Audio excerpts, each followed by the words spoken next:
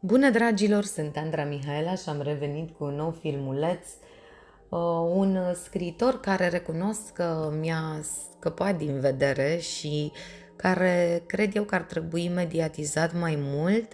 Este vorba de Joseph Seabury Benner, care a fost un scriitor american, scriitor al noii gândiri și reprezentant al Frăției lui Hristos, și care, în mod curios, nu a vrut să fie cunoscut folosind pseudonimul Anonymous. El a fost primul care a introdus în lume cunoașterea și învățăturile vieții impersonale, cunoscută inițial sub numele de învățătura Eu Sunt. Prima sa carte pe care vă voi prezenta astăzi, Viața impersonală, a fost publicată în anul 1914 și deși am de gând să înregistrez și celelalte cărți, aceasta este una dintre cele mai importante și cele mai iubite cărți, ba chiar Elvis Presley a considerat cartea lui Benner, Viața impersonală, ca fiind una dintre cărțile sale preferate. Elvis a făcut cunoștință cu această carte prin frizerul lui, care a devenit guru, Larry Geller, în anul 1964. În ultimii 13 ani din viața sa, Elvis a dăruit sute de exemplare și, potrivit biografului Jess Stern, el a dăruit cărți spirituale la grămadă. Nu era nimic pentru el să cumpere 100 de exemplare din Viața impersonală și să le ofere primilor 100 de persoane pe care le vedea. Potrivit biografului Albert Goldman, Elvis ar fi avut un exemplar al cărții la el în noaptea în care a murit.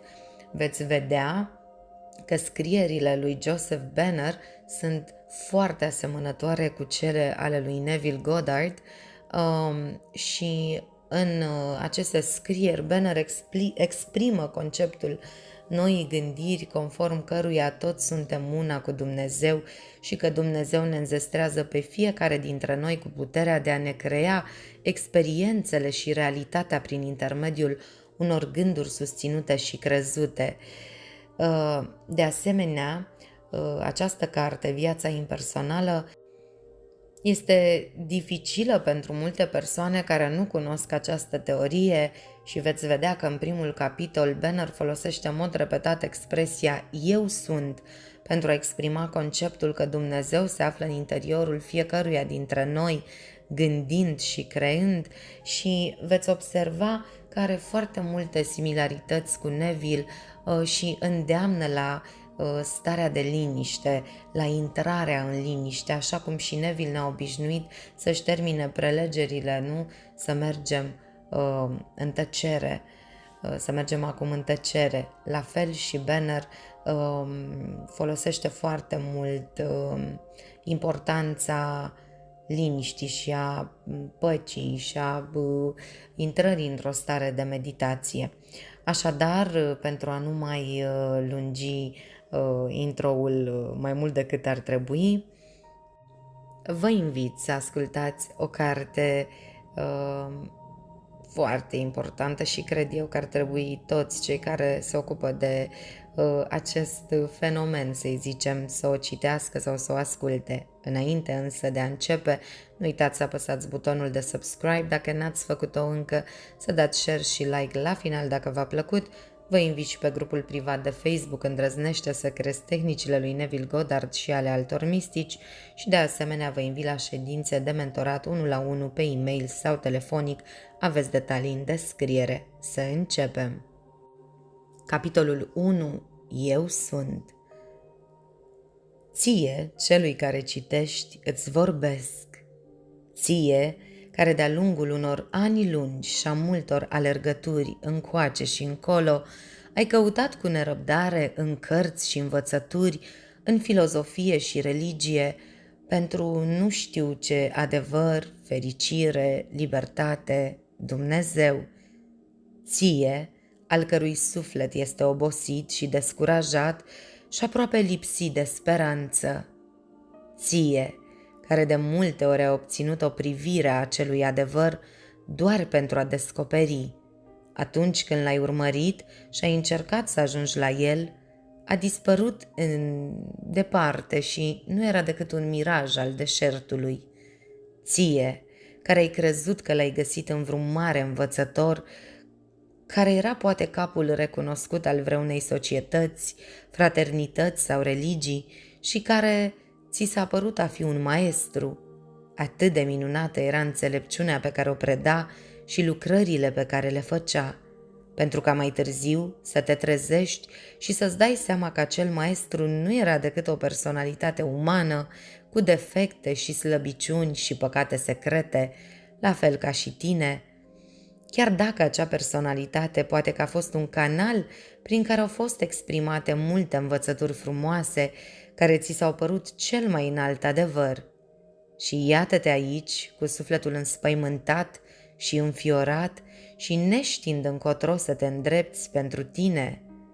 Eu sunt venit. De asemenea, pentru tine, dacă ai început să simți prezența acelui adevăr în sufletul tău și cauți confirmarea a ceea ce în ultima vreme s-a zbătut vag pentru o expresie vie în interiorul tău. Da, pentru toți cei care sunteți flămânzi după adevărata pâine a vieții, eu am venit. Ești pregătit să iei parte? Dacă da, atunci trezește-te. Stai în picioare, liniștește-ți mintea ta umană și urmează îndeaproape cuvântul meu rostit aici. Sau te vei întoarce dezamăgit încă o dată cu foamea dureroasă încă în inima ta. Cine sunt eu? Eu, care vorbesc cu atâta aparentă cunoaștere și autoritate? Ascultă! Eu sunt tu, acea parte din tine care este și știe, care știe totul, care a știut întotdeauna și a fost întotdeauna. Da, eu sunt tu, sinele tău, acea parte din tine care spune eu sunt și este eu sunt, acea parte transcendentă, cea mai interioară din tine, care se trezește în interior pe măsură ce citești, care răspunde la acest cuvânt al meu, care percepe adevărul său, care recunoaște tot adevărul și respinge orice eroare oriunde ar fi găsită. Nu acea parte care s-a hrănit cu erori în toți acești ani, pentru că eu sunt adevăratul tău învățător, singurul adevărat pe care îl vei cunoaște vreodată și singurul maestru. Eu, sinele tău divin. Eu sunt al tău, îți aduc acest mesaj al meu, cuvântul meu viu, așa cum ți-am adus totul în viață, fie că este carte sau maestru, pentru a te învăța că eu, și numai eu, sinele tău adevărat, sunt învățătorul pentru tine, singurul învățător și singurul Dumnezeu care îți oferă și ți-a oferit întotdeauna nu numai pâinea și vinul vieții, ci și toate lucrurile necesare pentru creșterea și susținerea ta fizică, mentală și spirituală. Prin urmare, ceea ce te atrage pe tine, pe măsură ce citești, este mesajul meu, adresat conștiinței tale umane exterioare din interior și nu este decât o confirmare a ceea ce eu sunt din tine, a știut întotdeauna în interior, dar nu a tradus încă în termeni definitivi, tangibil pentru conștiința ta exterioară. De asemenea, tot ceea ce te-a atras vreodată venind dintr-o anumită expresie exterioară nu a fost decât confirmarea cuvântului meu deja rostit în interior. Expresia exterioară a fost calea sau mijlocul pe care l-am ales la momentul respectiv pentru a ajunge și a impresiona conștiința ta umană sau de sine. Eu nu sunt mintea ta umană, nici copilul ei, intelectul. Ele nu sunt decât expresia ființei tale, așa cum tu ești expresia ființei mele. Ele nu sunt decât faze ale personalității tale umane, așa cum tu ești o fază a impersonalității mele divine. Cântărește și studiază cu atenție aceste cuvinte. Ridică-te și eliberează-te acum și pentru totdeauna de dominația personalității tale, cu mintea și intelectul ei autoinflate și autoglorificatoare. Pentru că mintea ta trebuie să fie de acum înainte servitorul tău, iar intelectul sclavul tău, dacă cuvântul meu trebuie să pătrundă până la conștiința sufletului tău. Eu am venit acum în conștiința sufletului tău, pe care am accelerat-o în mod expres pentru a mă pregăti pentru primirea cuvântului meu. Acum, dacă ești suficient de puternic pentru a-l suporta, dacă poți lăsa deoparte toate fanteziile personale private, credințele și opiniile, care nu sunt decât gunoiul pe care l-ai adunat de la gropile de gunoi ale altora, dacă ești suficient de puternic pentru a le arunca pe toate la gunoi, atunci cuvântul meu va fi pentru tine o sursă de bucurie și binecuvântare nesfârșită.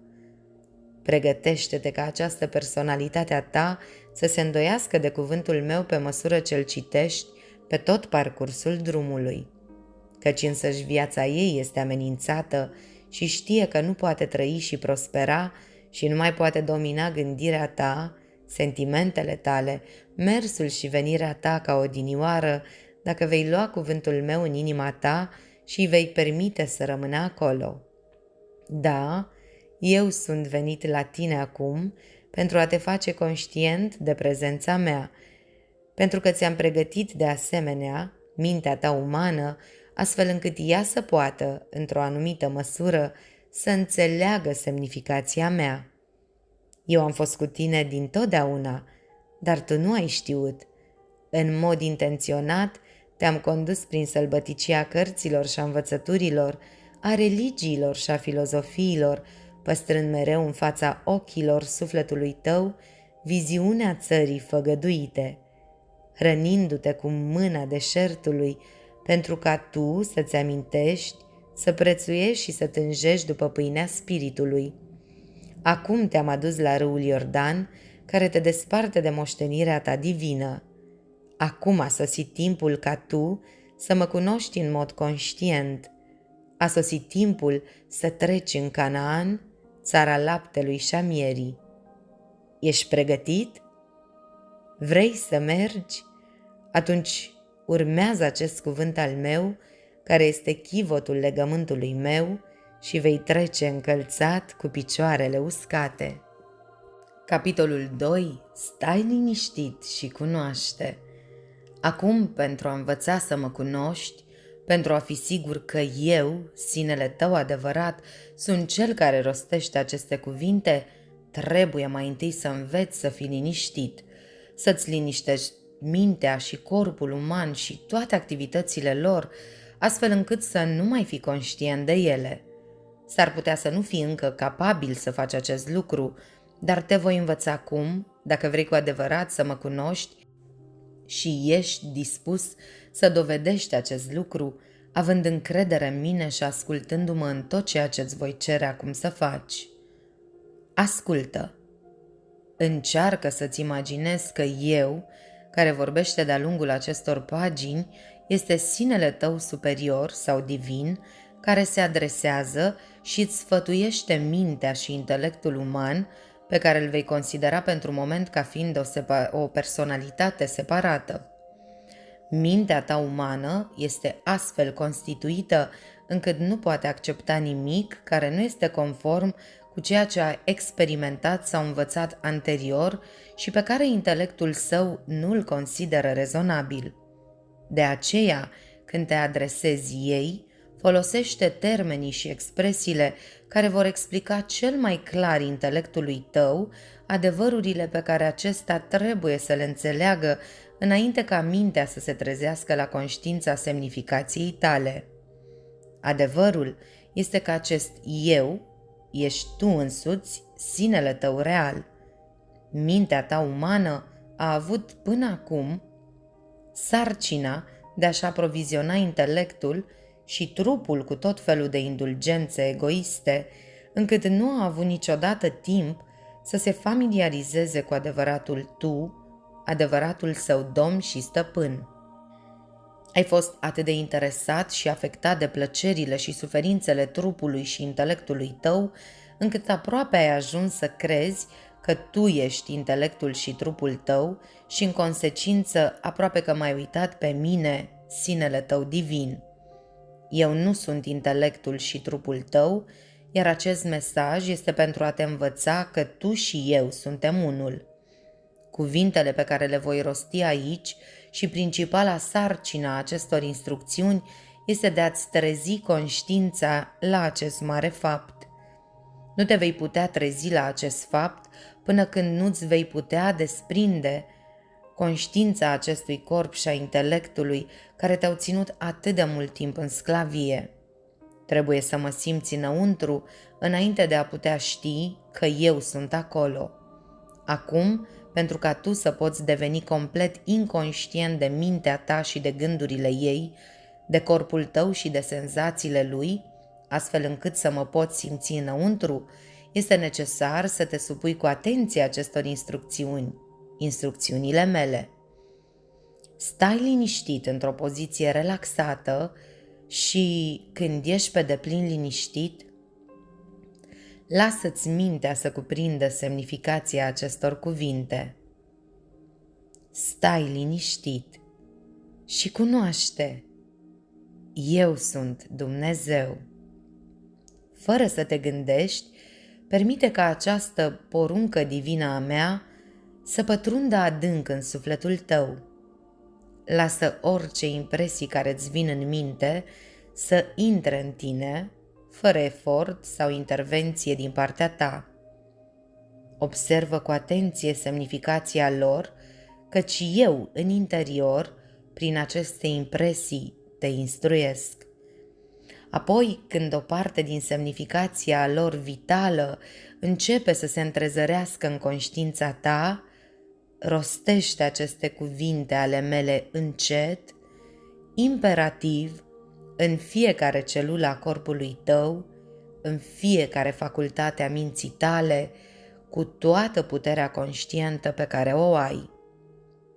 Stai liniștit și cunoaște: eu sunt Dumnezeu.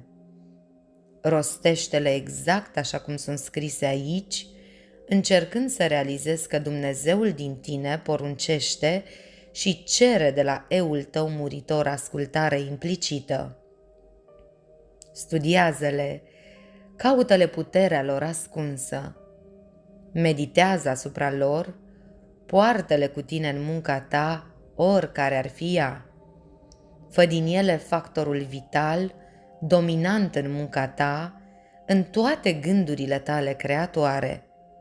Spune-le de 1000 de ori pe zi, până când vei descoperi tot înțelesul meu cel mai intim, până când fiecare celulă a corpului tău va fremăta de bucurie ca răspuns la porunca stai liniștit și se va supune instantaneu. Și fiecare gând vagabond care vă dă târcoale minții se va ascunde în neant.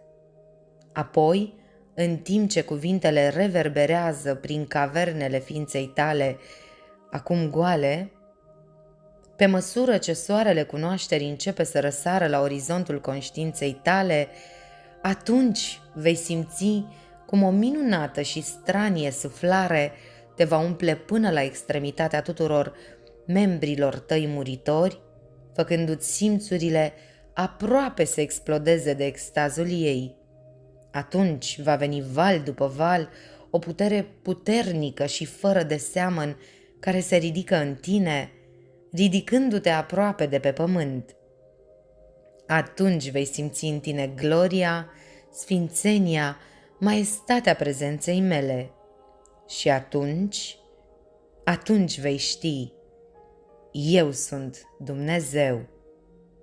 Tu, când m-ai simțit astfel, în astfel de momente în lăuntrul tău, când ai gustat din puterea mea, ai ascultat de înțelepciunea mea și ai cunoscut extaziul iubirii mele atotcuprinzătoare, nicio boală nu te poate atinge, nicio circumstanță nu te poate slăbi, niciun dușman nu te poate cuceri, pentru că acum știi că eu sunt în lăuntrul tău și de acum încolo te vei întoarce întotdeauna la mine în caz de nevoie, punându-ți toată încrederea în mine și permițându-mi să-mi manifest voința. Tu, când te vei întoarce astfel la mine, mă vei găsi întotdeauna un ajutor infailibil și mereu prezent la vreme de nevoie, căci te voi umple atât de mult cu realizarea prezenței mele și a puterii mele, încât nu trebuie decât să fii liniștit și să-mi permiți să fac tot ceea ce dorești să fac pentru a vindeca bolile tale și ale altora, pentru a îți ilumina mintea, astfel încât să poți vedea cu ochii mei adevărul pe care îl cauți, sau pentru a îndeplini perfect sarcinile care înainte păreau cele mai imposibil de realizat. Această cunoaștere, această realizare nu va veni imediat.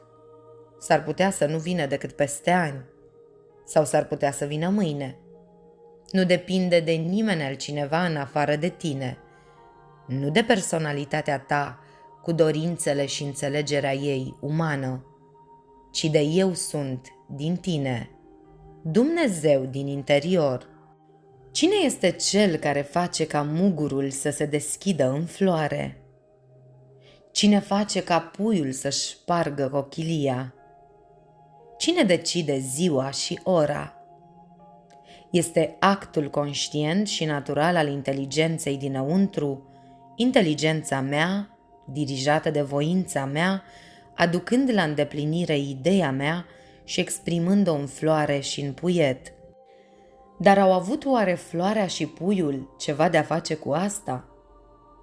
Nu, doar în măsura în care și-au supus sau și-au unit voința cu a mea și mi-au permis mie și înțelepciunii mele să determinăm ora și gradul de maturitate pentru acțiune și apoi doar în măsura în care au ascultat de impulsul voinței mele de a face efortul, au putut păși în viața nouă.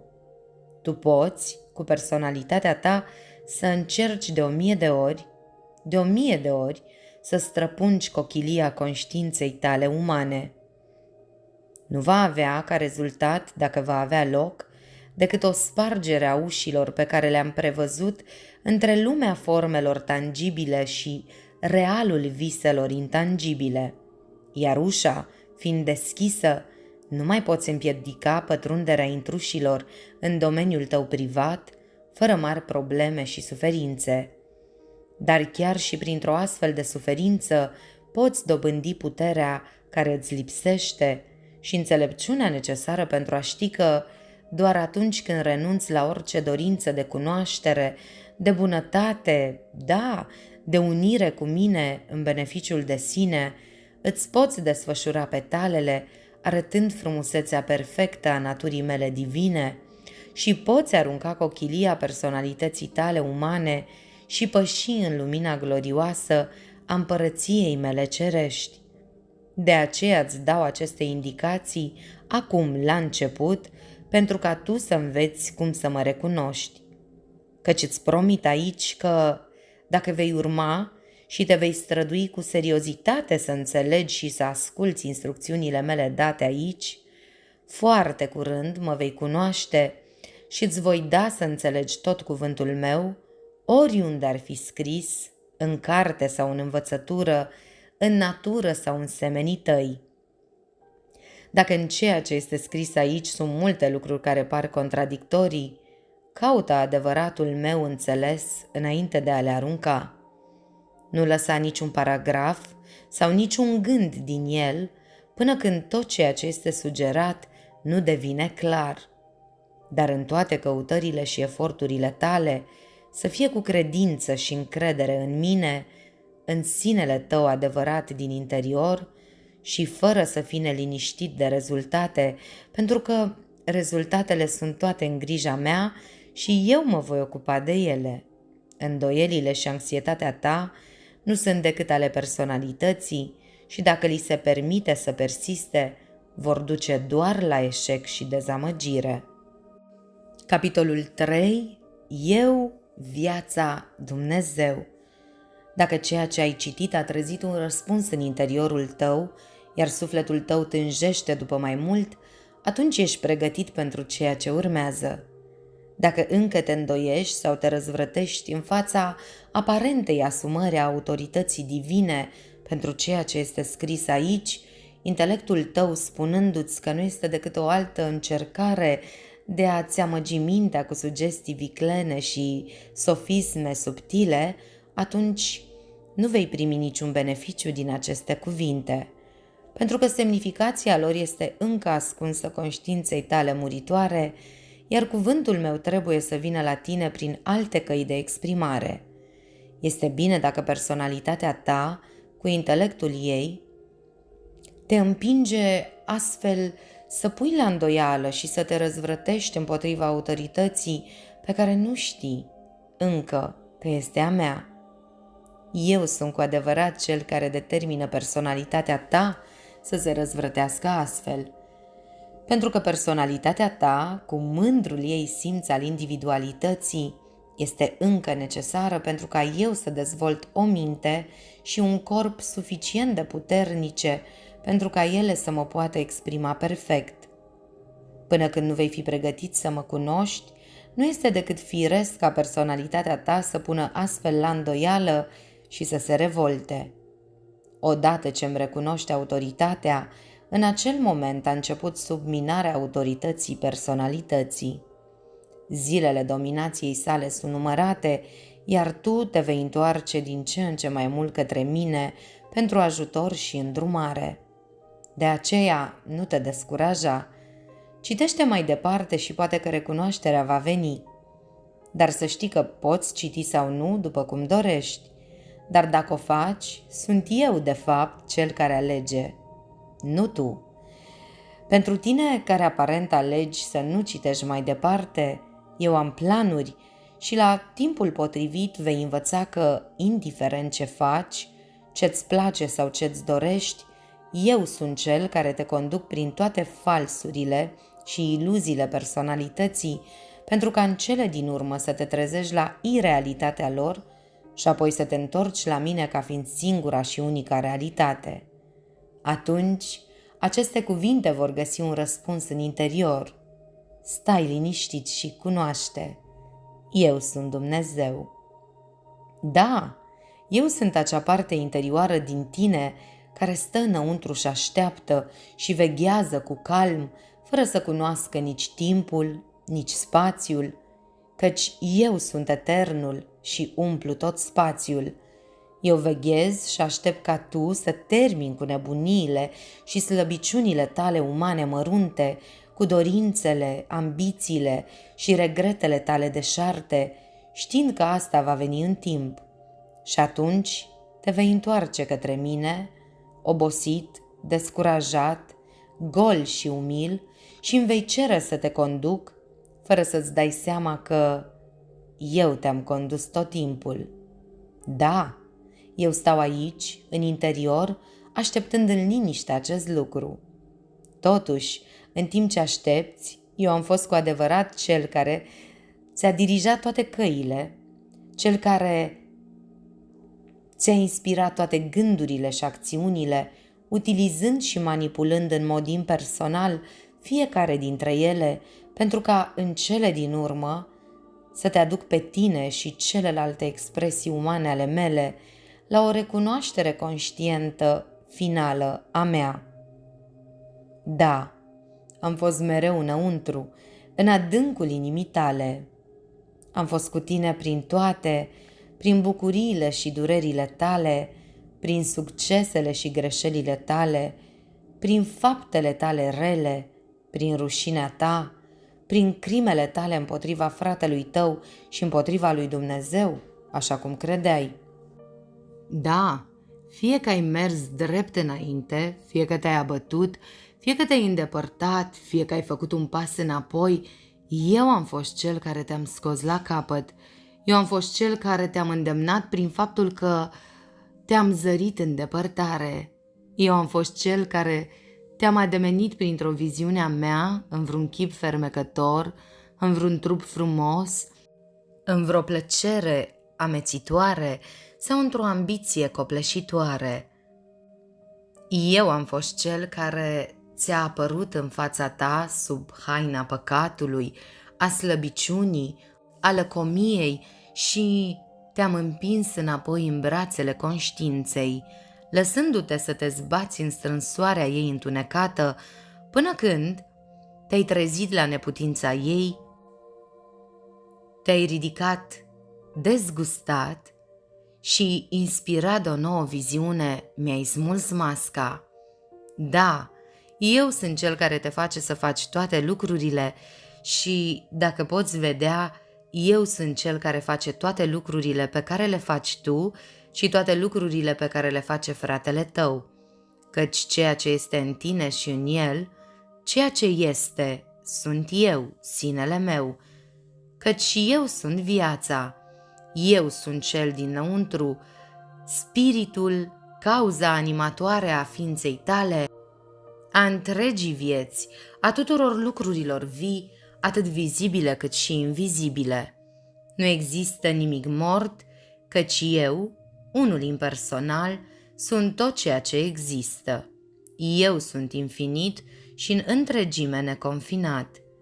Universul este trupul meu, toată inteligența care există emană din mintea mea, toată iubirea care există curge din inima mea, toată puterea care există nu este decât voința mea în acțiune. Forța triplă care se manifestă ca toată înțelepciunea, toată iubirea, toată puterea sau, dacă vrei, ca lumină, căldură și energie, cea care ține împreună toate formele și care se află în spatele și în toate expresiile și fazele vieții, nu este decât manifestarea sinelui meu în actul sau starea de ființă. Nimic nu poate fi fără să manifeste și să exprime o anumită fază a mea, care nu sunt doar constructorul tuturor formelor, ci și locuitorul în fiecare dintre ele. În inima fiecăruia eu locuiesc. În inima omului, în inima animalului, în inima florii, în inima pietrei. În inima fiecăruia trăiesc, mă mișc și am ființa mea, iar din inima fiecăruia trimit acea fază a mea pe care doresc să o exprim și care se manifestă în lumea exterioară sub forma unei pietre, a unei flori, a unui animal, a unui om. Nu există nimic altceva decât acest mare eu? Nu mi se permite nicio individualitate pentru mine însumi? Te aud întrebând. Nu, nu există nimic, absolut nimic care să nu fie o parte din mine, controlat și condus veșnic de mine, unica realitate infinită.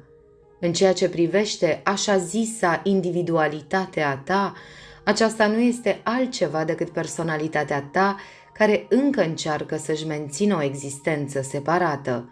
În curând vei ști că nu există individualitate în afară de individualitatea mea, iar toate personalitățile vor dispărea în impersonalitatea mea divină.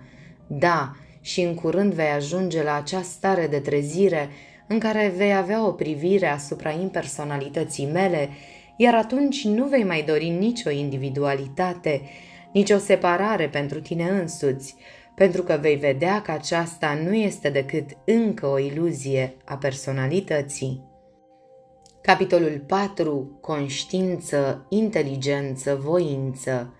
Da, cunosc numeroase gânduri amestecate care s-au înghesuit în mintea ta în timp ce citeai, îndoielile și întrebările nerăbdătoare, teama vagă care s-a transformat imperceptibil într-o speranță crescândă, că această licărire a sensului meu, care a început să pătrundă în întunericul intelectului tău uman, poate străluci mai tare, astfel încât să poți vedea clar adevărul pe care simți instinctiv că este ascuns sub cuvintele mele.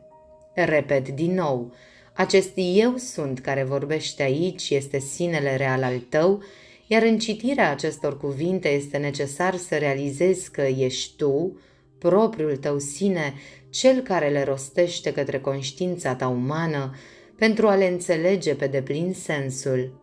Repet, de asemenea, că acesta este același eu sunt, care este viața și spiritul care animă toate ființele vii din univers, de la cel mai mic atom până la cel mai mare soare, că acest eu sunt este inteligența din tine și din fratele și sora ta, și că este de asemenea inteligența care face ca totul să trăiască, să crească și să devină ceea ce este destinul lor să fie.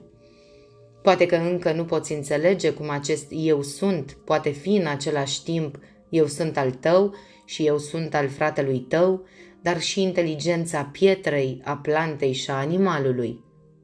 Vei vedea acest lucru totuși dacă vei urma aceste cuvinte ale mele și vei asculta instrucțiunile date aici, pentru că voi aduce în curând în conștiința ta o lumină care va ilumina cele mai profunde adâncuri ale minții tale și va alunga toți norii de concepții greșite, idei și opinii umane care îți întunecă acum intelectul dacă vei citi mai departe și te vei strădui cu seriozitate să înțelegi sensul meu.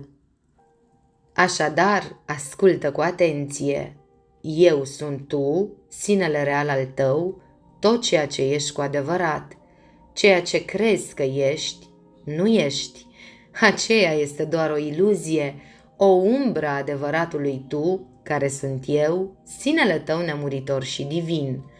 Eu sunt acel punct de conștiință focalizat în mintea ta umană, care se numește pe sine eu. Eu sunt acel eu, dar ceea ce tu numești conștiința ta este în realitate conștiința mea, subțiată pentru a se potrivi capacității minții tale umane. Este totuși conștiința mea, iar atunci când vei putea alunga din mintea ta toate concepțiile, ideile și opiniile sale umane greșite și o vei putea curăța și goli complet, astfel încât conștiința mea să aibă șansa de a se exprima liber, atunci mă vei recunoaște și vei ști că nu ești nimic, fiind doar un centru focal al conștiinței mele, o cale de mijloc prin care eu pot să-mi exprim sensul în materie. Poate că încă nu poți vedea acest lucru și, desigur, nu poți crede până când nu-ți voi pregăti pe deplin mintea ta, convingându-ți intelectul de adevărul său. Ți s-a spus că fiecare celulă a corpului tău are o conștiință și o inteligență proprie, că dacă n-ar avea această conștiință, nu ar putea face munca pe care o face cu atâta inteligență. Fiecare celulă este înconjurată de milioane de alte celule, fiecare dintre ele făcând în mod inteligent propria sa muncă și fiecare fiind în mod evident controlată de conștiința unită a tuturor acestor celule, formând o inteligență de grup care dirigează și controlează această muncă. Această inteligență de grup fiind aparent inteligența organului pe care îl formează celulele care o compun. De asemenea, există alte inteligențe de grup în alte organe, fiecare conținând alte milioane de celule, iar toate aceste organe alcătuiesc corpul tău fizic. Acum știi că tu ești inteligența care dirigează activitatea organelor corpului tău, indiferent dacă această dirijare se face în mod conștient sau inconștient, și că fiecare celulă a fiecărui organ este de fapt un centru focal al acestei inteligențe diriguitoare. Și că atunci când această inteligență este retrasă, celulele se destramă, corpul tău fizic moare și nu mai există ca organism viu. Cine este acest tu care dirigează și controlează activitățile organelor tale și în consecință ale fiecărei celule care le compune?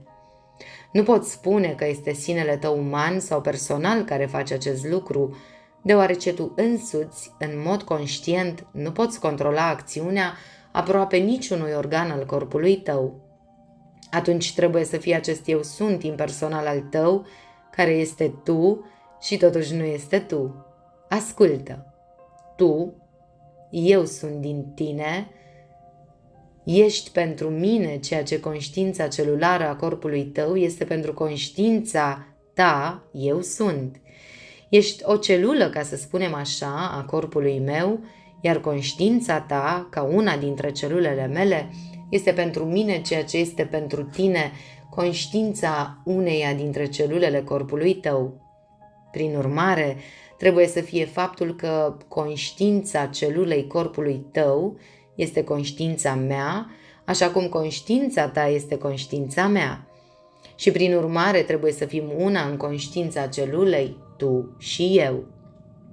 Acum nu poți dirija sau controla în mod conștient nici măcar o singură celulă a corpului tău, dar când vei putea, la voință, să intri în conștiința lui Eu Sunt din tine și să cunoști identitatea sa cu mine, atunci vei putea controla nu numai fiecare celulă a corpului tău, ci și pe cea a oricărui alt corp pe care ai dori să-l controlezi. Ce se întâmplă atunci când conștiința ta nu mai controlează celulele corpului tău? Corpul se dezintegrează, celulele se separă, iar munca lor pentru moment este terminată. Dar celulele mor sau își pierd conștiința? Nu, ele pur și simplu dorm sau se odihnesc pentru o perioadă, iar după un timp se unesc cu alte celule și formează noi combinații și mai devreme sau mai târziu apar în alte manifestări ale vieții, poate minerale, poate vegetale, poate animale, arătând că ele își păstrează încă conștiința lor inițială și că așteaptă doar acțiunea voinței mele pentru a se uni într-un nou organism care să facă munca noii conștiințe prin care doresc să mă manifest. Atunci, aparent, această conștiință celulară este o conștiință comună tuturor corpurilor, minerale, vegetale, animale, umane, fiecare celulă fiind probabil pregătită prin experiență pentru un anumit tip general de muncă? Da, această conștiință celulară este comună fiecarei celule din fiecare corp, indiferent de tipul său, deoarece este o conștiință impersonală care nu are alt scop decât acela de a face munca care i-a fost atribuită. Ea trăiește doar pentru a lucra acolo unde este nevoie. Când a terminat de construit o formă, ea se apucă de munca de construire a altei forme, sub orice conștiință pe care doresc eu să o servească. La fel se întâmplă și cu tine. Tu, ca una dintre celulele corpului meu, ai o conștiință care este conștiința mea, o inteligență care este inteligența mea, chiar și o voință care este voința mea. Tu nu ai nimic din toate acestea pentru tine însuți sau din tine însuți. Toate acestea sunt ale mele și doar pentru uzul meu. Acum, conștiința mea, inteligența mea și voința mea sunt în întregime impersonale și prin urmare sunt comune cu tine și cu toate celulele corpului meu, la fel cum sunt comune cu toate celulele corpului tău. Eu sunt inteligența conducătoare a totului, spiritul animator, viața, conștiința întregii materii, a întregii substanțe. Dacă poți vedea acest lucru, tu cel real, cel impersonal, ești în toate și ești una cu toate, ești în mine și ești una cu mine. Pur și simplu, așa cum eu sunt în tine și în toți, și astfel îmi exprim realitatea prin tine și prin toți. Această voință pe care tu o numești voința ta, de asemenea, nu este mai mult a ta personal decât este a ta această conștiință și această inteligență a minții tale și a celulelor corpului tău. Ea nu este decât acea mică parte a voinței mele pe care eu permit să o folosești tu personal, cu aceeași rapiditate cu care te trezești la recunoașterea unei anumite puteri sau facultăți din tine și începi să o folosești în mod conștient, îți permit să-ți folosești cu atât mai mult din puterea mea infinită. Toată puterea și utilizarea ei nu este decât atât de multă recunoaștere și înțelegerea utilizării voinței mele. Voința ta și toate puterile tale sunt doar faze ale voinței mele pe care eu le furnizez în funcție de capacitatea ta de a le folosi. Dacă ți-aș încredința întreaga putere a voinței mele, înainte ca tu să știi cum să o folosești în mod conștient, aceasta ți-ar anihila complet corpul.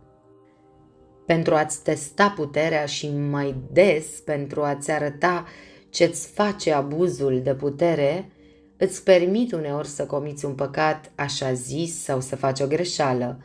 Îți permit chiar să te umfli cu sentimentul prezenței mele în tine atunci când aceasta se manifestă ca o conștiință a puterii mele, a inteligenței mele, a iubirii mele și te las să le iei și să le folosești în scopuri personale. Dar nu pentru mult timp, pentru că, nefiind suficient de puternice pentru a le controla, ele își iau curând mușcătura între dinți, fug cu tine, te aruncă în mocirlă și dispar pentru moment din conștiința ta. Întotdeauna eu sunt acolo pentru a te ridica după cădere, chiar dacă pe moment nu-ți dai seama de asta. Mai întâi te redresezi și apoi te pornezi din nou pe drumul cel bun, arătându-ți motivul căderii și în cele din urmă, când ești suficient de umilit, te fac să vezi că aceste puteri care îți revin prin folosirea conștientă a voinței mele, a inteligenței mele și a iubirii mele, îți sunt permise doar pentru a le folosi în serviciul meu și nici de cum pentru scopurile tale personale. Oare celulele corpului tău, mușchii brațului tău se gândesc să se erigeze ca având o voință separată de voința ta sau o inteligență separată de inteligența ta? Nu! Ele nu cunosc altă inteligență decât a ta, altă voință decât a ta. După un timp, se va întâmpla ca tu să realizezi că ești doar una dintre celulele corpului meu și că voința ta nu este voința ta, ci a mea, că ce conștiință și ce inteligență ai sunt ale mele în întregime și că nu există o persoană ca tine, tu personal fiind doar o formă fizică ce conține un creier uman pe care am creat-o cu scopul de a exprima în materie și idee o anumită fază din care puteam să o exprim cel mai bine doar în acea formă particulară. Toate acestea pot fi dificil de acceptat acum și poți protesta cu tărie că nu se poate, că fiecare instinct al naturii tale se revoltă împotriva unei astfel de cedări și subordonări față de o putere nevăzută și necunoscută, oricât de impersonală sau divină ar fi ea. Nu te teme, este doar personalitatea ta care se revoltă astfel. Dacă vei continua să urmezi și să studiezi cuvintele mele, totul se va clarifica în curând și cu siguranță voi deschide înțelegerii tale interioare multe adevăruri minunate pe care acum îți este imposibil să le înțelegi. Sufletul tău se va bucura și va cânta laude fericite, iar tu vei binecuvânta aceste cuvinte pentru mesajul pe care îl aduc. Capitolul 5. Cheia. Acum poate că nici măcar nu știi încă că eu sunt sau nu crezi că eu sunt cu adevărat tu sau că eu sunt de asemenea fratele și sora ta și că sunteți cu toții părți din mine și una cu mine. Poate că nu-ți dai seama că sufletul tău și ale fratelui și surorii tale, singurele părți reale și nepieritoare ale dumneavoastră muritori, nu sunt decât diferite faze ale mele în expresie în ceea ce se numește natura. De asemenea, s-ar putea să nu realizezi că tu și fratele și sora ta sunteți faze sau atribute ale naturii mele divine, la fel cum personalitatea ta umană, cu corpul, mintea și intelectul ei muritor, este o fază a naturii tale umane. Nu-ți dai seama încă de acest lucru, dar vorbesc despre el acum, pentru ca tu să poți cunoaște semnele atunci când vor începe să apară în conștiința ta, așa cum cu siguranță vor apărea. Pentru a recunoaște aceste semne, tot ceea ce urmează acum trebuie luat în considerare cu atenție și studiat pe deplin și nu trebuie să fie trecut cu vederea până când sensul meu, cel puțin într-o anumită măsură, nu este înțeles. Odată ce vei înțelege pe deplin principiul pe care îl stabilesc aici, atunci tot mesajul meu va deveni clar și inteligibil. Îți dau mai întâi cheia care va dezluși fiecare mister care acum se ascunde de tine. Secretul ființei mele. Această cheie, atunci când vei ști cum să o folosești, îți va deschide ușa către toată înțelepciunea și toată puterea în cer și pe pământ. Da, va deschide ușa către împărăția cerurilor, iar atunci nu trebuie decât să intri pentru a deveni în mod conștient una cu mine. Această cheie este: a gândi înseamnă a crea, sau așa cum gândești în inimă, așa este și la tine. Oprește-te și meditează asupra acestui lucru pentru ca el să se fixeze ferm în mintea ta. Un gânditor este un creator. Un gânditor trăiește într-o lume a propriei sale creații conștiente. Când știi odată cum să gândești, poți crea la voia ta orice dorești, fie că e vorba de o nouă personalitate, de un nou mediu sau de o nouă lume. Hai să vedem dacă nu poți înțelege unele dintre adevărurile ascunse și controlate de această cheie.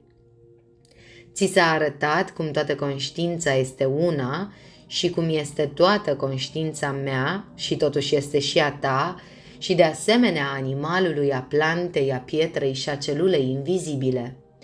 Ai văzut cum această conștiință este controlată de voința mea, care face ca celulele invizibile să se unească și să formeze diferite organisme pentru exprimarea și utilizarea diferitelor centre de inteligență prin care doresc să mă exprim. Dar încă nu poți vedea cum poți dirija și controla conștiința celulelor propriului tău corp, ca să nu mai vorbim de cele ale altor corpuri, chiar dacă noi doi, și eu și ei toți, suntem una în conștiință și inteligență. Cu toate acestea, acordând o atenție deosebită la ceea ce urmează, acum poți fi capabil să vezi acest lucru. Ți-ai luat vreodată o steneală să studiezi ce este conștiința? Cum pare a fi o stare impersonală de conștiință, de așteptare pentru a servi sau pentru a fi dirijată sau folosită de o putere latentă și intim legată de ea însăși?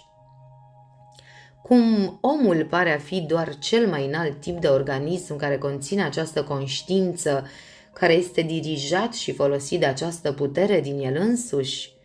Că această putere latentă în conștiința omului și în toate conștiințele nu este altceva decât voința mea? Căci știi că orice putere nu este decât manifestarea voinței mele. Acum, ți s-a spus că la început l-am creat pe om după chipul și asemănarea mea, după care am suflat în el suflul vieții și el a devenit un suflet viu. Creând omul după chipul și asemănarea mea, am creat un organism capabil să exprime toată conștiința mea și toată voința mea, ceea ce înseamnă de asemenea toată puterea mea, inteligența mea și iubirea mea. Prin urmare, l-am făcut perfect de la început, modelându-l după propria mea perfecțiune. Când am suflat în organismul omului suflarea mea, acesta a devenit viu cu mine, pentru că atunci i-am suflat voința mea, nu din afară, ci din interior, din împărăția cerurilor dinăuntru, unde sunt mereu eu. Întotdeauna după aceea am respirat, am trăit și am avut ființa mea în om, căci l-am creat după chipul și asemănarea mea numai în acest scop. Dovada acestui lucru este că omul nu respiră și nu poate respira de la sine. Ceva mult mai mare decât sinele său conștient, natural, trăiește în corpul său și respiră prin plămânii săi. O putere puternică din corpul său folosește astfel plămânii, la fel cum folosește inima pentru a forța sângele care conține viața pe care a inspirat-o prin plămâni către fiecare celulă a corpului, la fel cum folosește stomacul și alte organe pentru a digera și asimila hrana pentru a face sânge, țesături, păr și oase, la fel cum folosește creierul, limba, mâinile și picioarele pentru a gândi, a spune și a face tot ceea ce face omul. Această putere este voința mea de a fi și de a trăi în om. Prin urmare, orice este omul, eu sunt, și orice face omul sau tu faci, eu fac, și orice spui sau gândești, eu sunt cel care spune sau gândește prin organismul tău. Ți s-a spus de asemenea că atunci când omul a fost astfel posedat de suflarea mea, i s-a dat stăpânirea asupra tuturor regatelor pământului, ceea ce înseamnă că a fost făcut stăpânul pământului, al mării, al aerului și al eterului, iar toate ființele care trăiesc în toate aceste regnuri îi aduceau omagiu și se supuneau voinței sale. Așa a fost în mod firesc, deoarece eu, în conștiința omului și în toate conștiințele, Eu sunt cel care îmi manifest mereu voința și eu, stăpânul și conducătorul organismului omului, eu sunt de asemenea stăpânul și conducătorul tuturor organismelor în care locuiește conștiința. Deoarece toată conștiința este conștiința mea și ea locuiește oriunde există viață și cum nu există substanță în care să nu existe viață, atunci conștiința mea trebuie să fie în toate, în pământ, apă, aer și foc și prin urmare trebuie să umple tot spațiul. De fapt, ea este spațiul sau ceea ce omul numește spațiu. Atunci, voința mea, fiind puterea latentă în toată conștiința, trebuie să ajungă pretutindeni. Prin urmare, voința omului, care nu este decât o focalizare a voinței mele, trebuie de asemenea să ajungă pretutindeni. De aceea conștiința tuturor organismelor, inclusiv a sa, este subiectul direcției și controlului omului. Tot ceea ce trebuie este ca el să realizeze în mod conștient acest lucru, să realizeze că eu, sinele impersonal din el, sunt în mod constant dirijând, controlând și folosind conștiința tuturor organismelor în fiecare moment al fiecarei zile din viața sa. Eu fac acest lucru prin gândirea sa, eu fac acest lucru cu și prin organismul omului. Omul crede că gândește, dar eu cel real din el, sunt cel care gândește prin organismul său. Prin această gândire și prin cuvântul său rostit, eu realizez tot ceea ce face omul și fac ca omul și lumea lui să fie ceea ce sunt. Nu contează dacă omul și lumea lui nu sunt ceea ce el presupune că sunt. Ele sunt exact ceea ce le-am creat să fie pentru scopul meu. Dar dacă eu gândesc, omul nu gândește și nu poate gândi, și te aud spunând asta. Da, aici pare un mister, dar îți va fi dezvăluit dacă vei observa cu atenție ceea ce urmează, pentru că eu am să te învăț pe tine, omule, cum să gândești. Capitolul 6. Gândire și creație. Am spus că omul nu gândește, că eu sunt cel care gândește în el. Am mai spus că omul crede că gândește, deoarece aceasta este o contradicție aparentă. Trebuie să-ți arăt că în mod obișnuit omul nu gândește, așa cum nu face niciun alt lucru pe care presupune că îl face. Căci eu în interiorul lui fac tot ceea ce face el, dar o fac în mod necesar prin organismul său, prin personalitatea sa, prin corpul, mintea și sufletul său. Voi arăta cum se poate întâmpla acest lucru. În primul rând, încearcă să realizezi că te-am făcut după chipul și asemănarea mea și eu am ființa mea în tine. Chiar dacă acum nu știi acest lucru și crezi că eu, Dumnezeu, sunt undeva în afară și că suntem separați, încearcă pentru moment să-ți imaginezi că eu sunt în tine. În continuare, realizează că ceea ce faci atunci când gândești nu este o gândire reală, pentru că nu este o gândire conștientă, pentru că ești inconștient de mine, inspiratorul și directorul fiecărei idei și al fiecărui gând care ți intră în minte. În continuare, realizezi că deoarece eu sunt în tine, iar tu ești imaginea și asemănarea mea și prin urmare posezi toate facultățile mele, ai puterea de a gândi, dar nefiind conștient că gândirea este creând și că este una dintre puterile mele divine pe care o folosești, ai gândit într-adevăr toată viața ta, dar totul a fost o gândire greșită sau ceea ce tu ai numit gândire greșită. Și această gândire eronată, această neștiință că este puterea mea pe care ai folosit-o astfel în mod greșit, te-a separat în conștiință tot mai mult de mine, dar în tot acest timp ai împlinit scopul meu care mai târziu îți va fi manifestat. Dovada este că tu crezi că ești separat de mine, că trăiești într-o lume materială, că trupul tău de carne generează și adăpostește plăcere și durere și că o influență malefică numită diavolul se manifestă în lume, opunându-se voinței mele. Da, tu crezi că toate aceste lucruri sunt așa.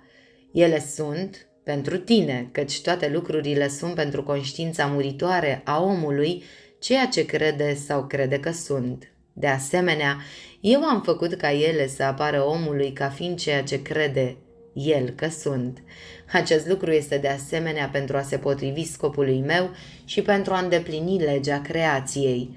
Să vedem dacă acest lucru nu este adevărat. Dacă tu crezi că un lucru este așa, nu este acel lucru cu adevărat așa pentru tine? Nu este adevărat că un lucru ți se pare real pentru tine, cum ar fi un păcat sau un rău, așa zis o durere, un necaz sau o îngrijorare, doar pentru că gândirea sau credința ta îl face să fie așa? Alții ar putea vedea acel lucru cu totul altfel și ar putea crede că punctul tău de vedere despre el este o prostie. S-ar putea să nu fie așa? Dacă acest lucru este adevărat, atunci corpul tău, personalitatea ta, caracterul tău, mediul tău, lumea ta sunt ceea ce ți se pare că sunt pentru că tu le-ai gândit în starea lor actuală. Prin urmare, le poți schimba prin același procedeu dacă nu îți plac. Le poți transforma în orice dorești gândindu-le astfel. Nu poți? Dar cum se poate face o gândire reală, o gândire conștientă, astfel încât să se producă această schimbare? Mă întrebi.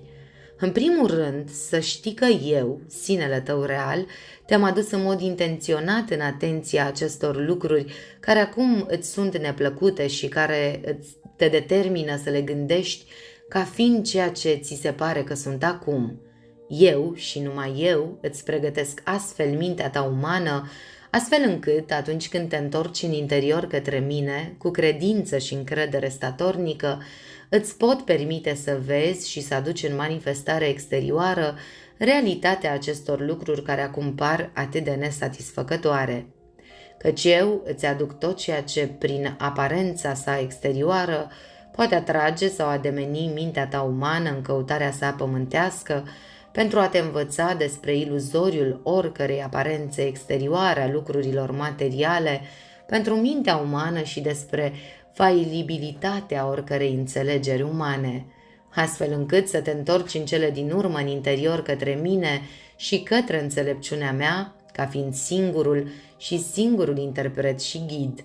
Când te vei fi întors astfel în interior către mine, îți voi deschide ochii și te voi face să vezi că singurul mod în care poți realiza această schimbare de gândire este să te schimbi și să-ți schimbi mai întâi atitudinea față de toate aceste lucruri despre care acum crezi că nu sunt ceea ce ar trebui să fie. Adică dacă acestea sunt nesatisfăcătoare sau detestabile pentru tine și te afectează astfel încât îți provoacă disconfort corporal sau tulburare a minții, de ce? Tează să te mai gândești că ele te pot afecta sau tulbura în acest fel. Căci cine este stăpânul? Corpul tău? Mintea ta? Sau tu? Eu sunt înăuntru. Atunci de ce să nu arăți că tu ești stăpânul gândind lucrurile adevărate pe care eu sunt din interiorul tău dorește să le gândești? Numai prin faptul că tu gândești aceste alte lucruri, permițând acestor gânduri nearmonioase să intre în mintea ta și oferindu-le astfel puterea de a te afecta sau de a te tulbura, ele au o asemenea influență asupra ta.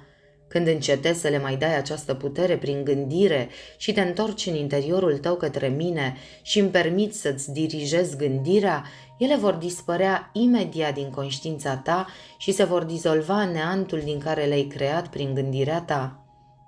Când ești dispus să faci acest lucru, atunci și numai atunci ești pregătit să primești adevărul și printr-o gândire conștientă adecvată, dirijată de mine, să creezi lucrurile adevărate și permanente pe care eu, în interior, doresc să le creezi. Atunci când vei putea astfel distinge adevărul de fals, realul de aparență, gândirea ta conștientă va fi la fel de puternică pentru a crea toate lucrurile pe care le dorești, așa cum a fost gândirea ta inconștientă în trecut în crearea acelor lucruri pe care le-ai dorit cândva, dar pe care acum le consideri detestabile. Căci prin gândirea ta inconștientă sau prin gândirea inconștientă a controlului pe care dorințele tale le exercitau asupra puterii tale creatoare, lumea și viața ta sunt acum ceea ce ai dorit cândva în trecut să fie. Ai studiat și analizat vreodată procesul de lucru al minții tale atunci când apare o nouă idee fertilă de posibilități? Ai observat relația pe care o are dorința cu astfel de idee și cum, prin gândire, această idee este în cele din urmă adusă la realizarea efectivă? Hai să studiem această relație și acest proces.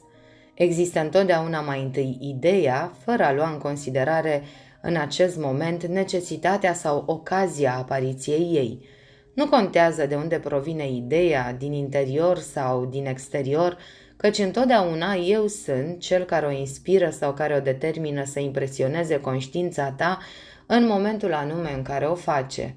Apoi doar în măsura în care te liniștești și te concentrezi asupra acelei idei, liniștind toate activitățile minții tale și eliminând din conștiința ta toate celelalte idei și gânduri, astfel încât ideea să poată stăpâni pe deplin, eu îți luminez mintea și fac să se desfășoare în fața privirii tale mentale diferitele faze și posibilități conținute în acea idee.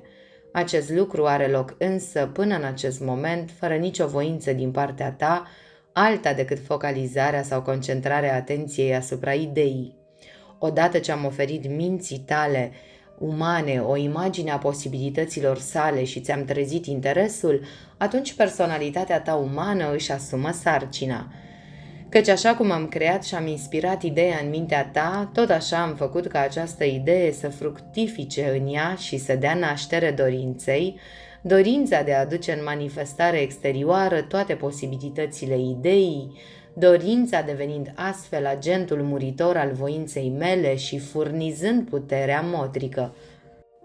La fel cum personalitatea umană este instrumentul muritor folosit pentru a concentra această putere. Da, toate ideile și toate dorințele vin astfel de la mine. Ele sunt ideile și dorințele mele pe care eu le inspir în mintea și inima ta pentru a le aduce prin tine în manifestarea exterioară.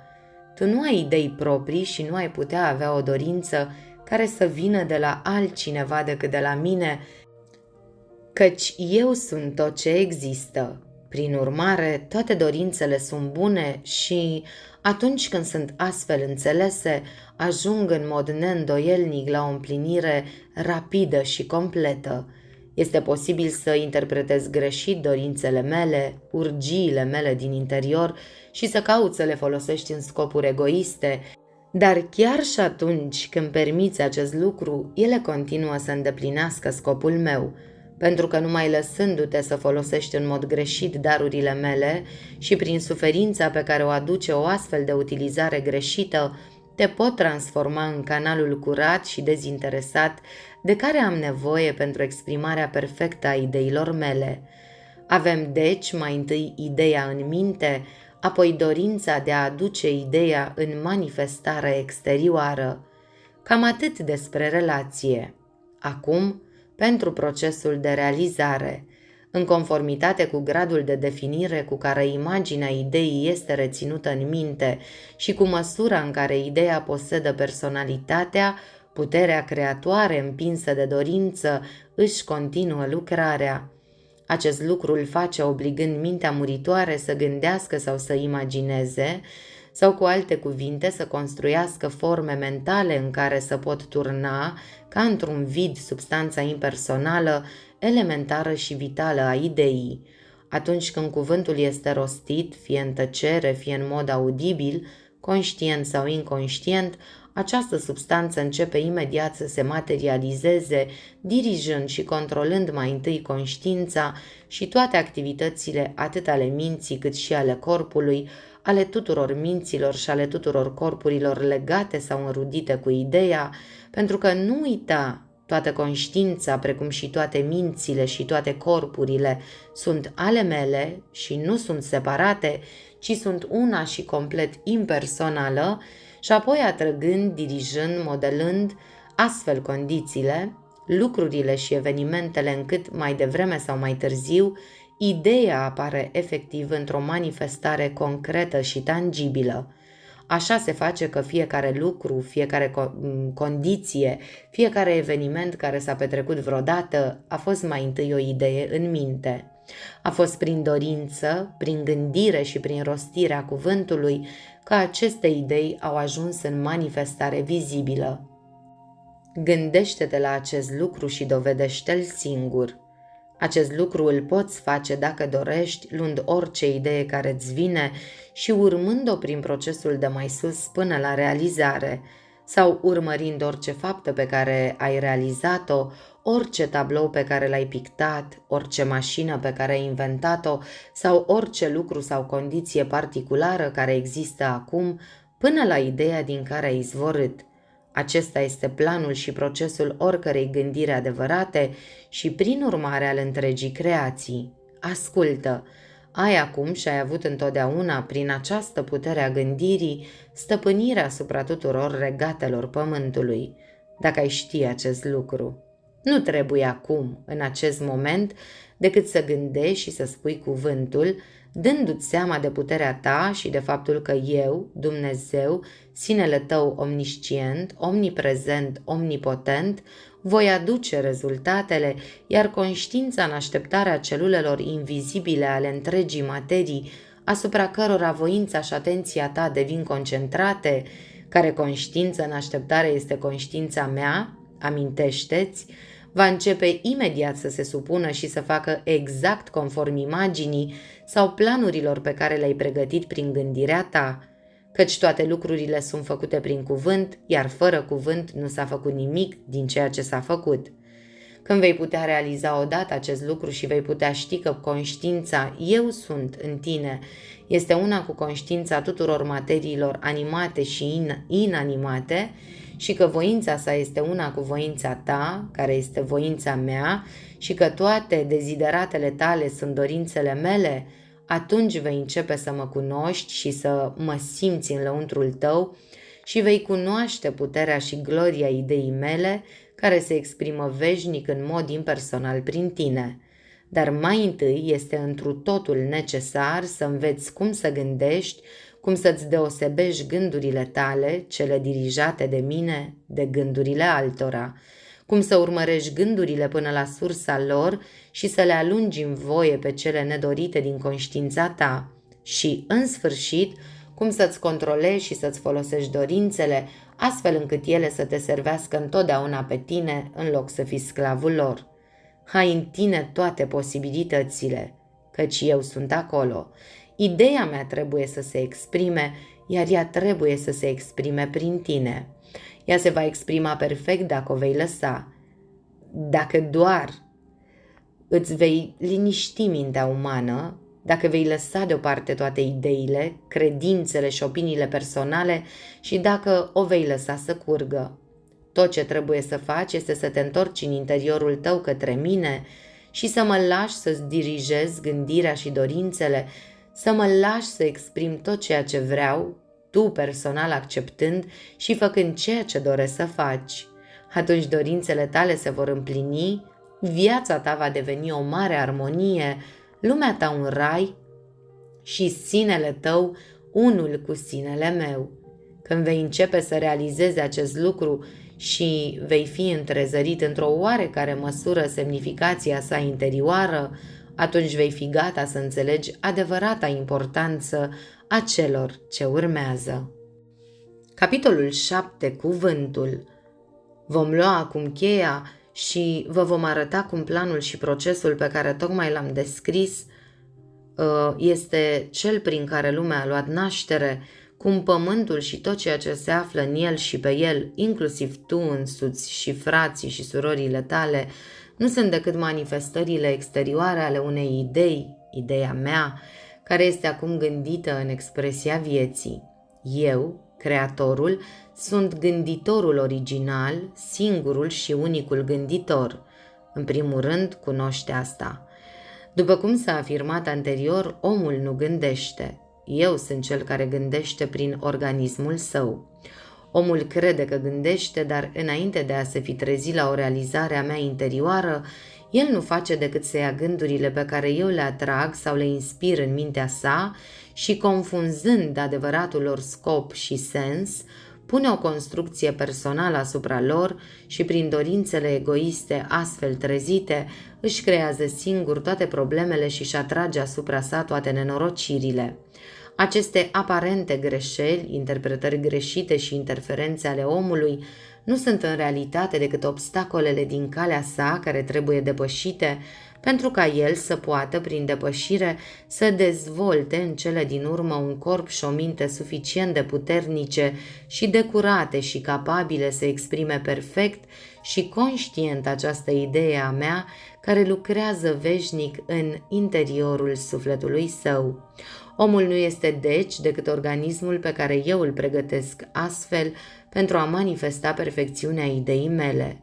El furnizează personalitatea cu corpul, mintea și intelectul său, prin care pot exprima perfect această idee, creierul fizic cu care pot gândi și vorbi despre ea în manifestarea exterioară. Eu plantez în creierul omului o idee, orice idee.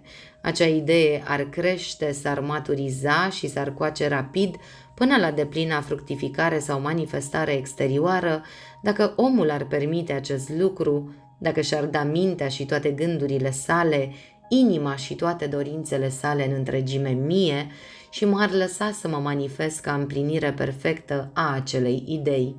Voi planta acum în creierul minte o idee, fie ca aceasta să crească, să se maturizeze, să se coacă în recolta glorioasă de înțelepciune care te așteaptă dacă mă lași să îi dirigez creșterea și exprimarea prin tine. Într-una dintre celelalte revelații ale mele, numită Biblia, ți se spun multe despre cuvântul, dar foarte puțini, chiar și cei mai învățați studenți ai Bibliei, îmi înțeleg sensul. Ți se spune că la început era cuvântul și cuvântul era cu Dumnezeu și cuvântul era Dumnezeu. Același lucru era la început cu Dumnezeu. Toate lucrurile au fost făcute prin El, prin cuvânt, și fără El cuvântul nu a fost făcut nimic din ceea ce a fost făcut.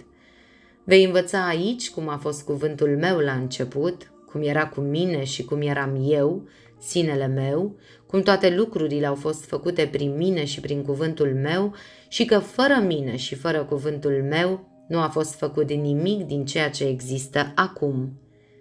Acum, pentru înțelegerea umană, un cuvânt este un simbol al unei idei, adică reprezintă, întruchipează și reprezintă o idee.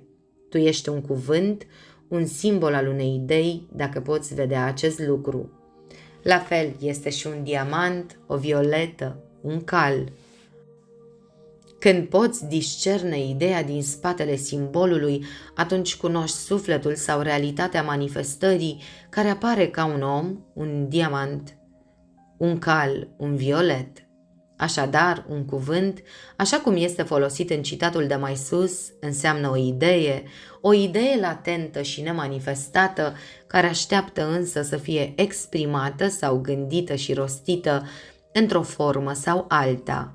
Cuvântul care a fost la început și care era cu mine și nu era atunci doar o idee, ci era ideea mea despre sinele meu în expresie, într-o nouă stare sau condiție pe care tu o numești viață pământească. Această idee era eu, sinele meu, pentru că făcea parte din mine, fiind încă latentă și nemanifestată în mine, pentru că era din substanța și esența ființei mele, care este ea însăși o idee, ideea unică, originală. Toate lucrurile au fost făcute de mine prin acțiunea vitalizată a acesteia, ideea mea fiind gândit și exprimat în expresie, și nimic nu a fost și nimic nu va putea fi exprimat vreodată în viața pământească, fără ca ideea mea să fie cauza și principiul primar și fundamental al ființei sale. Prin urmare, aceasta, ideea mea, se află acum în procesul de desfășurare sau de a fi gândită în expresie exterioară, pe care unii îl numesc evoluție, la fel cum este floarea atunci când mugurul iese din tulpină și se deschide în cele din urmă în floare, ascultând de impulsul de a exprima ideea mea ascunsă în sufletul ei. La fel voi dezvolta și voi desfășura toate mediile mele de expresie, care în cele din urmă, în mod unitar și complet, vor ilustra ideea mea din afara sufletului lor, în toată gloria perfecțiunii sale. În prezent, aceste medii sunt de așa natură încât necesită multe limbaje de multe tipuri, de la cele mai simple la cele mai complexe, compuse dintr-un număr aproape infinit de cuvinte pentru a exprima ideea mea. Dar când îmi voi fi gândit complet ideea mea sau când îmi voi fi perfecționat numeroasele mele mijloace de exprimare, atunci ideea mea va străluci în fiecare cuvânt, fiecare dintre ele fiind, de fapt, o parte sau o fază perfectă a ideii mele, toate fiind astfel alese și aranjate încât vor fi cu adevărat ca un singur cuvânt, radiind semnificația sublimă a sensului meu. Atunci toate limbile se vor fi topit, fuzionat într-o singură limbă și toate cuvintele într-un singur cuvânt, pentru că toate mediile vor fi devenit o singură carne, mediul acum perfecționat pentru exprimarea completă într-un singur cuvânt a ideii mele, sinele meu. Atunci sinele meu, acum capabil să fie exprimat prin aceste cuvinte perfecționate, va străluci prin mediul său de exprimare, prin personalitățile, corpurile, mințile și intelectele lor și cuvântul va fi devenit carne sau va fi carne. Aceasta înseamnă că toate cuvintele, prin puterea regeneratoare a ideii mele interioare, vor fi evoluat prin carne, transmutând-o și spiritualizând-o și făcând-o atât de transparentă și pură, încât personalitatea nu va mai avea nimic din natura pământească în ea care să împiedice exprimarea impersonală, permițând astfel sinele meu să strălucească perfect și să se manifeste pe deplin. Amalgamând astfel încă o dată toate cuvintele și toată carnea într-un singur cuvânt, cuvântul care a fost la început și care va străluci apoi prin toată carnea creată ca soarele gloriei, Hristosul lui Dumnezeu. Acesta este planul și scopul creației mele și al tuturor lucrurilor manifestate. O privire asupra procesului creației mele sau al gândirii ideii mele despre sinele meu în expresie terestră va fi dată în cele ce urmează. Capitolul 8. Ideea mea. Ți s-a spus că pământul și toate lucrurile care îi aparțin nu sunt decât manifestările exterioare ale ideii mele, care este acum în curs de a fi gândită în expresie perfectă. Ți s-a arătat că ideea mea este responsabilă pentru toate lucrurile create și că este atât cauza cât și motivul tuturor manifestărilor, inclusiv a ta și a fraților și surorilor tale, toate acestea fiind gândite în existență de către mine, singurul gânditor și creator original. Vom urmări acum traseul acestei idei de la începuturi, prin diferitele sale etape de exprimare pe pământ, precum și procesul de gândire a ideii de către mine până la starea sa actuală de manifestare. La început, în zorii unei noi zile cosmice, când conștiința cuvântului abia se trezea și când încă domnea liniștea nopții cosmice, eu, gânditorul, am conceput ideea mea. Această idee a mea despre sinele meu în manifestare într-o nouă condiție, numită expresia pământului, am văzut-o complet înfățișată în oglinda minții mele omnisciente. În această oglindă am văzut pământul real strălucind cu strălucire în cosmos, o sferă perfectă în care toate fazele, atributele și puterile infinite ale naturii mele divine se regăseau perfect, ca expresie, prin intermediul îngerilor de lumină, mesageri vii ai voinței mele, cuvântul meu în carne și oase, așa cum este în lumea celestă a Eternului. Mi-am văzut sinele meu manifestându-se în exterior ca natură, iar viața mea ca principiu vivificator și evolutiv din spatele întregii manifestări.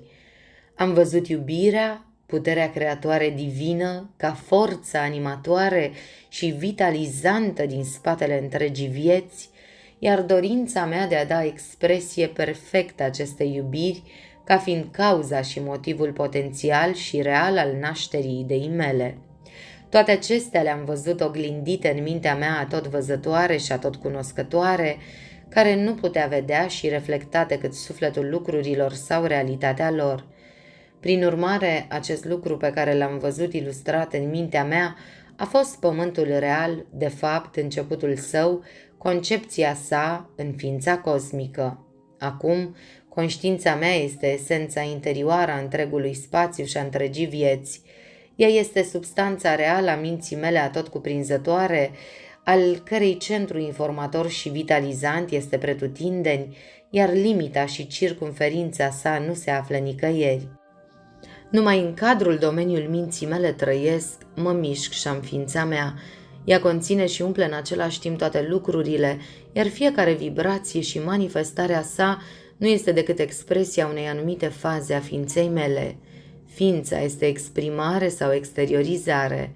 Nu-ți poți imagina ființa fără expresie. Prin urmare, eu, tot ceea ce este, sunt exprimând în mod constant și continuu. Exprimând ce? Ce altceva aș putea exprima dacă eu sunt tot ceea ce este decât sinele meu, încât nu poți vedea sau înțelege când îți inspir o idee. Prin urmare, dacă eu sunt tot ceea ce există, acea idee care vine direct de la mine trebuie să fie o parte sau o fază a sinelui meu în ființă sau expresie. Orice idee, odată născută pe tărâmul minții mele, așa cum s-a arătat, devine imediat o realitate, căci în eternitatea ființei mele timpul nu există. La tine însă o idee creează mai întâi dorința de a exprima acea idee. Apoi dorința obligă la gândire, gândirea determină acțiunea, iar acțiunea produce rezultate, ideea în manifestare exterioară reală. În realitate eu nu am nicio dorință pentru că eu sunt toate lucrurile și toate lucrurile sunt din mine. Trebuie doar să gândești și să pronunți cuvântul pentru a produce rezultate. Cu toate acestea, acea dorință pe care o simți în tine vine de la mine pentru că ea se naște din ideea mea pe care am implantat-o în mintea ta doar pentru ca ea să poată ieși în expresie prin tine. Într-adevăr, orice îți dorești este eu care bat la ușa minții tale, anunțându-ți scopul meu de a mă manifesta în tine sau prin tine, în forma particulară indicată de acea dorință. Ceea ce se numește dorință în personalitățile umane nu este decât acțiunea necesară a voinței mele care împinge expresia ideii mele în manifestarea sau ființa exterioară. Ceea ce ție ți s-ar părea a fi în mine o dorință de exprimare nu este decât necesitatea ca ideea mea de sine să fie sau să se exprime. Prin urmare, fiecare dorință reală pe care o simți, fiecare dorință a inimii tale vine de la mine și trebuie neapărat să fie îndeplinită cândva într-o formă sau alta.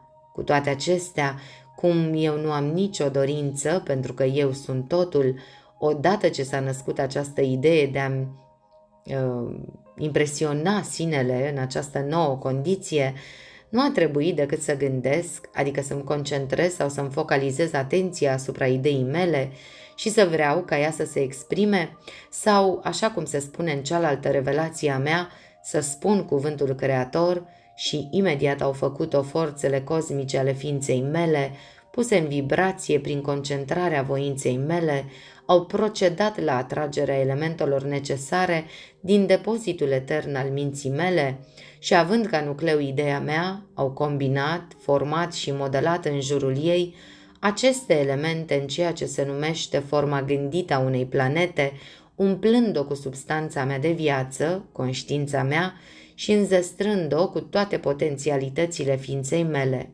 Acest gând de gândire a produs doar o formă gând vitalizată a unei planete, iar manifestarea ei era încă într-o stare nebuloasă în domeniul gândurilor. De la o formă gând însă, puterea vivificatoare a ideii dinăuntru, cu voința mea concentrată asupra ei, a procedat la modelarea și treptat la solidificarea în formă materială a diferitelor elemente ale substanței de viață.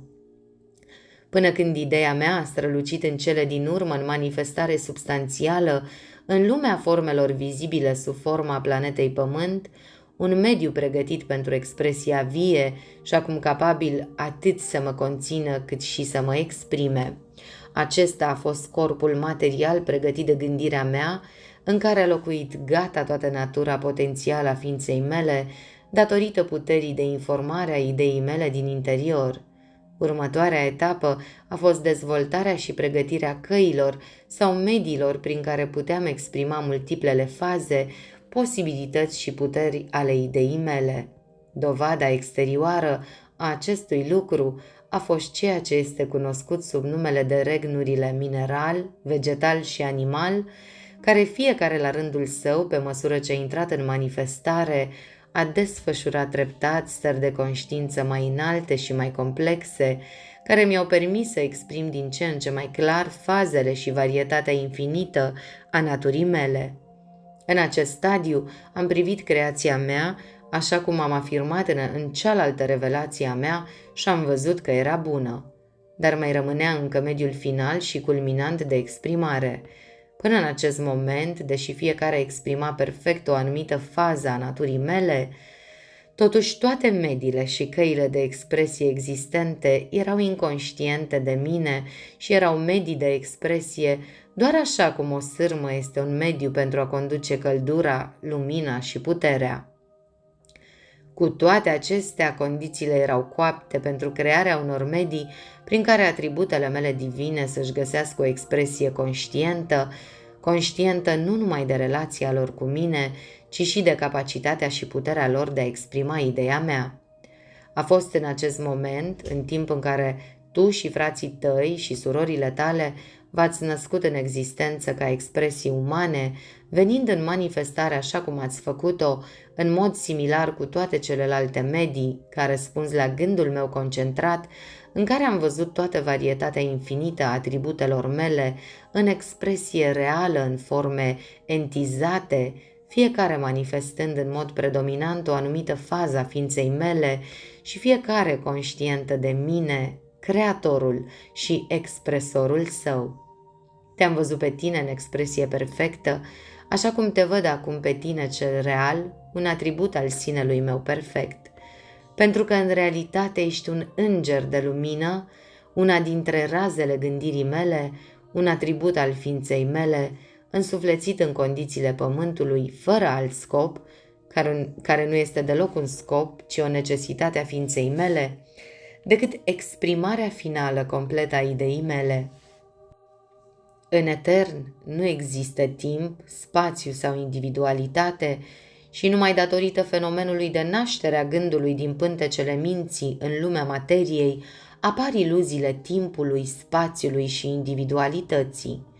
Gândul sau creatura dobândind conștiința separării de gânditorul sau creatorul său. Astfel s-a născut prima tendință de a te considera pe tine însuți ca fiind separat de mine. Conștiința completă a separării nu s-a stabilit decât mult timp după aceea. La început, când ai intrat astfel pentru prima dată în expresia pământului, ascultând de impulsul pe care eu îl trimisesem prin gândirea mea concentrată, tu, unul dintre atributele mele, te-ai înconjurat sau te-ai îmbrăcat cu ideea mea despre sinele meu în expresie ca atribut particular pe care îl reprezentai, tu fiind forța animatoare a acelei idei. Cu alte cuvinte, ideea mea despre sinele meu exprimând acel atribut particular a devenit atunci sufletul expresiei tale particulare. Dar acea idee sau suflet nu ești tu, ține minte, pentru că tu ești de fapt o parte din mine, fiind sinele meu în expresie prin intermediul acelui atribut particular. După ce ți-ai îmbrăcat sinele cu ideea mea, această idee a început apoi, prin necesitatea ființei sale, să atragă imediat la sine substanța gândirii necesară pentru exprimarea acelui atribut particular și să o construiască și să o modeleze în chipul și asemănarea mea. A devenit astfel un templu sfânt, plin de prezența mea vie, pentru că locuit de tine este unul dintre atributele mele divine. Acest templu, fiind la imaginea și asemănarea mea și compus din substanța mea de gând, care înconjoară și îmbracă ideea mea, Este în consecință corpul tău real. Prin urmare, este indestructibil, nemuritor, perfect. Este gândul meu complet, imaginat în gândul meu, care conține esența mea vie, așteptând momentul în care poate să intre în expresie exterioară și să ia o formă materială. Așadar, acum avem, în primul rând, eu sunt, exprimat ca tu, unul dintre atributele mele divine. În al doilea rând, ideea mea despre tine, unul dintre atributele mele care se exprimă în condiții pământești. Sau sufletul tău. În al treilea rând, gândul meu imaginat despre tine, formând templul sufletului tău sau al tău trup sufletesc în care locuiești. Acestea trei alcătuiesc partea divină sau impersonală a ta, nemuritorul 3 în 1, tu, gândul meu latent, dar complet formulat, modelat după chipul și asemănarea mea, încă neîmpăcat și prin urmare neavând nicio legătură cu personalitatea ta umană care nu s-a născut încă. Capitolul 9. Grădina Edenului.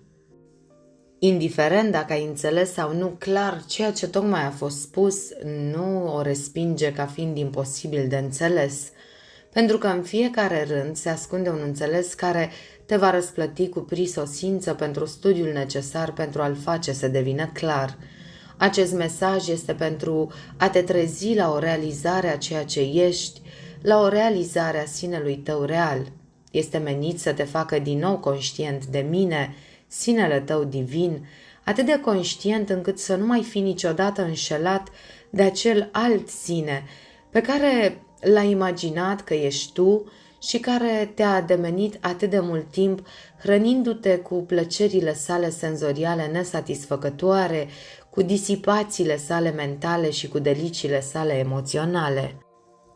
Înainte ca acest lucru să se întâmple, va fi necesar să cunoști în profunzime acel alt eu supus, acel eu pe care l-ai creat crezându-l real și separat de mine și pe care l-ai menținut în viață dându-i astfel puterea de a te ademeni și înșela. Da, acel eu creat de tine, cu mândria și abilitățile sale pur egoiste și puterea imaginată, cu dragostea sa pentru viață, pentru posesiuni, pentru a fi considerat înțelept sau bun, dar care eu este doar personalitatea ta umană, care s-a născut doar pentru a muri ca identitate separată și care, ca atare, nu are mai multă realitate sau permanență decât frunza, zăpada sau norul. Da, vei fi pus față în față cu acest ego personal meschin și vei vedea cu o viziune perfectă toate egoismele sale sordide și vanitățile sale umane. Și atunci vei învăța, dacă te întorci la mine și îmi cer cu credință și încredere simplă, că eu, partea infinită, impersonală din tine, care locuiește mereu înăuntru, sunt cel care îți arăt astfel toate aceste iluzii ale personalității, care timp de atâtea veacuri te-au separat în conștiință de mine, sinele tău glorios și divin. Această realizare va veni cu siguranță atunci când vei putea recunoaște că acest mesaj vine de la mine și când vei fi hotărât că așa va fi. Pentru tine, pe care te-am inspirat cu astfel de determinare, voi face să dispară orice iluzie în timp, iar tu mă vei cunoaște cu adevărat. Exercițiul minții tale de-a lungul acestor linii abstracte nu-ți va face rău. Dimpotrivă, este ceea ce mintea ta are nevoie. Pentru că doar până când nu vei putea înțelege sensul meu, atunci când ți este prezentat în idei precum cele conținute aici, venind din exterior, vei putea percepe și interpreta corect ideea mea atunci când te voi inspira din interior. Mintea ta eu o pregătesc astfel pentru utilizare, nu pentru a dobândi mai multe cunoștințe pământești, ci pentru ca tu să poți primi și oferi cunoașterea mea cerească celor pe care îi voi aduce la tine în acest scop. Cu o rugăciune către mine, propriul tău sine real, Tatăl tău din ceruri, pentru ca adevărata realizare să vină, citește cu atenție ceea ce urmează. Am ajuns În cursul analizei noastre asupra procesului de desfășurare a ideii mele, la punctul în care eu sunt din tine, care se manifestă în corpul tău de suflet nemuritor sau în imaginea gândului creată de gândirea mea, este acum gata să ia o formă substanțială, o formă potrivită pentru exprimarea pe pământ a atributelor mele. Această schimbare de la o formă mentală la o formă muritoare a avut loc după modul și procesul oricărei gândiri și creații și este descrisă literal în Biblie, unde se spune că eu am format pe om din țărâna pământului și am suflat în nările lui suflare de viață și omul a devenit un suflet viu. Să-ți explic mai departe că puterea de trezire din interiorul ideii mele, adică sufletul tău, a procedat la atragerea către ea a diferitelor elemente ale substanței vitale, țărâna, și atom cu atom și celulă cu celulă, la timpul potrivit, a modelat și a dat formă fiecăruia în realitate substanțială, după modelul imaginii gândirii care compune corpul tău de suflet, formând astfel un înveliș exterior pământesc, ca să spunem așa, până când în cele din urmă forma ta muritoare a devenit de fapt manifestă pentru simțul psihic, dacă nu încă pentru ceea ce se numește simțul fizic. După care, totul fiind acum pregătit pentru acest moment ciclic, tu, atributul meu, ai suflat în și apoi prin nările sale din interior, suflul vieții, și ai făcut atunci prima ta apariție pe pământ ca ființă umană, un suflet viu, ideea mea acum capabilă să se exprime în mod conștient prin intermediul unui mediu terestru adecvat, conținând în sinele tău toate atributele mele, toate puterile mele și toate posibilitățile. Astfel, se manifestau acum toate mediile diferite pentru exprimarea pe pământ a ideii mele, iar tu, fiind unul dintre atributele mele, aveai în mod natural stăpânirea asupra tuturor acestor medii sau dețineai puterea de a utiliza oricare dintre ele sau toate, dacă era necesar, pentru exprimarea deplină și completă a puterilor și posibilităților tale, atributele mele. În acest mod și numai din acest motiv, tu și frații și surorile tale ați venit în expresia umană. În timp ce erați în formă umană, totuși, expresia voastră era atât de complet impersonală, încât, deși conștienți de voi înșivă, ați privit în întregime către mine, în interior pentru inspirație și îndrumare. Aceasta a fost așadar prima condiție în care v-ați trezit atunci când ați intrat în expresia terestră și este ceea ce se numește starea edenică sau locuirea în Gardenul Edenului. Această stare edenică reprezintă faza celestă a conștiinței impersonale sau acea stare în care tu erai încă unul cu mine în mod conștient, deși acum continuai într-un mediu de expresie muritor. Acum, nu-ți voi spune în detaliu cum sau de ce a fost necesar ca eu să te alung, manifestându-te acum ca om sau umanitate din grădina Edenului, decât pentru a-ți reaminti rolul pe care îl joacă dorința în exprimarea terestră și relația ei cu voința mea. Cum îți centrează interesul pentru lucrurile exterioare și te face să mă fortuiești în interior. Cum vei fi rezolvat acest lucru și vei înțelege într-o oarecare măsură rațiunea mea, atunci poate că vei putea înțelege necesitatea de a te face mai întâi pe tine, umanitatea, să cazi într-un somn adânc, tu fiind ajuns la încheierea unui alt ciclu numit zi cosmică, și de a te lăsa să visezi că te-ai trezit, dar în realitate ai fost și încă ești adormit și totul din acea zi și până în prezent, inclusiv toate evenimentele și condițiile aparent pământești, nu au fost decât un vis din care te vei trezi pe deplin doar atunci când tu, umanitatea, vei deveni din nou pe deplin conștient de mine în interior și de faptul că te vei descoperi pe tine, umanitatea, nemai fiind în exterior unul, ci doi. Una, o parte activă, gânditoare, agresivă, numită ulterior bărbat, iar cealaltă, o parte pasivă, sensibilă, receptivă, un om din pântece sau o femeie. De asemenea, necesitatea ca aceste influențe aparent pământești să fie aduse pentru a te îndepărta, pentru a-ți îndepărta conștiința de la plăcerile pur celeste și pentru a o menține în această nouă stare de vis, pentru a dezvolta o minte muritoare, pentru ca, prin tendințele sale egoiste naturale, să te poți concentra în întregime asupra misiunii tale pământești de exprimare muritoare. Și înțelepciunea de a face ca această influență, prin intermediul șarpelui egoismului, forma pe care am făcut-o să o ia în mintea ta, să genereze mai întâi în partea pasivă, simțitoare, receptivă a dorinței tale, agentul muritor al voinței mele, care urma să furnizeze motivele și puterea de a exprima mai departe și complet atributele mele pe pământ.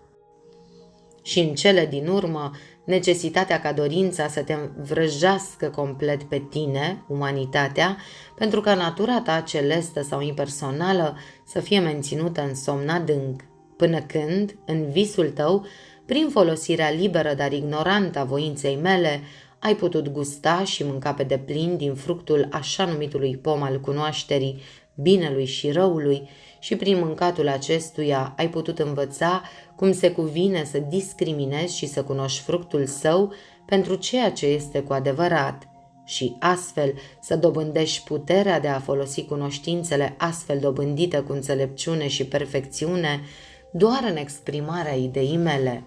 De asemenea, este posibil ca acum să poți înțelege cum, în visul tău, ai devenit din ce în ce mai absorbit și atașat de această falsă stare terestră, prin consumul mai întâi al acestui fruct și al acestei expresii. Și înțelepciunea de a avea această influență prin intermediul șarpelui egoismului, forma pe care am făcut-o să o ia în mintea ta, a generat mai întâi, în partea pasivă, simțitoare și receptivă a dorinței tale, agentul muritor al voinței mele, care urma să furnizeze motivele și puterea pentru exprimarea ulterioară și completă a atributelor mele pe pământ. Și în cele din urmă, necesitatea ca dorința să-și arunce vraja completă asupra ta, a umanității, pentru ca natura ta celestă sau impersonală să fie menținută într-un somn adânc. De asemenea, este posibil ca acum să poți înțelege cum în visul tău ai devenit din ce în ce mai absorbit și atașat de această falsă stare pământească prin faptul că ai mâncat mai întâi din acest fruct și ai învățat să cunoști binele și răul, iar după ce ai aflat despre lumea nouă și ispititoare care ți s-a deschis astfel, ai murit în fața cunoașterii realității din spatele tuturor. Și cum și de ce ai învățat că ești gol atât partea gânditoare cât și cea simțitoare a ta și de asemenea de ce ți-a fost frică și ai încercat să te ascunzi de mine, creând astfel în conștiința ta sentimentul de separare de mine. Acum, poate că poți înțelege de ce a trebuit să se întâmple toate acestea, de ce tu, omenirea, a trebuit să părăsești starea edenică a conștiinței impersonale și să-ți pierzi sinele în întregime în iluziile pământești ale acestei lumi de vis, pentru a putea crea un corp și a dezvolta în el o conștiință personală sau de sine capabilă să exprime pe deplin perfecțiunea mea. Astfel s-a născut personalitatea ta umană și încă de la nașterea ei te-am îndemnat să o hrănești, să o susții și să o întărești, umplându-te cu dorințe, speranțe, ambiții și aspirații, cu toate diferitele manifestări ale dorinței, care nu sunt decât fazele umane ale voinței mele, care operează în pregătirea și dezvoltarea unui mediu capabil să exprime perfect atributele mele pe pământ. Astfel, am rostit cuvântul, te-am alungat din grădina Edenului și te-am îmbrăcat cu o haină de piele, sau cu alte cuvinte, cu carne, la fel ca și celelalte animale, pentru că acum, pentru ca tu să poți intra în inima condițiilor de pe pământul real, pământul ideii mele, nu cel din visul tău, pentru a grăbi ideea mea din el în expresia vieții active, tu, atributul meu, trebuia să ai un organism și o învelitoare corespunzătoare condițiilor în care urma să te manifesti în visul tău. De asemenea, dându-ți astfel o haină de piele, am oferit ideii mele o formă adecvată pentru exprimarea pe pământ, Ți-am dat puterea de a-ți exprima sinele printr-un organism definit prin intermediul cuvintelor. În impersonal nu există nicio utilizare sau necesitate pentru cuvinte. Doar ideile există și se exprimă. Ele pur și simplu sunt, pentru că sunt expresia diferitelor faze ale ființei mele. Dar în această condiție a visului, în care fiecare expresie în aceste stadii timpurii ale ființei exterioare trebuia să aibă o formă și o substanță care să poată fi auzită, văzută, simțită, mirosită sau gustată, pentru ca semnificația ei să poată fi clar înțeleasă, trebuia în mod normal și natural să fie prevăzute organisme capabile de a fi folosite în dublul scop al exprimării și al înțelegerii a ceea ce era exprimat.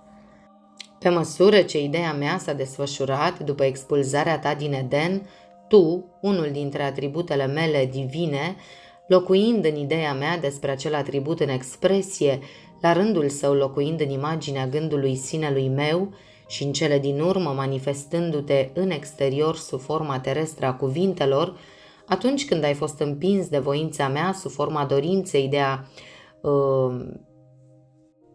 exprima sensul meu, ai început de rapid să crești și să te înmulțești.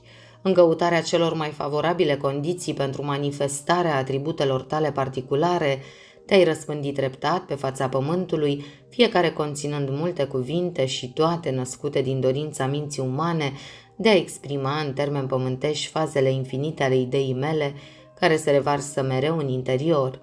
Cu cât mintea umană se străduia mai mult să exprime astfel în cuvinte ideea mea, cu atât mai mare și mai abject era eșecul. În timp va veni marea trezire că toate cuvintele nu sunt decât simboluri ale unei idei și toate ideile de orice natură nu sunt decât faze ale unei idei, ideea mea despre sinele meu în expresie, și că orice dorință de a exprima în cuvinte această idee, fără conștiința că voința mea este singura și unica sursă de inspirație, este zadarnică. De asemenea, orice dorință de a exprima această idee în acte vii, fără a pierde toată conștiința personalității tale umane, a rolului tău personal în acte și fără a te centra în întregime în mine, este zadarnică și fără rezultat și se va sfârși doar în eșec, dezamăgire și umilință. Capitolul 10. Binele și răul. În grădina Edenului, unde ai locuit înainte de a intra în misiunea ta pământeană, a crescut acest copac al cărui fruct se numește cunoașterea binelui și a răului.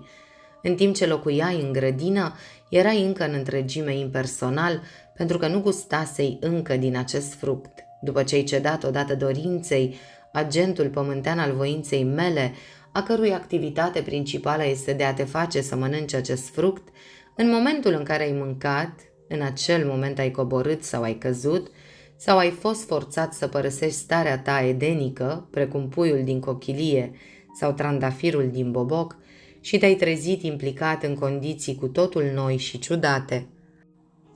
Pentru că acum, în loc să stăpânești asupra regnurilor inferioare și ca acestea să-ți satisfacă toate nevoile, a trebuit să lucrezi pământul pentru a-l face să dea roade, iar prin sudoarea frunții tale a trebuit să-ți câștigi pâinea.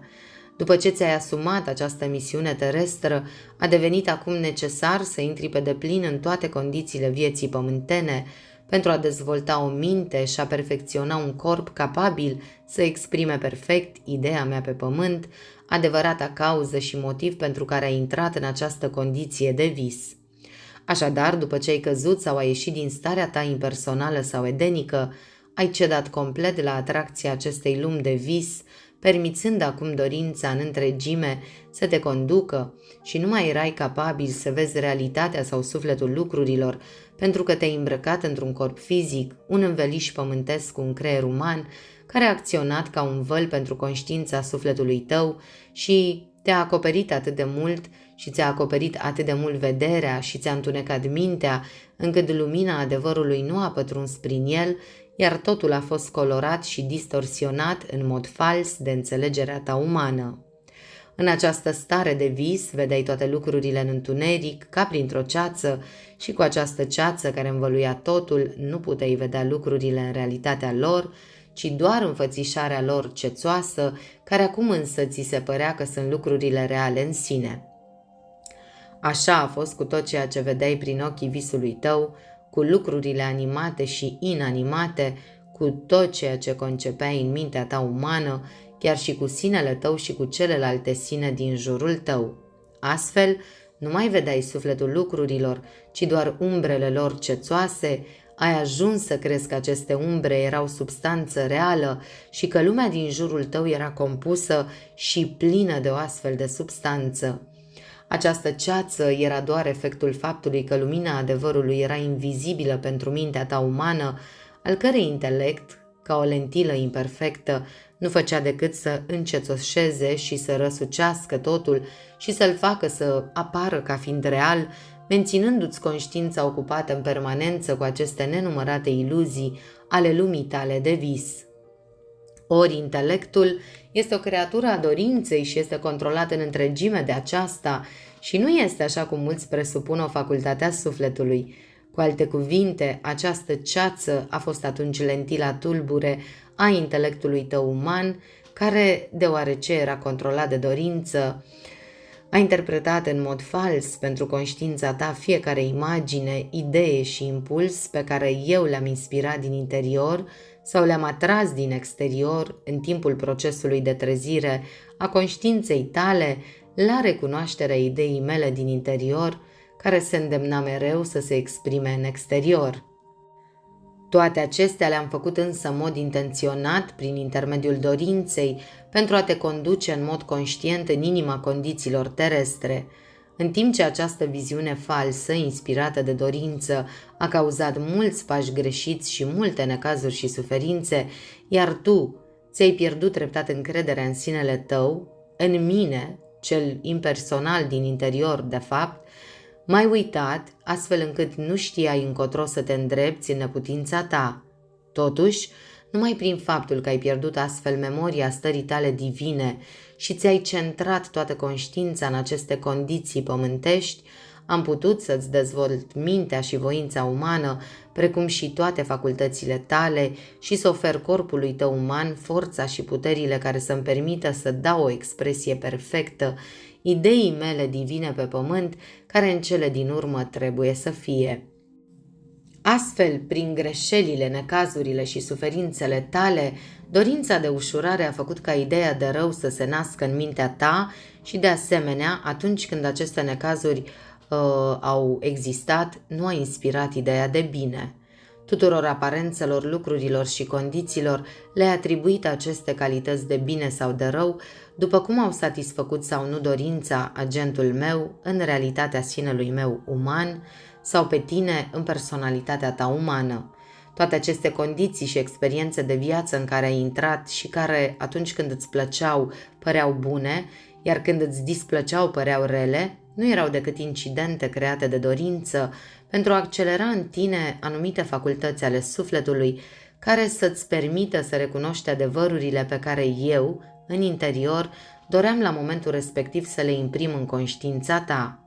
Răul aparent era aspectul negativ al fructului pomului, care te atrăgea întotdeauna prin aspectul său frumos și prin dulceața primului gust să mănânci și să te bucuri până la sațietate sau până când efectele sale nocive se manifestau și deveneau un blestem, aducând dezamăgirea finală.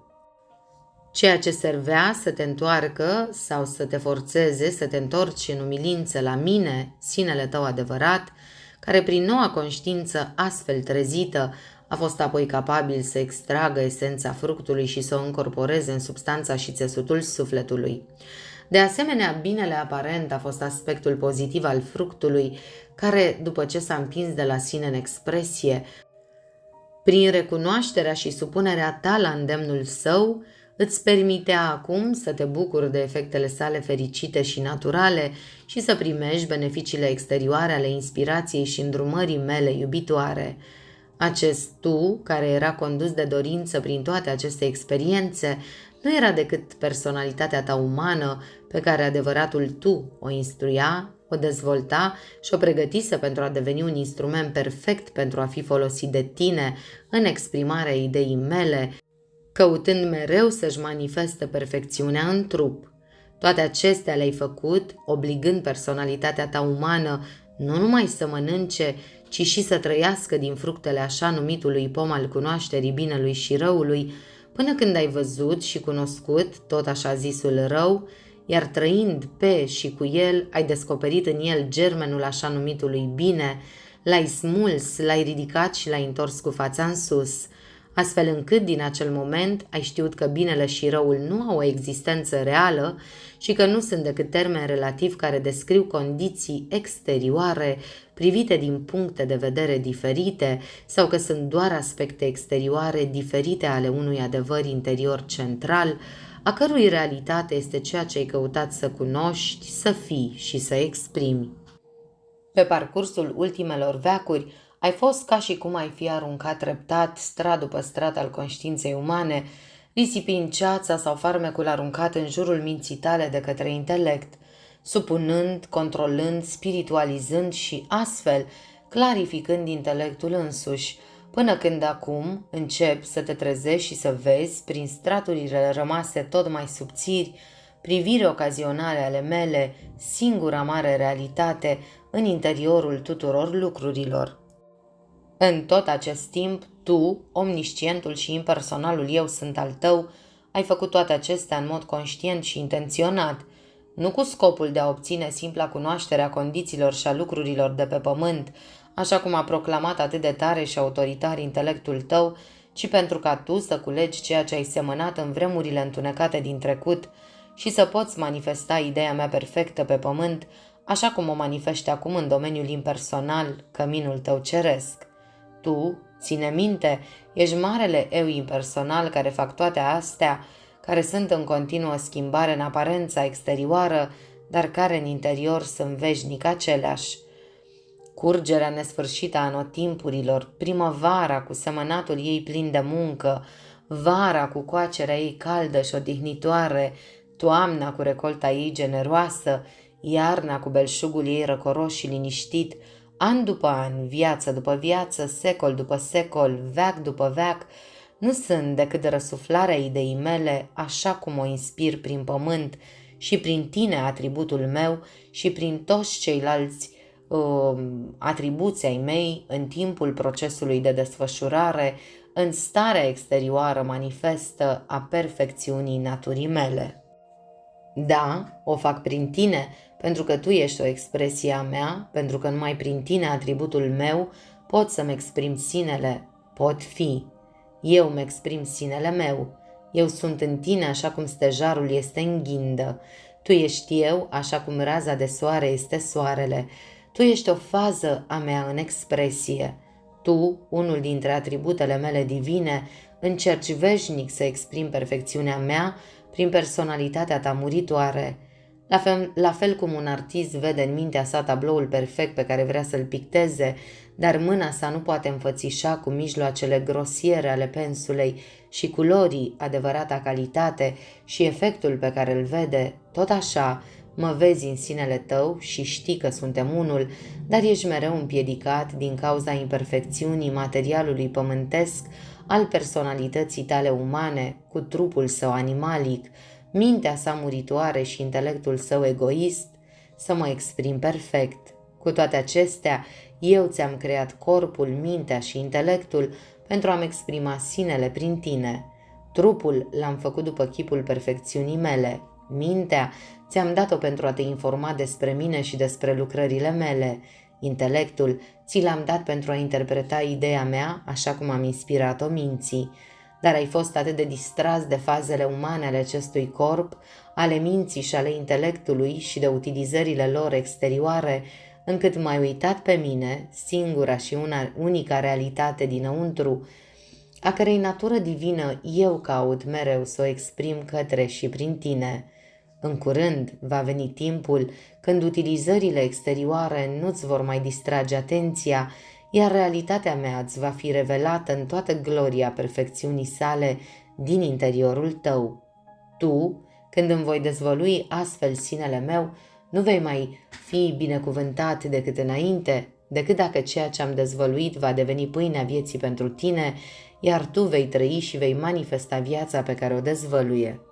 Capitolul 11. Utilizare. În mod intenționat nu ți-am spus clar cum și de ce se petrec aceste lucruri, pentru că ți-am rezervat, atunci când mă vei chema și vei fi capabil să o primești, o inspirație din interior, cu o viziune mult mai cuprinzătoare a desfășurării și dezvoltării ideii mele divine și a expresiei sale finale perfecționate decât cea descrisă aici.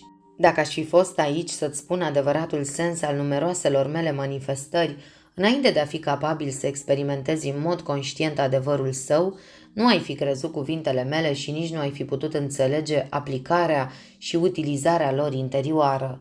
Prin urmare, pe măsură ce încep să trezesc în tine conștiința că eu sunt înăuntru și fac din ce în ce mai mult conștiința ta umană să devină un canal impersonal prin care mă pot exprima, îți voi dezvălui treptat realitatea ideii mele, risipind una câte una iluziile veacurilor care m-au ascuns de tine, permițându-mi astfel să manifest prin tine atributele mele cerești de pe pământ în toată perfecțiunea lor divino-umană.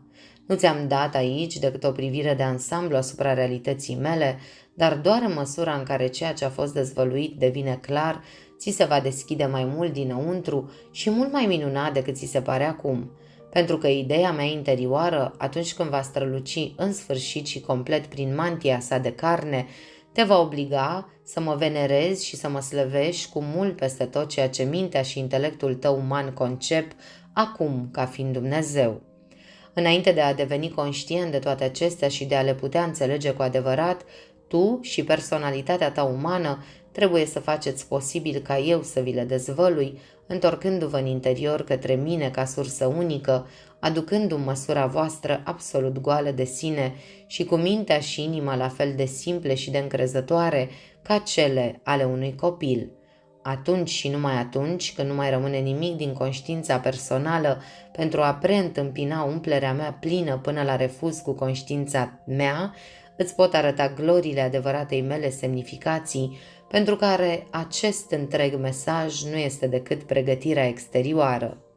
Totuși a sosit acum timpul ca tu să înțelegi ceva din aceasta. A fost dezvăluit suficient pentru a te pregăti pentru recunoașterea vocii mele care vorbește în interior. Prin urmare, voi proceda acum ca și cum ai realiza că eu sunt înăuntru și că aceste adevăruri pe care le exprim prin intermediul acestor pagini nu sunt decât pentru a imprima mai puternic în conștiința ta acele faze ale ideii mele pe care nu le-ai putut primi în mod clar, în mod direct. Ceea ce ți se adresează aici ca adevăr nu este, prin urmare, decât o confirmare a ceea ce ideea mea s-a străduit până acum să exprime din interior. Ceea ce nu te atrage și pe care nu-l recunoști ca fiind al tău, treci pe lângă, căci asta înseamnă că nu dorești să-l primești încă. Dar fiecare adevăr pe care îl exprim aici va continua să vibreze până când va ajunge la mințile pe care le-am trezit să-l primească, pentru că fiecare cuvânt este plin de puterea puternică a ideii mele, iar pentru mințile care percep adevărul ascuns în el, acest adevăr devine o realitate vie, fiind acea fază a ideii mele pe care acum sunt demne și capabile să o exprime. Întrucât toate mințile nu sunt decât faze ale minții mele infinite sau părți ale acesteia care se manifestă în diferite forme ale naturii muritoare, atunci când vorbesc prin intermediul acestor pagini minții tale și altor minți, eu nu fac decât să vorbesc cu sinele meu muritor, gândind cu mintea mea infinită, împingând ideea mea în expresia pământească. La fel, vei gândi în curând gândurile mele și vei fi conștient că eu sunt, vorbind în interior, direct conștiinței tale umane și atunci nu va mai fi nevoie să vii la aceasta sau la oricare altă revelație a mea exterioară, fie ea vorbită sau scrisă, pentru a percepe sensul meu. Căci nu sunt eu în voi și nu sunt eu și nu ești tu una cu mine care trăiesc în și mă exprim prin conștiința tuturor minților, cunoscând toate lucrurile. Tot ceea ce îți rămâne de făcut este să intri în atotștiința minții mele și să rămâi acolo cu mine așa cum eu rămân în ideea mea în mintea ta. Atunci toate lucrurile vor fi ale tale, așa cum sunt acum ale mele, fiind doar expresia exterioară a ideii mele și existând doar datorită conștiinței pe care le-am dat-o atunci când le-am gândit să existe. Totul este o chestiune de conștiință, de gândirea ta conștientă. Ești separat de mine doar pentru că tu crezi că ești. Mintea ta nu este decât un punct focal al minții mele. Dacă ai ști, ceea ce numești conștiința ta este conștiința mea. Nu poți nici măcar să gândești, cu atât mai puțin să respiri sau să existi fără ca conștiința mea să fie în tine. Nu poți vedea asta? Ei bine, atunci gândește-te, crede că tu ești eu, că nu suntem separați, că nu am putea fi separați, pentru că noi suntem una, eu în tine și tu în mine. Gândește-te că așa este, imaginează-ți cu hotărâre că așa este și cu adevărat, în momentul în care ești conștient de asta, în acel moment ești cu mine în rai. Tu ești ceea ce crezi că ești. Niciun lucru din viața ta nu este real sau nu are valoare pentru tine decât în măsura în care gândirea și credința ta l-au făcut astfel. Prin urmare, nu mai crezi că ești separat de mine și rămâi cu mine în tărâmul impersonal, unde toată puterea, toată înțelepciunea și toată iubirea, natura triplă a ideii mele, nu așteaptă decât să se exprime prin tine. Acum am vorbit mult despre acest lucru și aparent am spus același lucru de mai multe ori, dar în cuvinte diferite. Am făcut acest lucru în mod intenționat, prezentându-mi înțelesul în lumini diferite, pentru ca în cele din urmă să fie adus să înțelegi impersonalitatea mea divină, care este în realitate impersonalitatea ta. Da, am repetat și voi continua să repet multe adevăruri și s-ar putea să crezi că este plictisitor și inutil, dar dacă vei citi cu atenție, vei descoperi că de fiecare dată când repet un adevăr, adaug întotdeauna ceva la ceea ce a fost deja spus și că de fiecare dată se produce o impresie mai puternică și mai durabilă în mintea ta. În felul acesta, scopul meu a fost îndeplinit, iar tu vei ajunge în curând la o realizare sufletească a acelui adevăr. Dacă nu primești o astfel de impresie și încă mai crezi că această repetare este o pierdere inutilă de cuvinte și de timp, să știi că intelectul tău nu face decât să citească și că sensul meu real te-a scăpat cu totul. Tu însă, cel care înțelegi, vei iubi fiecare cuvânt și vei citi și reciti de multe ori și în consecință vei primi toate perlele minunate de înțelepciune pe care ți le-am rezervat.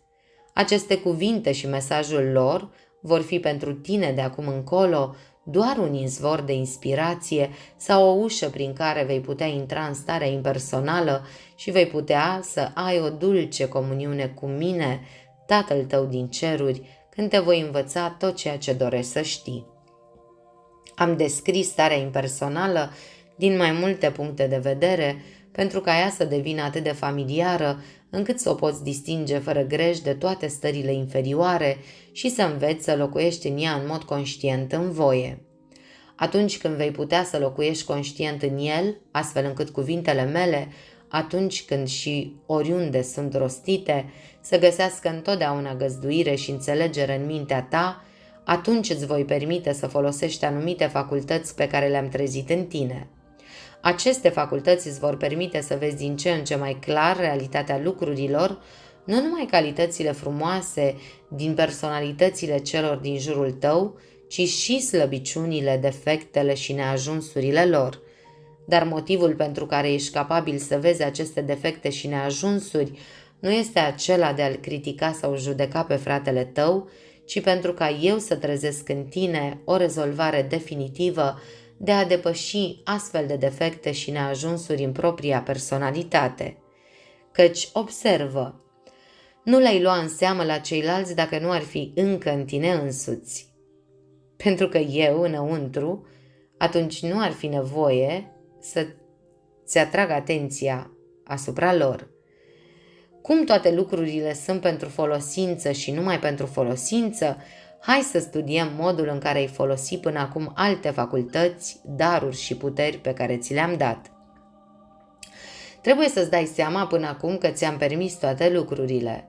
Tot ceea ce ai sau ești, fie că e vorba de bine sau de rău, de binecuvântare sau de suferință, de succes sau de eșec, de bogăție sau de lipsă, ți-am permis sau am atras la tine. De ce? Pentru utilizare, pentru a te trezi la o recunoaștere și o recunoaștere a mea ca dăruitor. Nu mai putea recunoaște cu onestitate ca atare până când nu ai știut că eu sunt dăruitorul. Personalitatea ta, de fapt, devenise atât de absorbită de încercarea de a scăpa sau de a schimba multe dintre lucrurile pe care ți le dădusem cu alte lucruri pe care le credeai mai bune, încât, desigur, nici măcar nu puteai să visezi, cu atât mai puțin să mă recunoști pe mine, sinele tău, ca dăruitor. Posibil ca acum să mă recunoști pe mine ca dăruitor, ca esență interioară și creator al tuturor lucrurilor din lumea și din viața ta, chiar și al atitudinii tale actuale față de aceste lucruri. Amândouă sunt opera mea, căci ele nu sunt decât fazele exterioare ale procesului pe care eu îl folosesc în exprimarea ideii mele de perfecțiune interioară a ta, care perfecțiune, fiind perfecțiunea mea, se desfășoară treptat din interiorul tău. Pe măsură ce realizezi tot mai mult acest lucru, ți se va dezvălui adevăratul sens și utilizarea lucrurilor, condițiilor și experiențelor pe care ți le trimit, căci atunci vei începe să întrevezi ideea mea interioară. Până când vei întrevedea această idee, vei începe să mă cunoști pe mine, propriul tău sine real. Totuși, înainte de a mă cunoaște cu adevărat, trebuie să înveți că toate lucrurile pe care ți le dau sunt bune și că ele sunt pentru a fi folosite de mine și că tu personal nu ai niciun interes sau drept real asupra lor, iar ele nu ți aduc niciun beneficiu real decât în măsura în care le folosești astfel. Poți să exprimi prin tine frumoase sinfonii de sunet, culoare sau limbaj care se manifestă ca muzică, artă sau poezie în funcție de terminologia umană și care îi afectează atât de mult pe ceilalți încât îi determină să te aclame ca fiind unul dintre cei mai mari ai zilei. S-ar putea ca eu să vorbesc prin gura ta sau să te inspir să scrii multe adevăruri frumoase care pot atrage la tine mulți adepți care te aclamă ca fiind un predicator sau un învățător minunat. S-ar putea chiar să vindec prin tine diverse boli, să scot draci, să fac pe orb să vadă și pe șchiop să meargă și să fac alte lucrări minunate pe care lumea le numește miracole. Da, toate acestea s-ar putea să le fac prin tine, dar absolut niciun beneficiu pentru tine personal dacă nu folosești și nu aplici aceste armonii de sunet în fiecare cuvânt rostit de tine, astfel încât să pară tuturor ascultătorilor ca o muzică dulce din ceruri. Și dacă simțul culorii și al proporțiilor nu se manifestă în viața ta, în așa fel încât să nu curgă din tine decât gânduri bune, înălțătoare și folositoare, dovedind că singura artă adevărată este aceea de a vedea clar perfecțiunea mea în toate expresiile mele umane și de a permite ca puterea vivificatoare a iubirii mele să se reverse prin tine în inima lor, înfățișând viziunii lor interioare imaginea mea ascunsă în ea. De asemenea, niciun merit nu ți se atribuie, indiferent de minunatele adevăruri pe care le spun sau de lucrările pe care le realizez prin tine, dacă tu însuți nu trăiești aceste adevăruri zilnic, din oră în oră, și nu faci ca aceste lucrări să servească drept o reamintire constantă a mea și a puterii mele, pe care o revărs mereu gratuit pentru tine, iubitul meu, și pentru toți, pentru a o folosi în serviciul meu. Ție, celui căruia aparent nu ți-am oferit niciunul dintre aceste daruri și care te consider nedemn și nu ești încă suficient de avansat pentru a mă sluji în astfel de moduri, ți-a spune: doar în măsura în care mă recunoști cu adevărat în interiorul tău și cauți cu adevărat să mă slujești, doar în această măsură te voi folosi, indiferent de personalitatea ta, indiferent de defectele, tendințele și slăbiciunile ei. Da, voi face ca până și pe tine, care cauți astfel să mă slujești, să faci multe lucruri minunate în vederea trezirii și trezirii fraților tăi la o asemenea recunoaștere a mea. Te voi face chiar și pe tine să influențezi și să afectezi viețile multora dintre cei cu care intri în contact, inspirându-i și ridicându-i la idealuri mai înalte, schimbându-le modul de gândire și atitudinea față de semenii lor și, prin urmare, față de mine. Da, pe voi toți cei care căutați să mă slujiți, indiferent de darurile voastre, vă voi face să fiți o forță vitală pentru binele comunității, modificând modul de viață al multora, inspirându-le și modelându-le ambițiile și aspirațiile și devenind în ansamblu o influență de fermentare în mijlocul activităților lumești în care vă voi plasa. Probabil că la momentul respectiv nu veți ști nimic despre acest lucru. S-ar putea chiar să fiți încă surprinși că tânjiți să mă slujiți și tânjind după o conștientizare mai intimă a mea, crezând că nu faceți nimic, faceți încă multe greșeli și nu reușiți să trăiți la înălțimea celor mai înalte idealuri ale voastre față de mine. Nu vă dați seama că acest dor și această foame sunt calea prin care eu îmi revărs puterea spirituală, care fiind în întregime impersonală, este folosită de voi, inconștienți de faptul că sunt eu în voi, cel care o folosesc, pentru a realiza scopul meu în inima și viața voastră și în inimile și viețile mele și ale celorlalți sine ai voștri. Așadar, pe măsură ce în cele din urmă vei crește în realizarea tuturor acestor lucruri, așa cum cu siguranță vei face și o vei dovedi prin utilizarea practică a tot ceea ce ai în serviciul meu, îți voi da treptat puterea și capacitatea de a folosi în mod conștient puterea mea impersonală, înțelepciunea mea și iubirea mea în exprimarea ideii mele divine, care se străduiește veșnic să se manifeste prin tine, perfecțiunea sa. Prin urmare, vei vedea curând că personalitatea ta umană, cu toate facultățile, puterile și posesiunile sale, care sunt în realitate ale mele, care operează și se manifestă prin tine, este de asemenea pentru a fi folosită în întregime de mine și că succesul și satisfacția adevărată nu pot fi găsite niciodată decât în această utilizare, căci o astfel de utilizare dezvoltă, așa cum sămânța plantată dezvoltă recolta, capacitatea de a folosi în mod conștient toate facultățile mele spirituale în exprimarea finală perfectă a ideii mele, care nu poate fi exprimată decât prin personalitatea ta umană. Capitolul 12. Suflete pereche. Să examinăm acum câteva dintre lucrurile pe care ți le-am dat, în special cele pe care nu le poți încă recunoaște ca fiind dăruitorul. Poate că poziția particulară în viață pe care o ocupi acum nu ți se pare cea mai potrivită pentru a exprima ideea mea care plutește în tine. Dacă este așa, atunci de ce nu ieși din acea poziție în cea pe care o alegi?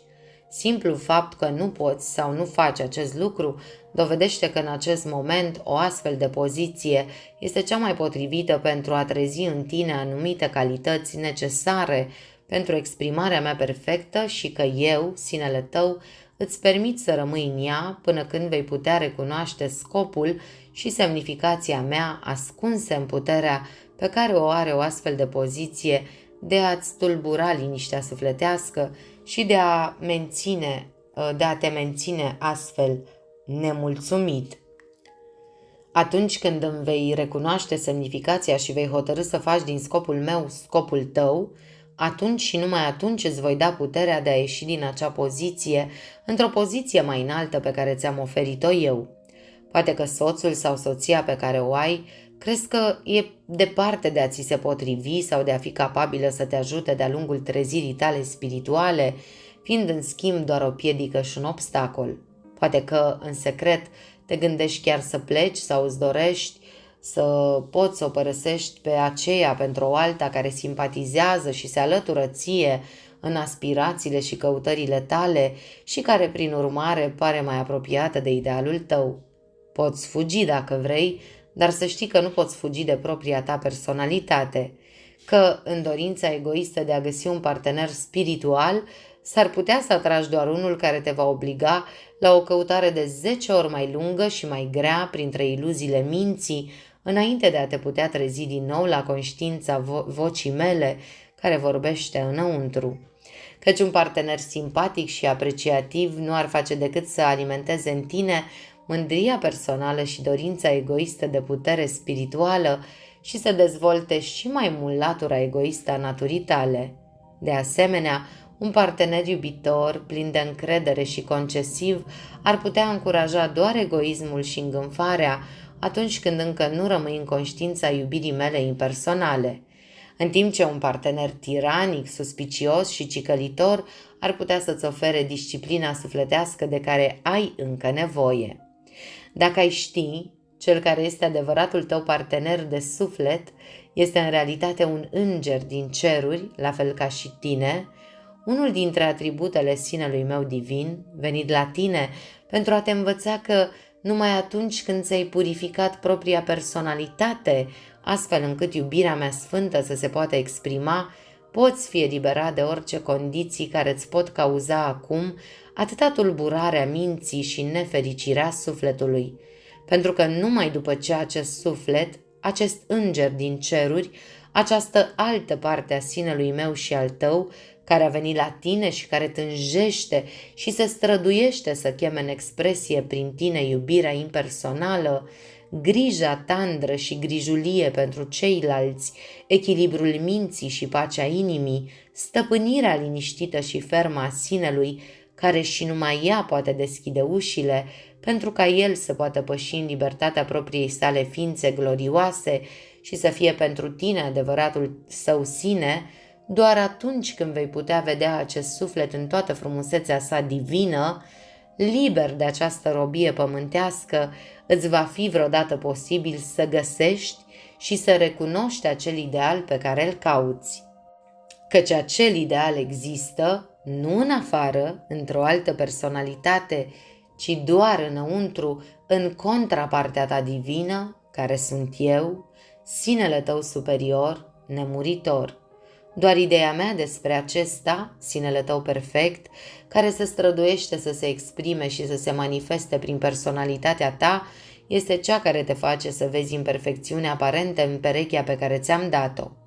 Va veni însă timpul când vei înceta să mai cauți în exterior iubire și simpatie, apreciere și ajutor spiritual și te vei întoarce în întregime către mine în interior, când aceste imperfecțiuni aparente vor dispărea și vei vedea în acest partener doar reflectarea calităților de iubire altruistă, blândețe, încredere, un efort constant de a-l face fericit pe celălalt, care vor străluci atunci strălucitor și continuu din propria ta inimă.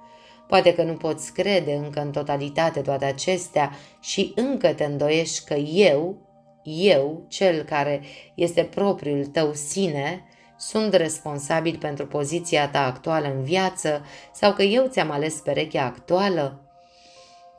Dacă este așa, este bine să îți poți pune astfel întrebări până când totul va fi clar. Dar nu uita, îți voi vorbi mult mai clar, direct din interior, dacă te vei întoarce cu încredere către mine pentru ajutor. Pentru că eu păstrez întotdeauna cele mai sfinte secrete ale mele pentru cei care se întorc la mine cu o credință profundă și statornică că pot și le voi satisface orice nevoie. Pentru tine însă, care nu poți face încă acest lucru, îți spun: dacă propriul tău sine nu te-a plasat aici și nu ți-a oferit acest partener, atunci de ce te afli aici? Și de ce ai acest partener? Gândește-te! Eu, totul, cel perfect, nu fac nicio greșeală. Da, dar personalitatea o face, spui tu. Iar personalitatea a ales acest partener și poate că nu a câștigat o poziție mai bună. Cine a determinat personalitatea să aleagă acest partener și să câștige această poziție specială în viață?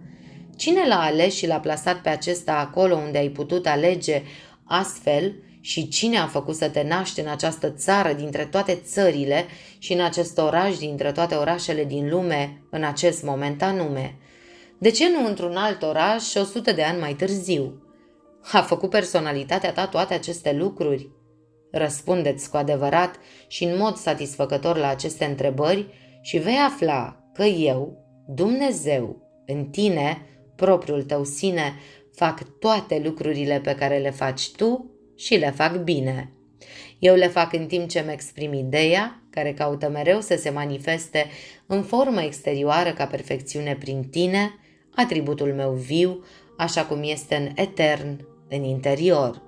În ceea ce privește adevăratul tău suflet pereche, despre care alții te-au făcut să crezi că trebuie să te aștepte undeva, încetează să-l mai cauți, pentru că el nu există în exterior, într-un alt corp, ci în propriul tău suflet.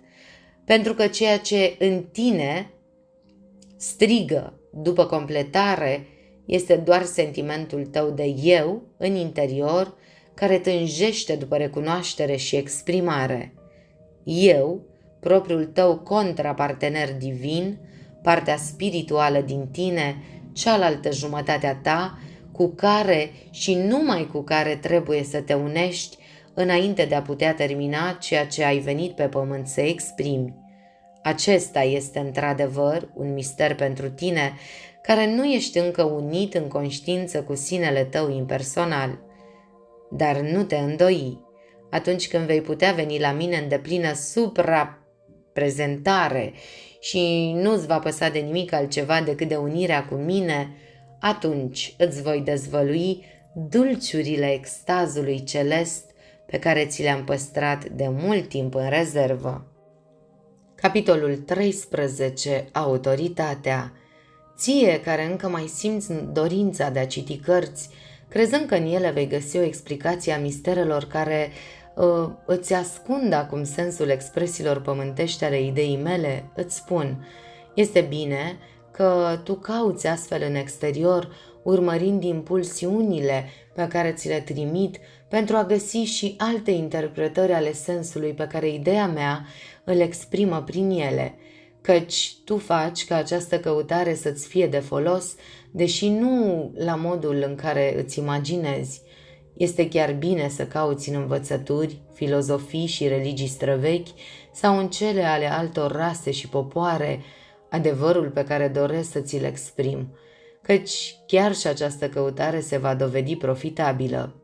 Dar va veni timpul când vei realiza că gândurile altor minți și învățăturile altor religii, oricât de adevărate și frumoase ar fi, nu sunt ceea ce îți doresc, căci ți-am rezervat gânduri și învățături care sunt ale tale și numai ale tale și pe care ți le voi da în secret atunci când vei fi gata să le primești. Când va veni timpul, așa cum inevitabil va veni, în care vei deveni nemulțumit în căutarea ta printre învățăturile diferitelor religii, filozofii și culte care te interesează acum și vei deveni descurajat că nu-ți găsești nici într-un fel, nu te găsești mai aproape de atingerea puterilor și a creșterii spirituale, atât de autoritar descrise și presupuse a fi posedate de scriitorii cărților, de învățătorii filozofiilor și de promulgatorii religiilor, atunci îți voi arăta că, deși toate aceste cărți, învățături și religii au fost inițial inspirate de mine și și-au făcut și încă își fac partea lor de trezirea inimii multora, totuși, pentru tine este acum menit să încetezi să mai privești la orice autoritate exterioară și, în schimb, să-ți limitezi studiul la cartea mea a vieții, ghidat și instruit de mine în interior, numai de mine. Dacă vei face acest lucru cu seriozitate și cu adevărat, vei descoperi că te-am ales să fii marele preot al unei religii, a cărei glorie și măreție va fi pentru toate celelalte care au fost imaginate, pentru înțelegerea ta anterioară, așa cum lumina soarelui este pentru sclipirea unei stele îndepărtate. De asemenea, vei realiza că religiile străvechi au fost date popoarelor mele din vremuri îndepărtate și că religiile altor rase sunt pentru popoarele mele din acele rase și că niciuna dintre acestea nu este pentru tine. Chiar dacă ți le-am adus și ți-am arătat multe lucruri minunate din ele, care te-au inspirat și ți-au inspirat o căutare mai hotărâtă a mea în învățăturile lor. Îți spun că acestea sunt lucruri din trecut și nu au nimic de a face cu tine. A sosit timpul, dacă îl poți vedea, în care trebuie să te lepezi de toate cunoștințele acumulate, de toate învățăturile, de toate religiile, de toate autoritățile, chiar și de autoritatea mea, așa cum este exprimată în această revelație și în celelalte revelații exterioare ale mele, căci te-am trezit la conștiința prezenței mele interioare, la faptul că toate autoritățile, învățăturile și religiile venite din orice sursă exterioară, oricât de înalte sau sacre ar fi, nu mai pot avea nicio influență asupra ta decât în măsura în care devin un mijloc de a te întoarce în interior spre mine pentru autoritatea mea finală în toate chestiunile de orice natură. Prin urmare, de ce să cauți în lucrurile din trecut, în religie, în cunoașterea umană sau în experiențele altora, ajutorul și îndrumarea pe care numai eu pot să ți le dau? Uită tot ce a fost înainte. Ceea ce este trecut este mort. De ce să-ți împovărezi sufletul cu lucruri moarte? Doar în măsura în care te agăți de lucrurile din trecut, încă mai trăiești în trecut și nu poți avea nimic de a face cu mine, care locuiesc în veșnicul acum, eternul.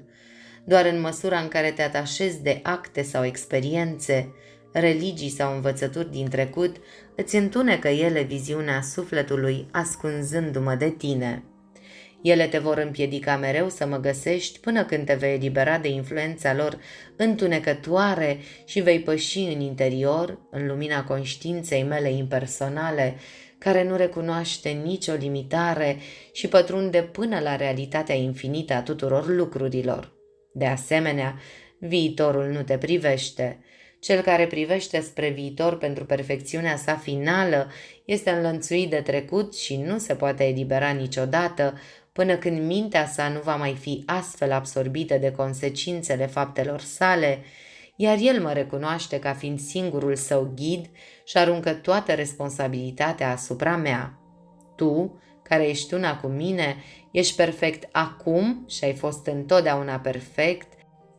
Nu cunoști nici tinerețea, nici bătrânețea, nici nașterea, nici moartea.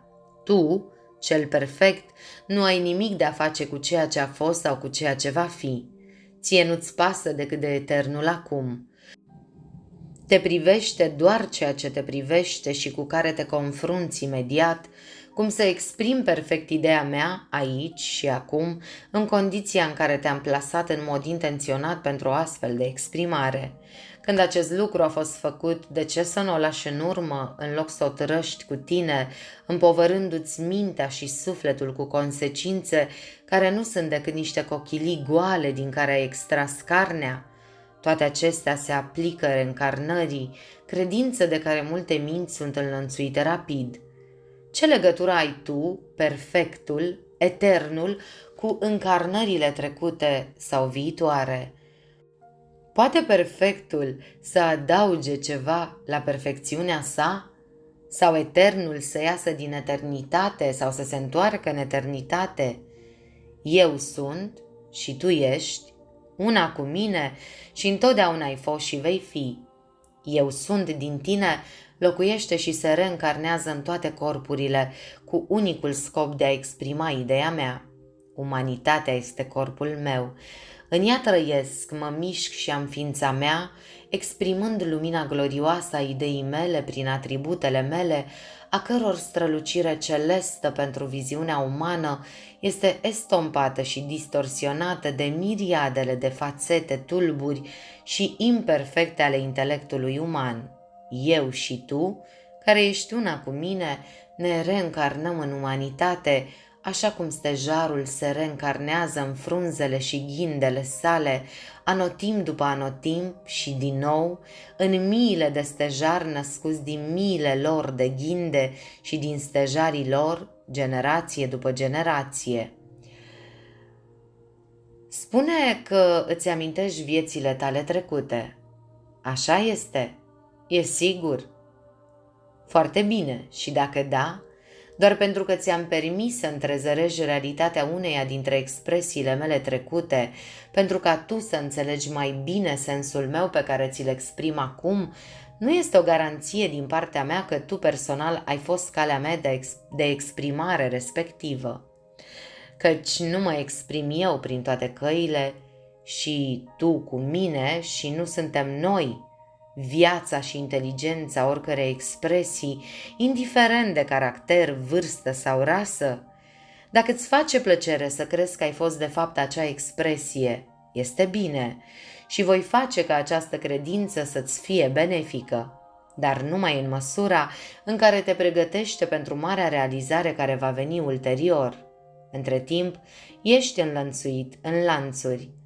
Personalitatea ta, cu dorințele și căutările ei egoiste, este încă legată de mâini și de picioare, de trecut și privește doar spre viitor pentru eliberarea sa după uzura finală a tuturor consecințelor actelor sale, dominându-ți mintea și intelectul cu această falsă credință în naștere și moarte și că aceasta este singura ta cale spre emanciparea finală și unirea cu mine, împiedicând realizarea unității noastre eterne și mereu constante și că tu poți să-ți eliberezi sinele în orice moment.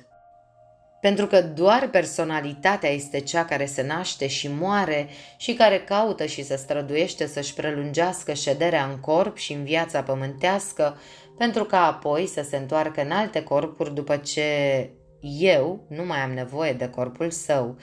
Doar de această personalitate ești legat prin beneficiile și opiniile pe care ea ți le-a întipărit de-a lungul veacurilor, timp în care te-a ținut și ți-a ținut mintea umană ocupată cu astfel de iluzii. Numai atunci când te poți ridica în realizarea nemuritoriei, omnipotenței și inteligenței tale divine și te poți lepăda de toate credințele și opiniile personale, te poți elibera și îți poți elibera sinele de această relație pervertită și îți poți asuma adevărata poziție de stăpân și rege, unul cu mine așezat pe tronul sinelui, obligând personalitatea să-și ocupe locul potrivit și natural de servitor și supus, gata și dispus să se supună celei mai mici comenzi a mea, devenind astfel un instrument demn de folosirea mea. Capitolul 14. Medium și mediatori. Tu, care în dorința ta de a mă sluji, te-ai alăturat unei biserici, organizații religioase, societăți oculte sau ordine spirituale de orice natură, crezând că, ajutând și sprijinind activitatea ei, îmi vei fi pe plac și că vei primi favoruri speciale de la mine în consecință, ascultă aceste cuvinte ale mele și meditează asupra lor. În primul rând, să știi că eu sunt deja mulțumit de tine pentru că nu faci nimic din ceea ce nu îți determin eu să faci și o faci pentru a-mi împlini scopul meu, chiar dacă uneori ți se poate părea că acționez contrar dorinței mele și doar pentru a-ți satisface propriile dorințe. Să știi de asemenea că eu pun la dispoziția tuturor minților toate experiențele lor de viață, pe care le folosesc doar pentru a pregăti corpul, a însufleți inima și a dezvolta conștiința, pentru ca ele să mă poată înțelege și pentru ca eu să pot exprima prin ele ideea mea. Prin aceste experiențe eu inspir minților o licărire a mea și a ideii mele și am vorbit astfel prin inspirație multora care au luat cuvintele mele, le-au scris în cărți și le-au predat altor minți. Aceste cuvinte am făcut ca ele să accelereze inimile și conștiința celor care sunt gata să le primească, chiar dacă scriitorii și învățătorii de la ei înșiși nu au avut nicio înțelegere reală a sensului meu. Pe mulți dintre cei cărora le insuflu astfel în minte o licărire a mea și a ideii mele, îi fac să devină învățători și conducători, organizând biserici, societăți și culte, atrăgând la ei căutători și adepți, pentru ca eu, prin cuvintele pe care le spun prin ei, să pot trezi inimile și conștiința celor care sunt gata să mă recunoască. Eu, cel impersonal dinăuntru, fac toate acestea, iar învățătorii și liderii nu fac nimic personal, servind doar ca canale prin care ideea mea se poate exprima în conștiința celor pe care îi atrag la ei în acest scop. Căci mintea este doar un canal și intelectul un instrument pe care eu îl folosesc impersonal oriunde și oricând este necesar pentru a-mi exprima ideea. Numai după ce căldura s-a însuflețit și s-a deschis larg pentru a mă conține, omul, cu mintea și intelectul său muritor, poate înțelege în mod conștient semnificația mea atunci când eu îmi exprim prin el ideea mea. Tu, în dorința ta de a mă sluji, poate că ai găsit în vreun învățător sau lider o personalitate despre care crezi că, din multele cuvinte aparent minunate pe care le spun prin el, mă conține acum în inima sa. În îndoielile și în neliniștea ta de a mă mulțumi și în teama de neplăcerea mea atunci când nu asculți de poruncile mele, s-ar putea chiar să te fi dus la un astfel de învățător sau lider, care eventual a pretins că este un preot sau o preoteasă a celui prea înalt, crezând că va primi prin intermediul unui astfel de mesaj al meu pentru tine, sau cuvinte de sfat sau ajutor de la vreun maestru, sau ghid pe care îl poți deține. Până când, în cele din urmă, în durere și umilință din cauza deziluziei, a cărei deziluzie urmează în cele din urmă și inevitabil, ești din nou aruncat înapoi asupra ta, asupra învățătorului din interior, asupra mea, propriului tău sine adevărat. Da, toată înșelăciunea, toată disciplina, toată luarea ardorului și devotamentului tău, ca să nu mai vorbim de banii și serviciile tale, pentru ceea ce crezi că este lucrarea mea, și sustragerea și utilizarea egoistă a acestora pentru construirea și întărirea puterii și prestigiului lor personal în rândul adepților lor, hrănindu-te pe tine și pe fiecare dintre voi cu suficiență lingușire subtilă și promisiuni de avansare spirituală, împreună cu sofisme inteligente sub masca unor învățături spirituale care sună bine și frumos pentru a te ține legați de ei, astfel încât să continui să-i sprijini, să-i onorezi și să-i glorifici, ținând mereu asupra ta biciul neplăcerii mele, dacă nu primesc încredere și supunere neîndoielnică. Da, toate acestea le permit să fie, pentru că este ceea ce dorești și cauți, iar dorința este cu adevărat agentul voinței mele. S-ar putea să oferi chiar și unui alt învățător, fie în lumea văzută, fie în cea nevăzută, și oricât de adevărat, bine intenționat și înțelept din punct de vedere spiritual, despre care crezi că nu poate fi clasificat cu cei de acest fel, tocmai menționați, dragostea, devotamentul și supunerea ta neîndoielnică, și s-ar putea să primești ceea ce crezi că sunt învățături și îndrumare de o valoare inestimabilă.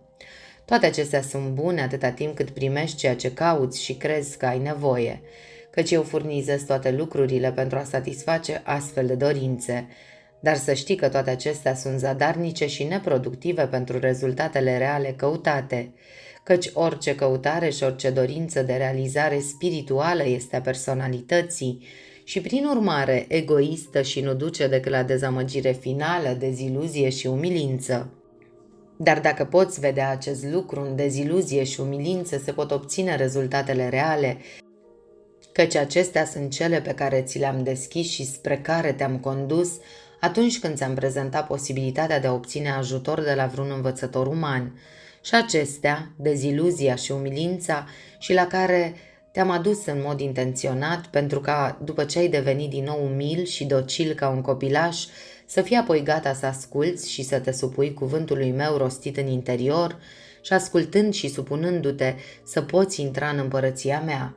Da, toate căutările exterioare se vor sfârși astfel și nu vor face decât să te aducă înapoi la mine, obosit, gol, flămând, dispus să asculți învățătura mea și să faci orice pentru chiar și o crustă din pâinea mea, pe care în încăpățânarea și îngânfarea ta ai disprețuit-o înainte și ai considera că nu este destul de bună pentru spiritul tău mândru. Acum, dacă te-ai săturat de învățături și învățători și e sigur că în tine se află sursa întregii înțelepciuni, aceste cuvinte vor aduce o bucurie de nedescris pentru inima ta, căci nu confirmă ele ceea ce ai simțit deja în interior că este adevărat?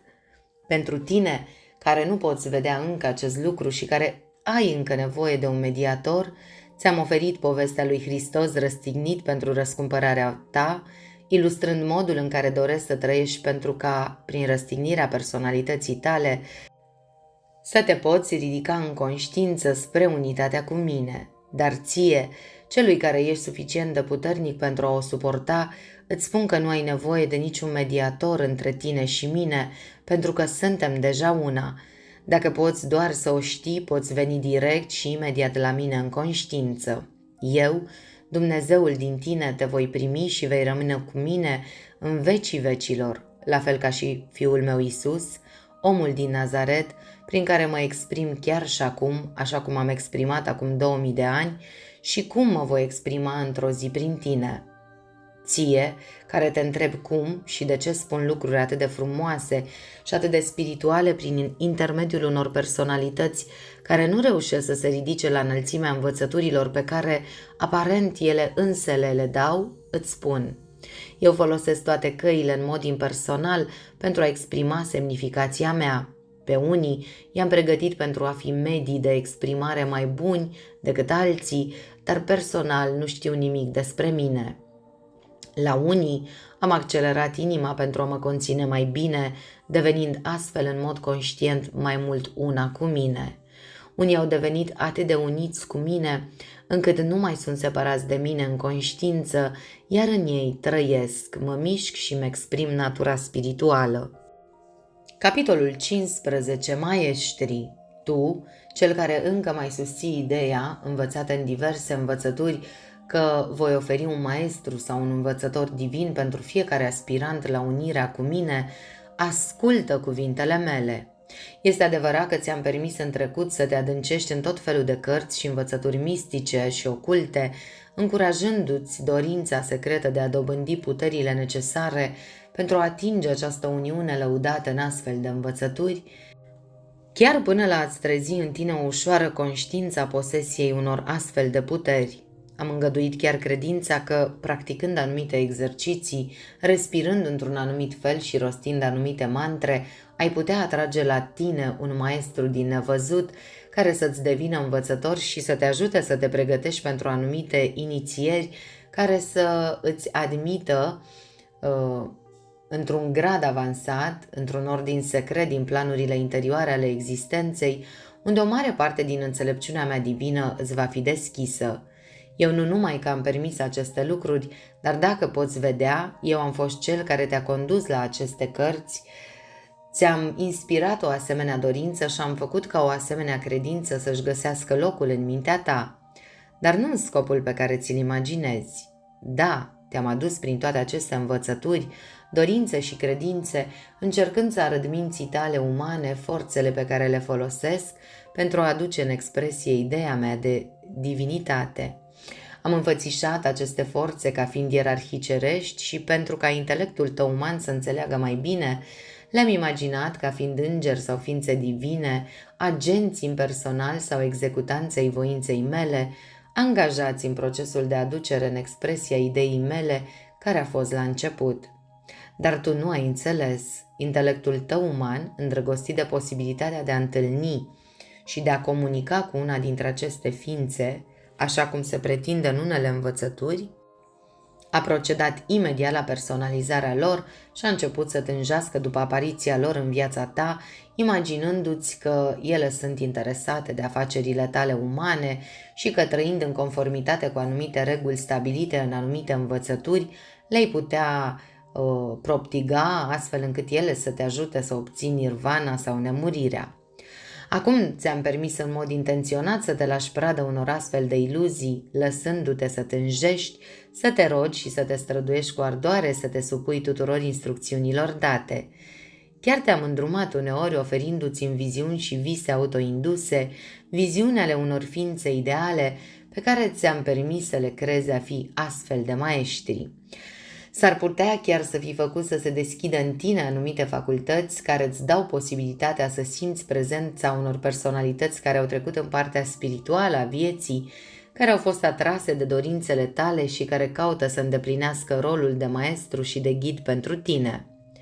Acum a sosit momentul să știi că astfel de ființe nu sunt maestri, de asemenea, că ființele divine nu se numesc pe ele însele maestri, că eu și numai eu, sinele tău real, sunt singurul maestru pentru tine, acum și până când vei fi capabil să mă cunoști și în fratele tău. Că orice ființă, fie sub formă umană, fie sub formă de spirit, care se prezintă în fața conștiinței tale și care pretinde că este maestru sau care îți permite să-l numești maestru, nu este nici mai mult, nici mai puțin decât o personalitate, la fel ca a ta, și prin urmare nu este divină, așa cum înțelege mintea ta umană acest termen, în ciuda numeroaselor adevăruri minunate pe care le poate rosti și a lucrurilor minunate pe care le poate face. Atâta timp cât mintea ta umană caută sau venerează ideea unui maestru în orice altă ființă, indiferent cât de măreț sau de sacru ți s-ar părea el, tot atâta timp vei fi hrănit cu astfel de idei, până când, în adevăr, poate că îți voi permite să te întâlnești și să comunici cu un astfel de maestru. Dacă acest privilegiu îți va fi acordat, va fi doar pentru a-ți grăbi trezirea și dezamăgirea care va urma când vei afla că maestrul nu este într-adevăr decât o personalitate, chiar dacă este mult mai avansat în trezire decât ești tu, dar tot o personalitate și nu cel divin pe care sufletul tău cel mai profund tânjește să-l cunoști.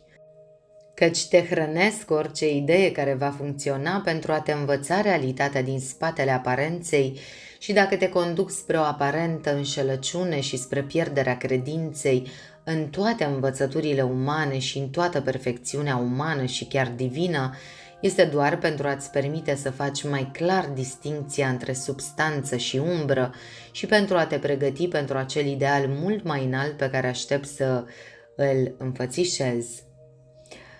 Nu te poți ridica în personalitatea ta umană decât până la idealul pe care mintea ta umană este capabilă să-l conceapă.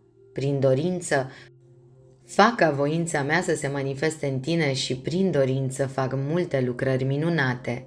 Dacă te îndoiești de acest lucru, nu trebuie decât să aplici cheia. A te gândi la un maestru înseamnă a crea unul.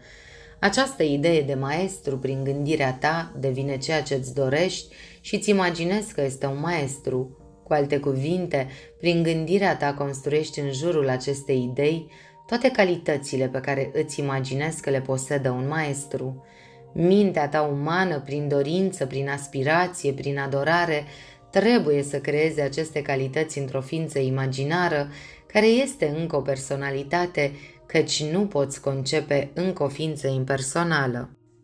Prin urmare, în funcție de intensitatea dorinței și a gândirii tale, trebuie ca această idee să ajungă mai devreme sau mai târziu la o manifestare reală, fie prin atragerea la tine a unei astfel de personalități în carne și oase, fie a uneia întipărită pe tărâmul viziunilor și al viselor.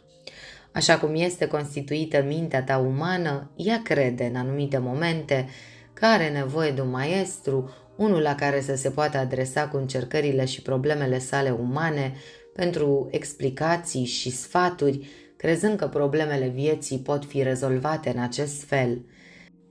Dacă îți atrag pe cineva care te dezamăgește sau te înșală și te aruncă în cele din urmă înapoi asupra mea, asupra propriului sine, descurajat, deziluzionat și umilit, este doar pentru că poate atunci vei fi pregătit să te întorci spre mine în interior și vei asculta vocea mea care în toți acești ani ți-a vorbit, dar pe care mintea ta orgolioasă și egoistă nu s-a învrednicit să o asculte. Tu, care n-ai avut încă această experiență, care nu l-ai întâlnit încă pe maestrul aspirațiilor tale, fie în formă umană, fie în formă de spirit, tu, în interiorul cărora cuvintele mele nu au reușit să trezească un răspuns prompt la adevărul lor, pentru tine am rezervat anumite experiențe care te vor conduce cu siguranță la mine mai târziu și atunci vei fi adus la cunoștința faptului că eu sunt maestrul, ideea inspiratoare din spatele și din interiorul fiecărui gând și al fiecărei aspirații către un maestru care intră în mintea ta, fie că vine din interior sau din exterior. Se învață când elevul este pregătit, apare maestrul. Și acest lucru este adevărat într-un anumit sens, dar nu așa cum ai interpretat-o tu. Dorința ta secretă de a avea un maestru ți-l va aduce pe acesta, dar numai atunci când te voi fi pregătit pentru o astfel de apariție. Dar o astfel de apariție va fi doar o apariție de un maestru. Adevăratul maestru sau învățător, atunci când apare, s-ar putea să nu-l recunoști niciodată, pentru că poate fi ascuns într-un prieten interesant, într-un asociat de afaceri, în vecinul de alături sau în propria soție, soț sau copil. Tu care te-ai ridicat deasupra dorinței, tu care nu mai cauți un maestru sau un învățător sau chiar pe mine, ci rămâi singur în credința prezenței și promisiunii mele eterne. Pentru tine am pregătit o întâlnire și o comuniune care va aduce sufletului tău o asemenea bucurie și binecuvântări pe care mintea ta umană este incapabilă să le conceapă. Acum acesta este un mister și până când îl vei putea înțelege, ești îndreptățit să afirm că cele de mai sus nu sunt în concordanță cu anumite afirmații de aici și că sunt în contradicție cu învățăturile din alte revelații ale mele. Nu te teme, acest mister îți va fi dezvăluit dacă dorești cu adevărat să cunoști semnificația mea.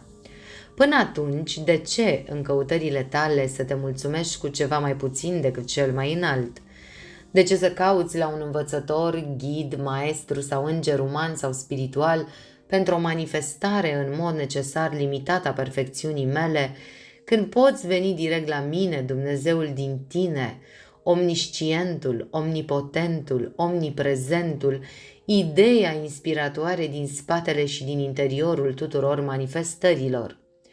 Așa cum eu sunt în tine, la fel cum sunt în oricare dintre cei pe care îi cauți, și cum toată înțelepciunea, toată puterea și toată iubirea pe care le posedă vin numai de la mine, de ce să nu vii acum la mine și să mă las să te pregătești și pe tine, astfel încât să pot să-mi exprim totul prin tine?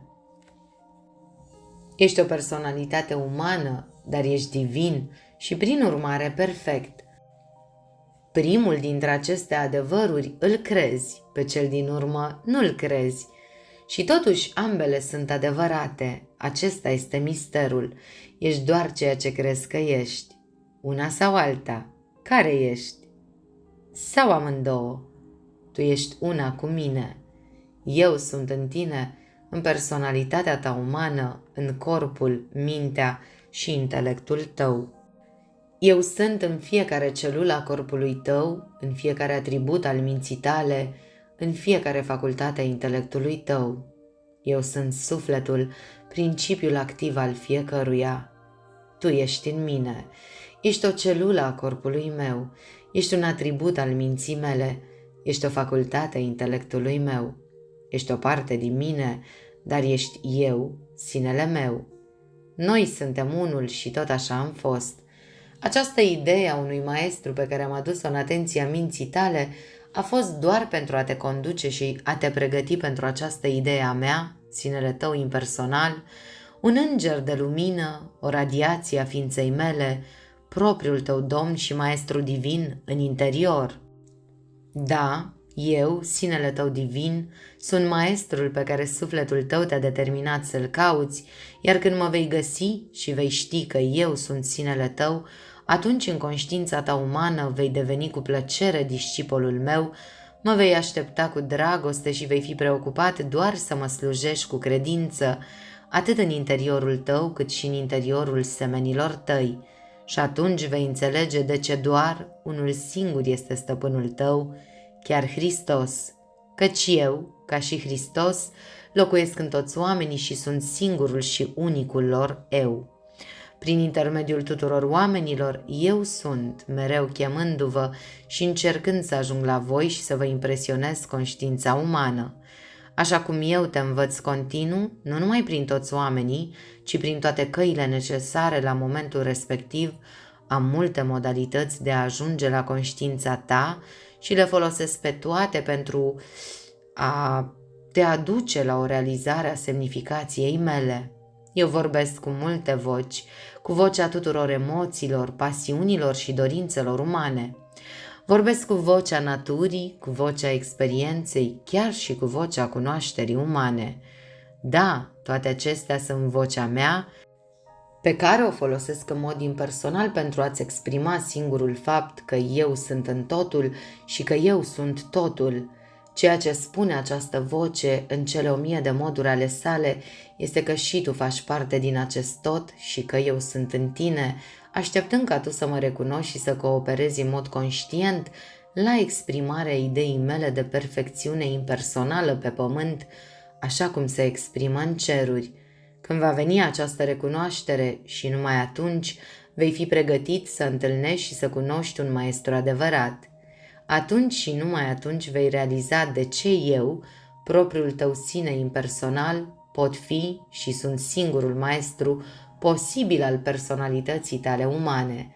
Tot atunci vei înțelege și de ce în conștiința ta personală, separată, nu ai putea niciodată să recunoști sau să cunoști un maestru real dacă l-ai întâlni într-un corp fizic, că doar atunci când vei fi capabil să intri în conștiința ta cristică, conștiința mea din tine și din el nu ar exista pentru tine decât poate ca un prieten sau profesor amabil și util. Atunci când vei fi ajuns la această conștiință, doar atunci vei fi demn și calificat să cunoști și să intri în comuniune cu semenii tăi din Marea Frăție a Spiritului, cei care s-au stăpânit pe sine și care trăiesc doar pentru a-i ajuta pe fraților mai tineri să-L găsească și ei pe cel divin din interior. Dacă o ființă ar intra în viața ta care ți s-a părut divină și care te-a lăsat să crezi sau să o numești maestru, ea nu este încă în întregime impersonală. O astfel de persoană ar putea fi un om maestru, dar nu ar fi cel divin pe care sufletul tău tânjește să-l servească. Poate că ai fi mulțumit să ai un astfel de maestru, chiar dacă nu ar fi pe deplin impersonal. Dacă este așa, atunci în continuare te-aș aduce la o conștientizare a imperfecțiunilor sale personale, printr-o comparație constantă cu perfecțiunea mea impersonală, până când, în cele din urmă, te întoarce și ai venit la mine într-un abandon total, recunoscându-mă pe mine și impersonalitatea mea ca fiind singurul model și ideal și ca fiind adevărata cauză care a inspirat lunga ta căutare în afară a perfecțiunii mele, care ar putea fi găsită doar cu și ascuns adânc în propriul tău suflet. Încă din primele zile de exprimare pe pământ mi-am pregătit preoții, profeții și pe cei care îi am drept Mesia pentru a viza lumii ideea mea de Mesia sau prin intermediul unui copilaj sau prin intermediul celui mai mare dușman al tău, toate cuvintele care fac apel în mod vital la tine, care ești cuvintele pe care eu sunt al tău, le spune prin intermediul organismului unui astfel de mediu către conștiința sufletului tău. În cazul în care un număr de oameni se adună pentru a auzi cuvântul meu rostit prin intermediul unuia dintre preoții mei, nu preotul în sine, ci eu, în inima fiecărui ascultător, sunt cel care extrage de la preot cuvintele vitale care se cufundă adânc în conștiința fiecăruia. Preotul nu știe ce spune și care te afectează atât de mult și poate că nici nu înțelege sensul meu al cuvintelor pe care ți le spune. Eu, în el, extrag din devotamentul și credința combinată față de mine, exprimate conștient și inconștient, de toți cei adunați în jurul lui, forța spirituală care servește ca un canal sau o linie de legătură prin sau peste care eu ajung la conștiința acelor minți pe care le-am pregătit să înțeleagă semnificația mea. Căci, deși eu spun aceleași cuvinte tuturor, totuși aceste cuvinte conțin un mesaj distinct și separat pentru fiecare și nimeni nu cunoaște decât mesajul pe care îl spun eu. Căci eu, în tine, aleg din cuvinte înțelesul pe care îl intenționez pentru tine, iar eu, în fratele tău și sora ta, aleg la fel înțelesul pe care îl intenționez pentru fiecare dintre ei. Când 2 sau 3 sunt adunați în numele meu, acolo voi fi întotdeauna, căci ideea care îi adună împreună, eu, în fiecare, o inspir, căci este ideea mea. Din unirea aspirațiilor lor către mine, eu creez un mediu sau un canal prin care permit conștiinței sufletului să obțină astfel de priviri despre mine pe care fiecare este capabil să le înțeleagă. Pe fiecare preot, pe fiecare învățător, pe fiecare medium îi fac să cunoască instinctiv acest lucru, căci ei sunt miniștrii mei aleși. Și de asemenea fac să se trezească în ei dorința de a se înconjura de adepți, pentru ca eu să pot trezi în inimile celor care sunt pregătiți o conștiință a prezenței mele în interior. Preotul, învățătorul sau mediumul, ei înși s-ar putea să nu mă fi recunoscut niciodată înăuntru și să mă considere ca fiind întipărit sau personalizat în vreun maestru, ghid sau salvator din afara lor. Dar cu toate acestea, există cei pe care îi conduc către aceștia, miniștrii mei, în care, prin anumite cuvinte pe care îi fac să le rostească, împreună cu forța spirituală furnizată de diversi aspiranți, sunt capabili să trezesc conștiința sufletului lor la o înțelegere reală a mea, cel impersonal, așezat înăuntru, chiar în mijlocul tuturor, în inima fiecăruia, căci eu sunt al ministrului meu și eu sunt al fiecărui adept, sunt unul în conștiință, unul în înțelegere, unul în iubire și unul în scop, care scop este împlinirea voinței mele. Acest eu sunt, care este în întregime impersonal și nu cunoaște nici timp, nici spațiu, nici identități diferite, folosește doar personalitățile atât ale ministrului, cât și ale adepților, precum și circumstanțele contactului personal, ca mijloc de a da glas ideii mele, care se luptă mereu în interior pentru a se exprima în exterior.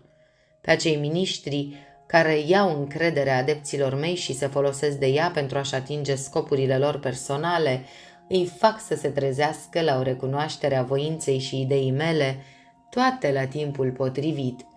Această trezire însă nu este plăcută pentru personalitățile lor și aproape întotdeauna provoacă multă suferință și umilință, dar sufletele lor se bucură și îmi cântă laude recunoscătoare atunci când o aduc la îndeplinire. Prin urmare, nu te mira de cuvintele uneori minunate ale adevărului care vin din guri aparent nepotrivite să le rostească și care nu le înțeleg sensul, nici de faptul că simplii adepți se trezesc adesea mai repede decât învățătorii lor și cresc mai mult decât ei. Eu, care locuiesc atât în învățător cât și în discipol, aleg condiții diferite și ofer modalități diferite de exprimare a atributelor mele în fiecare suflet diferit, încadrându-i pe fiecare exact în momentul și locul în care se pot completa și ajuta cel mai bine unul pe celălalt, unindu-i astfel pe toți în cea mai armonioasă expresie a ideii mele posibile în aceste circumstanțe. Capitolul 16. Hristos și dragostea. Tu, cel care te temi că vorbele mele îți vor distruge credința și dragostea pentru Domnul Iisus Hristos, îți spun, cu 2000 de ani în urmă, când procesul de exprimare a ideii mele a ajuns la stadiul în care puteam să arăt o parte din realitatea mea divină, pentru a face acest lucru și pentru a reaminti atributelor mele umane, misiunea lor pe pământ, a devenit necesar să mă exprim printr-o personalitate umană și să manifest într-o formă umană atributele mele divine, astfel încât mințile și intelectele lor umane să poată vedea și să-și amintească și să fie inspirate de mine în interior, pentru a lăsa ca ideea mea să se exprime în mod similar prin personalitățile lor umane și să se manifeste în ele. Acest lucru l-am făcut prin personalitatea lui Isus, omul din Galileea, ilustrând înțelegerii umane prin învățăturile mele date prin el și prin viața mea manifestată prin el, ceea ce era necesar pentru a exprima pe deplin ideea mea divină. Am arătat, prin experiențele de natură simbolică prin care am făcut să treacă personalitatea sa umană, pe care am creat-o în acest scop, prin ce trebuie să treacă toate personalitățile înainte ca tu, atributul meu uman, care ai creat aceste personalități, să poți redeveni suficient de impersonal pentru a fi expresor conștient împreună cu mine al ideii mele divine. Voi toți, atributele mele umane, înainte ca eu sunt dinăuntru să vă trezească mințile voastre umane la o realizare a mea, sinele vostru divin trebuie să se nască dintr-o iubire fecioară, într-o iezle umilă, locul în care vitele vin să se hrănească, inima umilă, plină de credință și încredere în Dumnezeu, stare la care trebuie să ajungă natura umană sau animală. Trebuie apoi să fii dus în Egipt, țara întunericului sau activității intelectuale, unde să crești și să te dezvolți în trup și înțelegere, până când vei fi puternic cu sentimentul de a mă simți înăuntru. Atunci când veți fi suficient de conștienți de puterea mea și de iubirea mea, voi începe să spun prin voi cuvinte de înțelepciune și adevăr care îi vor zăpăci pe învățații lumii, chiar și pe doctorii legii. Apoi va urma o lungă perioadă de studiu și meditație, care maturizează mintea și dezvoltă sufletul până când veți ajunge la deplina maturitate a conștiinței Eu Sunt în interior și care vă pregătește pentru botezul vostru în Iordan, când vă veți deschide complet către mine până la conștiința deplină că voi și eu suntem unul, că nu există separare, că eu sunt sinele vostru real și de acum înainte mi este permis să vă conduc în întregime viețile. Apoi vă conduc în lume, numită în cealaltă revelație a mea pustietatea, acolo pentru a vă încerca și a vă face puternici și pentru a vă obișnui cu utilizarea impersonală a atributelor mele divine, vă aduc 3 mari ispite: puterea, dreptatea de sine și banii, până când veți dovedi că nimic din intelect, nimic din sine, nimic din exterior nu vă poate tenta să mă uitați pe mine în interior și că vocea mea și numai a mea, fie că vorbește în inima voastră sau în inimile fraților voștri, este singura voce pe care sunteți acum capabili să o auziți. Acest lucru dovedit va începe perioada de săvârșire a miracolelor și de învățare a mulțimii, însoțită de înjurăturile și persecuțiile lumii necredincioase și batjocoritoare, urmate de procesul în fața lui Ponțiu Pilat, reprezentantul legii lumești, sentința, urcarea pe calvar purtând crucea, faptul de a fi bătut în cuie pe cruce, agonia, cele 3 zile în mormânt și apoi învierea finală, când veți intra în uniune completă cu mine. Toate acestea își au semnificația lor interioară sau aplicația sufletului și care ar trebui să fie ușor de înțeles de către voi dacă v-ați deschis inima față de mine. Așa a fost calea în trecut pentru voi și pentru toți cei care au studiat și au urmat învățăturile mele date în revelațiile mele anterioare. Acum a sosit momentul în care v-am pregătit pe voi și pe mulți pentru o nouă dispensație în care puteți intra în conștiința mea direct și imediat pe calea impersonală.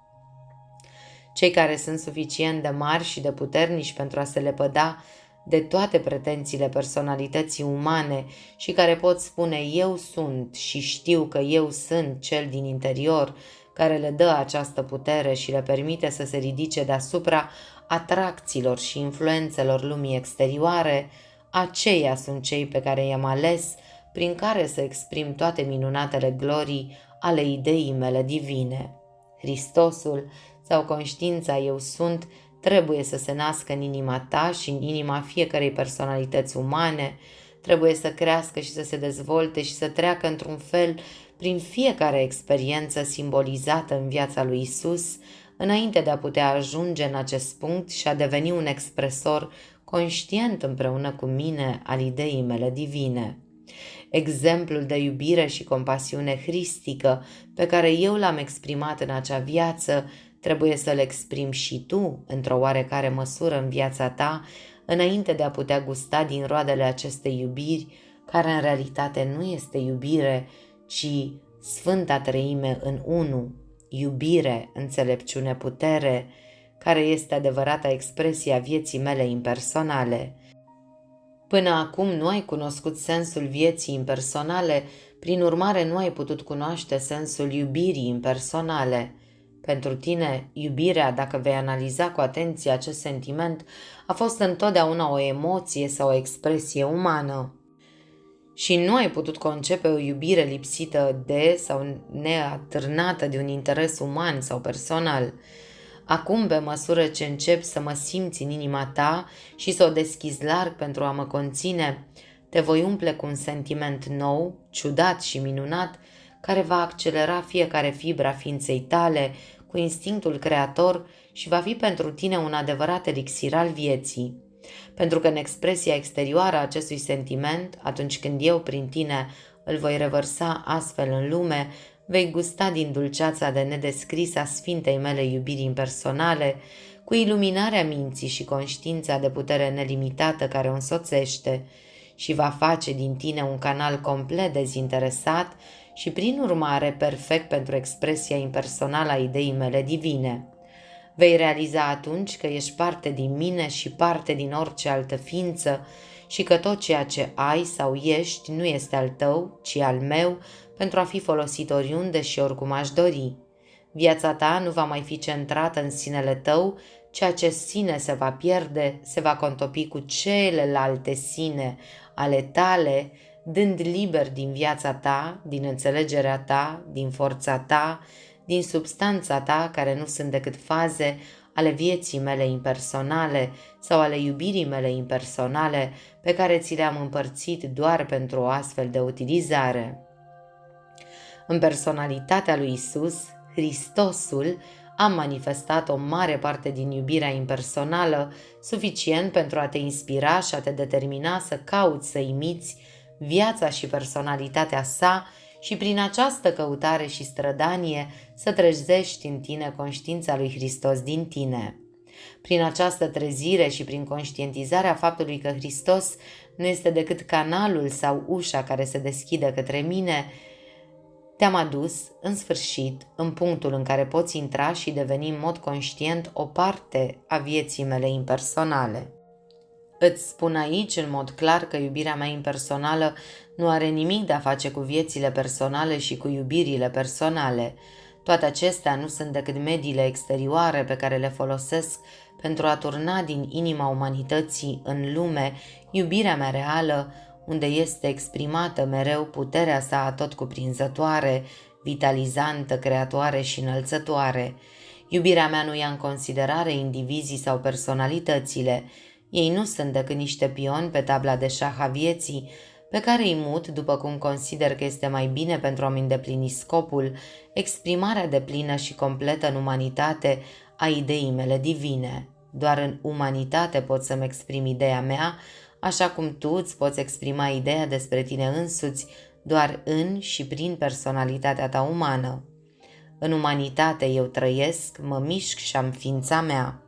Ea este personalitatea și corpul muritor al sinelui meu nemuritor, așa cum personalitatea ta și corpul ei sunt ceea ce folosești pentru a-ți exprima ființa. Toate personalitățile umane individuale, cu corpurile lor, nu sunt decât celulele corpului meu de umanitate. La fel cum eu sunt din tine, îți construiești acum corpul pentru ca prin el să poți exprima perfect ideea mea despre tine sau sinele tău real, tot așa eu sunt cel care construiesc treptat umanitatea pentru ca prin ea să pot exprima perfect ideea mea despre sinele meu. Pe măsură ce celulele individuale ale corpului meu de umanitate, la fel ca și celele corpului tău uman, prin participarea la viața mea, devin părți impersonale și armonioase ale organelor pe care le formează, ele trăiesc o viață sănătoasă și fericită. Dar dacă o singură celulă se opune sau acționează contrar legii generale a organului său, funcționarea armonioasă a acelui organ devine imposibilă, ceea ce în mod natural afectează întregul corp și duce la boală. Fiecare celulă a unui organ este parte integrantă a acelui organ, iar activitatea sa este necesară pentru funcționarea perfectă a acelui organ și pentru sănătatea perfectă a corpului meu. Astfel că, dacă nu-și dăruiește fiecare celulă toată puterea și toată inteligența, care nu sunt decât atribute ale vieții pe care i-o dau, în vederea funcționării perfecte a întregului meu corp, singurul rezultat pentru corpul meu poate fi dizarmonia, cu efectele ei consecvente: boală, suferință, păcat, robie, sărăcie, lipsă de înțelegere, dezintegrare sau moarte.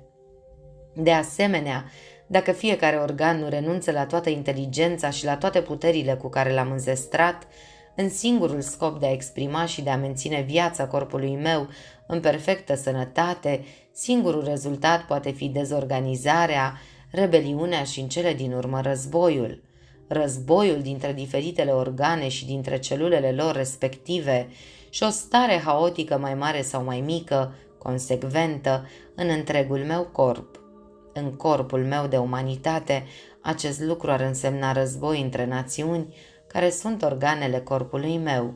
Întrucât orice război nu este decât o boală acută sau o dizarmonie și întrucât viața mea, care în umanitate se manifestă ca iubire impersonală, nu se poate exprima decât în armonie, chiar ca în corpul fizic.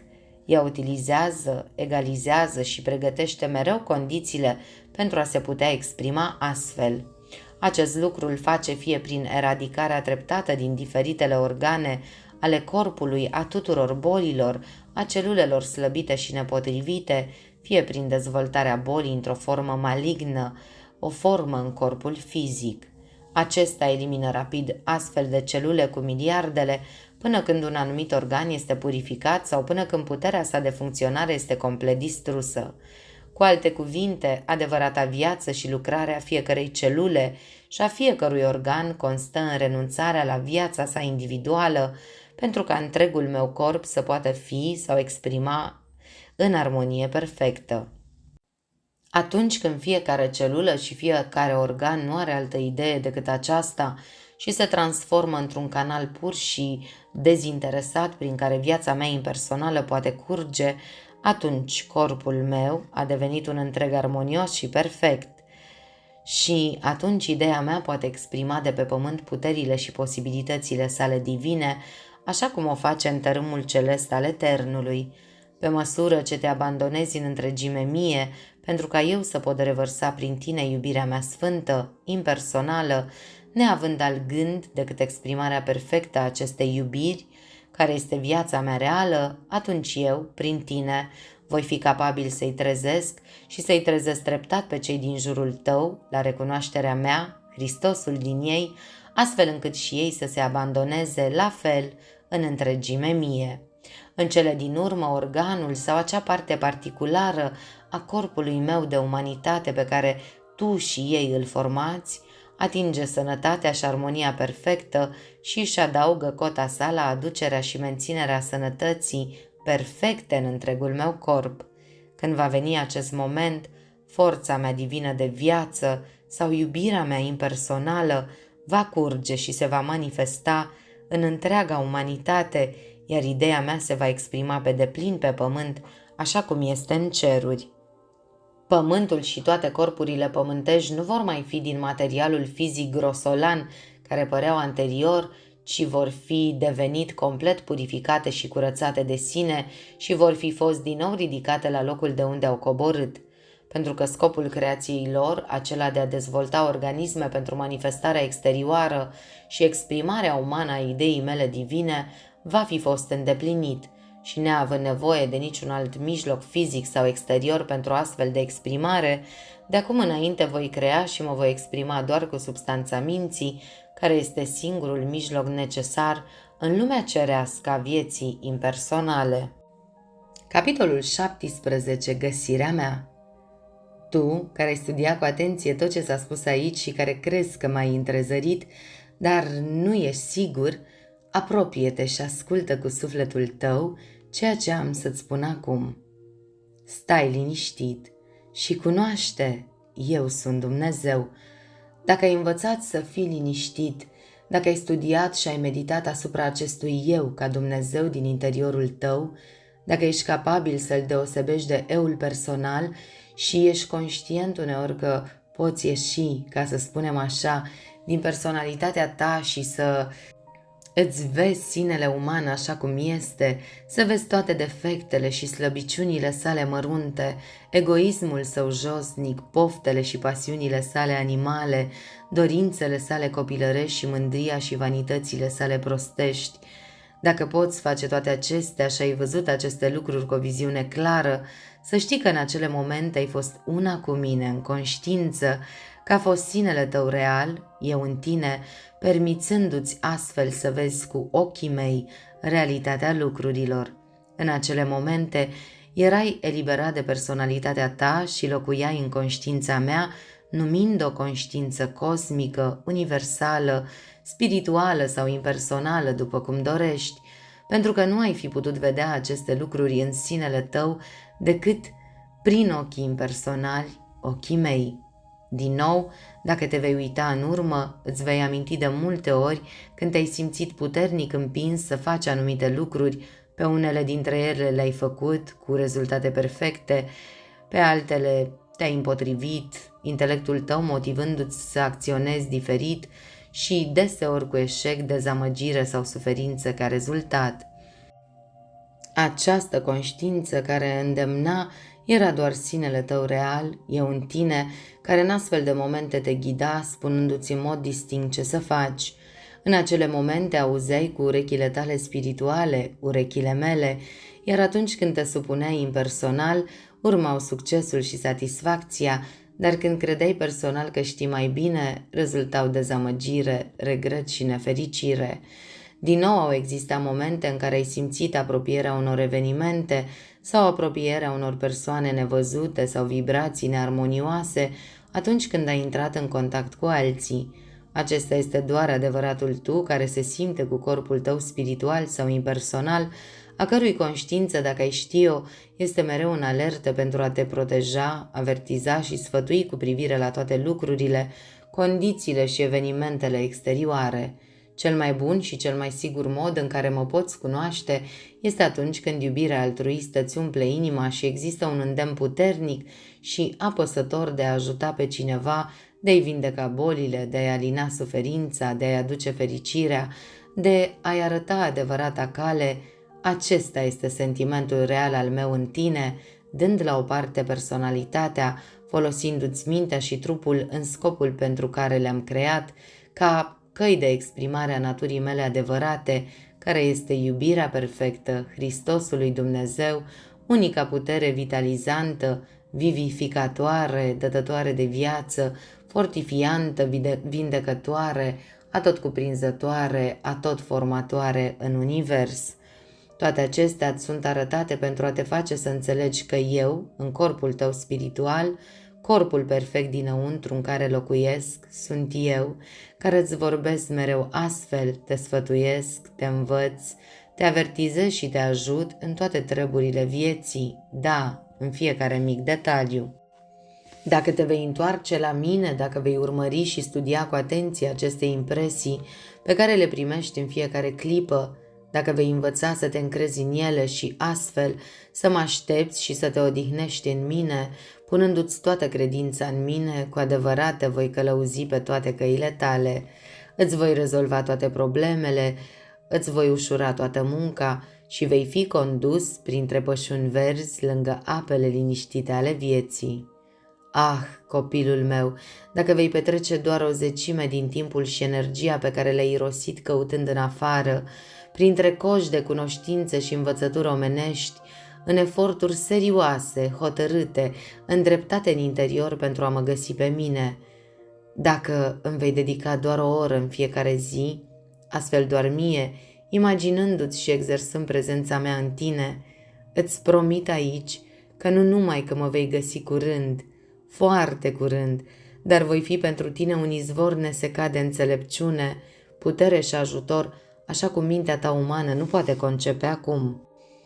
Da, dacă mă vei căuta astfel, făcându-mă primul în viața ta, fără să te odihnești până când mă vei găsi, nu va trece mult timp până când vei deveni conștient de prezența mea, de vocea mea iubitoare, care vorbește constant din adâncul inimii tale. Vei învăța să vii la mine în dulce comuniune și vei descoperi că rămâi în conștiința mea, că cuvântul meu rămâne în tine și că tot ceea ce îți dorești ți se va face în mod aparent miraculos. Această rămânere continuă în mine poate fi dificilă la început, pentru că lumea, carnea și diavolul încă prezintă dovezi conștiinței tale, dar te vei obișnui să folosești ochii mei impersonali și în curând vei fi capabil să vezi în realitatea lucrurilor, chiar și în realitatea acestor aparenți lorzi ai pământului.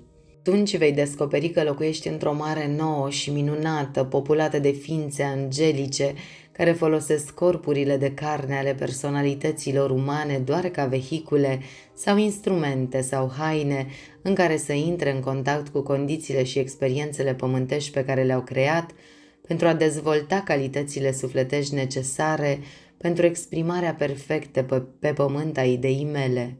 Atunci, pentru ochii tăi nu vor exista umbre, nici rău și în consecință nici diavol, căci totul este lumină și iubire, libertate, fericire și pace și mă vei vedea în toate, în fiecare ființă un anumit atribut al meu, în fiecare lucru animat o anumită fază a mea și nu va trebui decât să lași iubirea mea să strălucească din inima ta și ea te va lumina și îți va lumina sensul real a tot ceea ce vezi.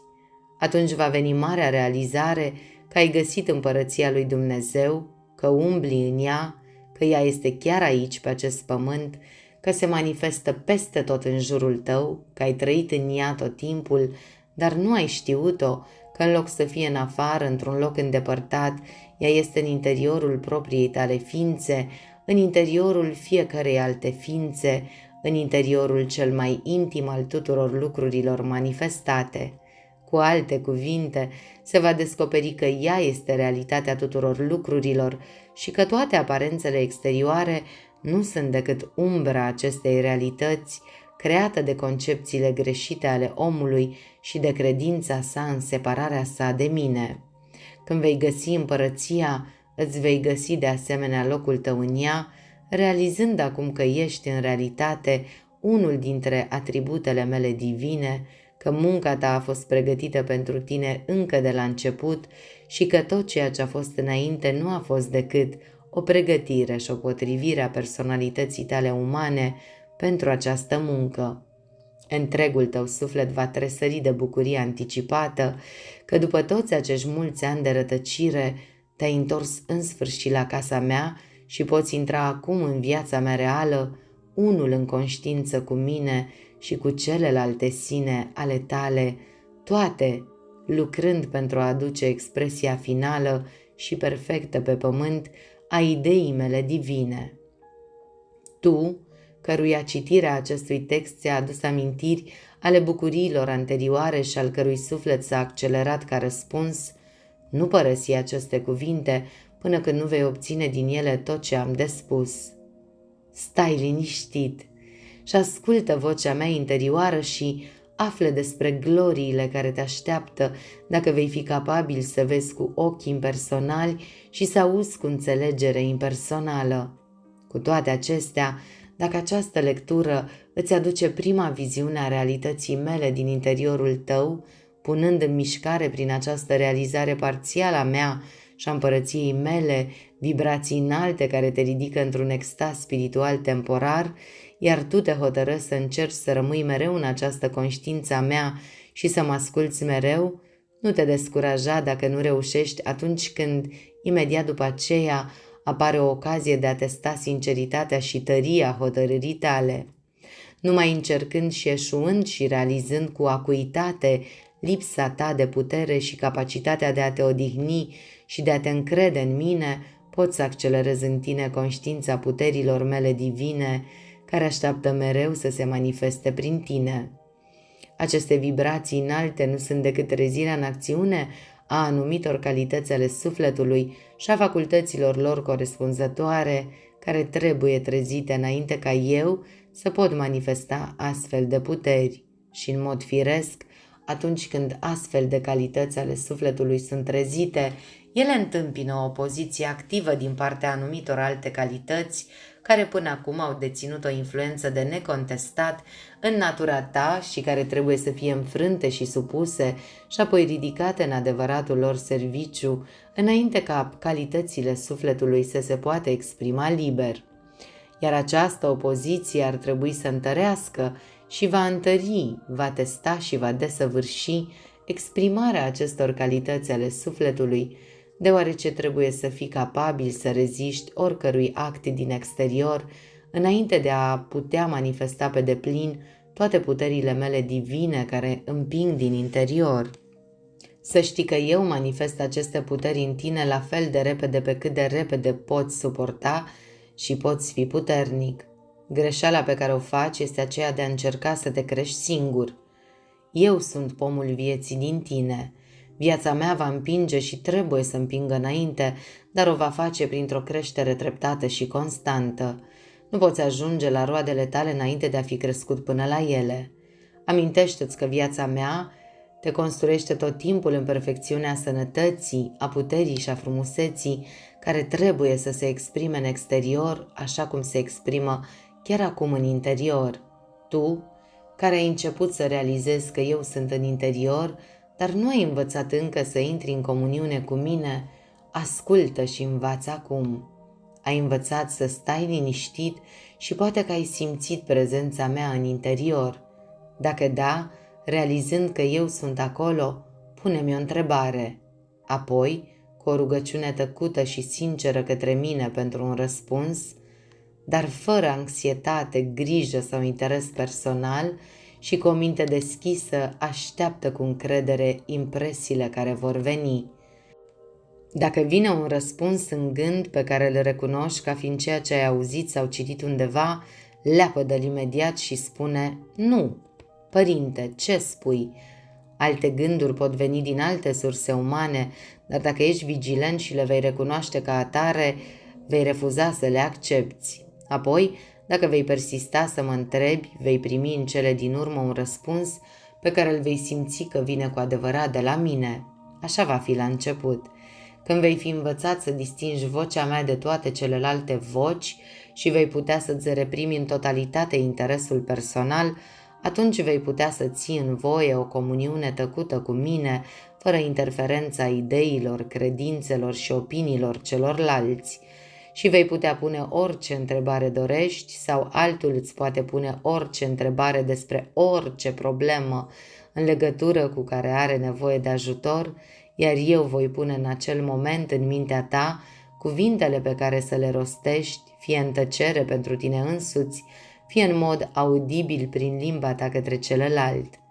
Tu, iubitul meu, care ți-ai consacrat sinele mie și depui toate eforturile pentru a găsi unirea cu mine, dar în schimb ai constatat aparent că orice sprijin al lumii a fost retras sau este retras și că ești fără bani și fără prieteni și nu știi la cine să apelezi pentru ajutor uman, învață, binecuvântatul meu, că ești foarte, foarte aproape acum și că dacă vei continua doar să rămâi în mine, lăsând cuvântul meu să locuiască în tine și să te ghideze, odihnindu-te și având încredere absolută în promisiunea mea, îți voi aduce foarte curând o bucurie, o împlinire, o pace pe care cuvintele și mințile omenești nu și le pot imagina. Pentru că ai ascultat de poruncile mele, te-ai încrezut în mine și ai căutat mai întâi împărăția mea și dreptatea mea și de aceea îți voi adăuga toate celelalte lucruri, chiar și cele pe care lumea ți le-a refuzat.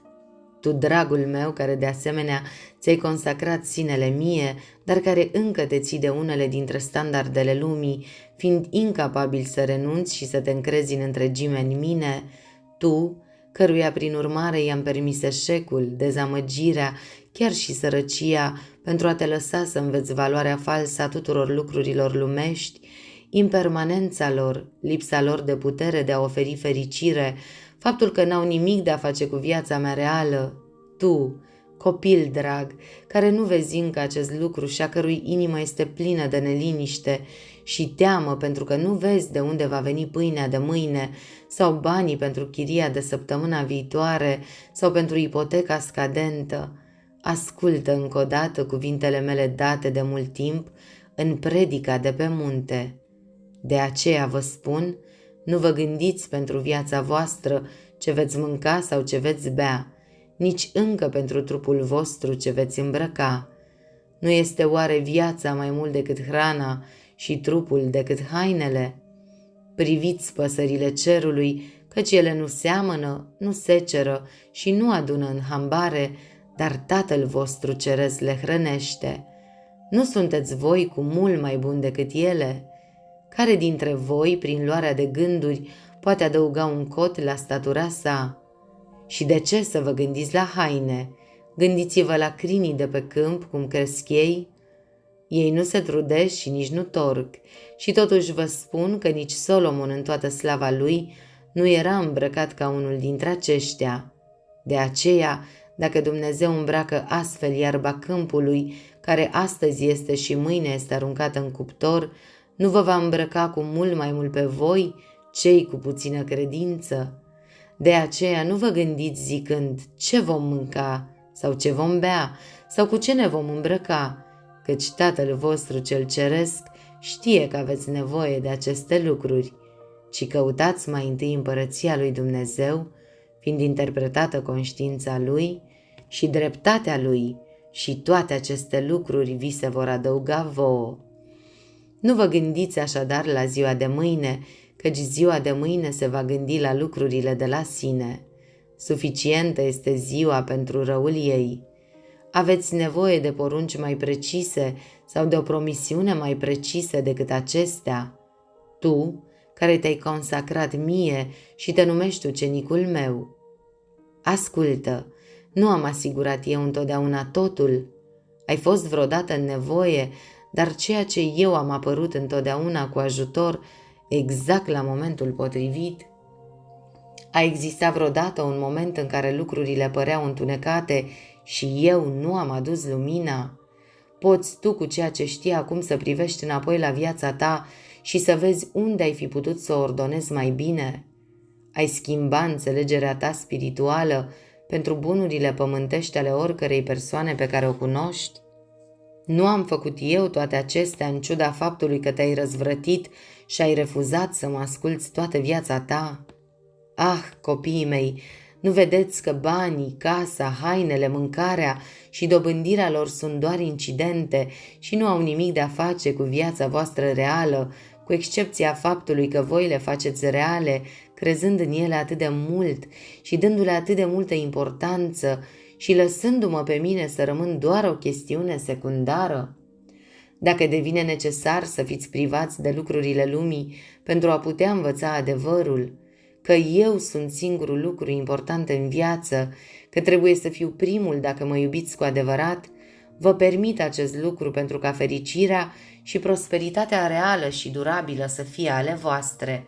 Acest lucru este valabil și pentru tine, copilul meu, tu care ți-ai pierdut sănătatea, ți-ai pierdut curajul, ai pierdut orice stăpânire de sine și după ani obosiți de căutări, fără remediile pământești, de la medici, urmând cu fidelitate fiecare instrucțiune și sugestie dăruite pentru a-ți recăpăta viața pe care ai pierdut-o.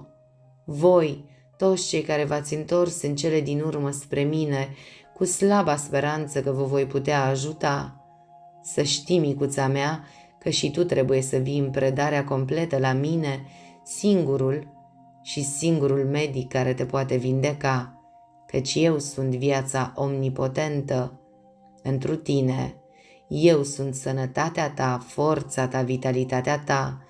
Doar atunci când mă vei putea simți înăuntru și vei ști că eu sunt toate acestea pentru tine, vei putea experimenta o sănătate reală și de durată. Și acum, copilul meu, apropie-te, pentru că eu am să-ți spun acum mijloacele de a obține toate aceste lucruri. Sănătate, prosperitate, fericire, unire, pace. În următoarele cuvinte se ascunde marele secret. Binecuvântat să fii tu care îl găsești. Stai liniștit și cunoaște. Eu sunt Dumnezeu.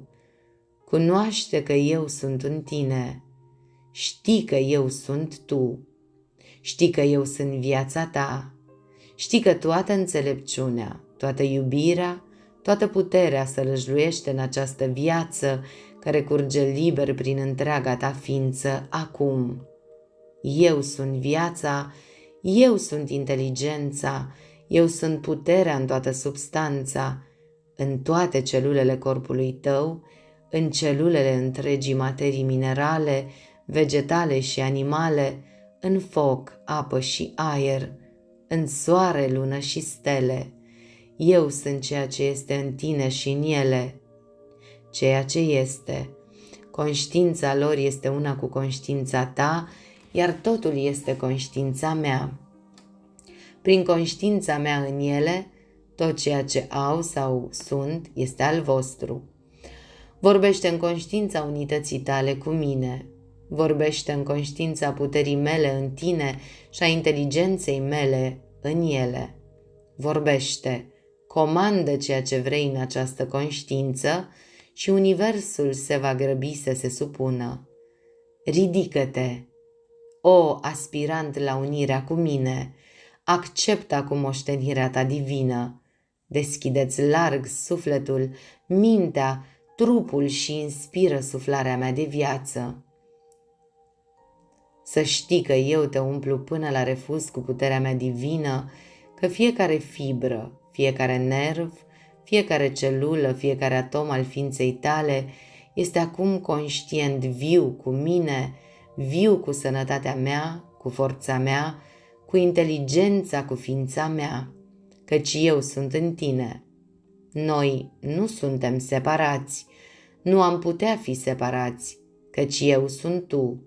Eu sunt sinele tău real, viața ta reală și eu sunt manifestându-mă și toate puterile mele în tine acum. Trezește-te, ridică-te și afirmă suveranitatea. Cunoaște-ți sinele și puterile tale.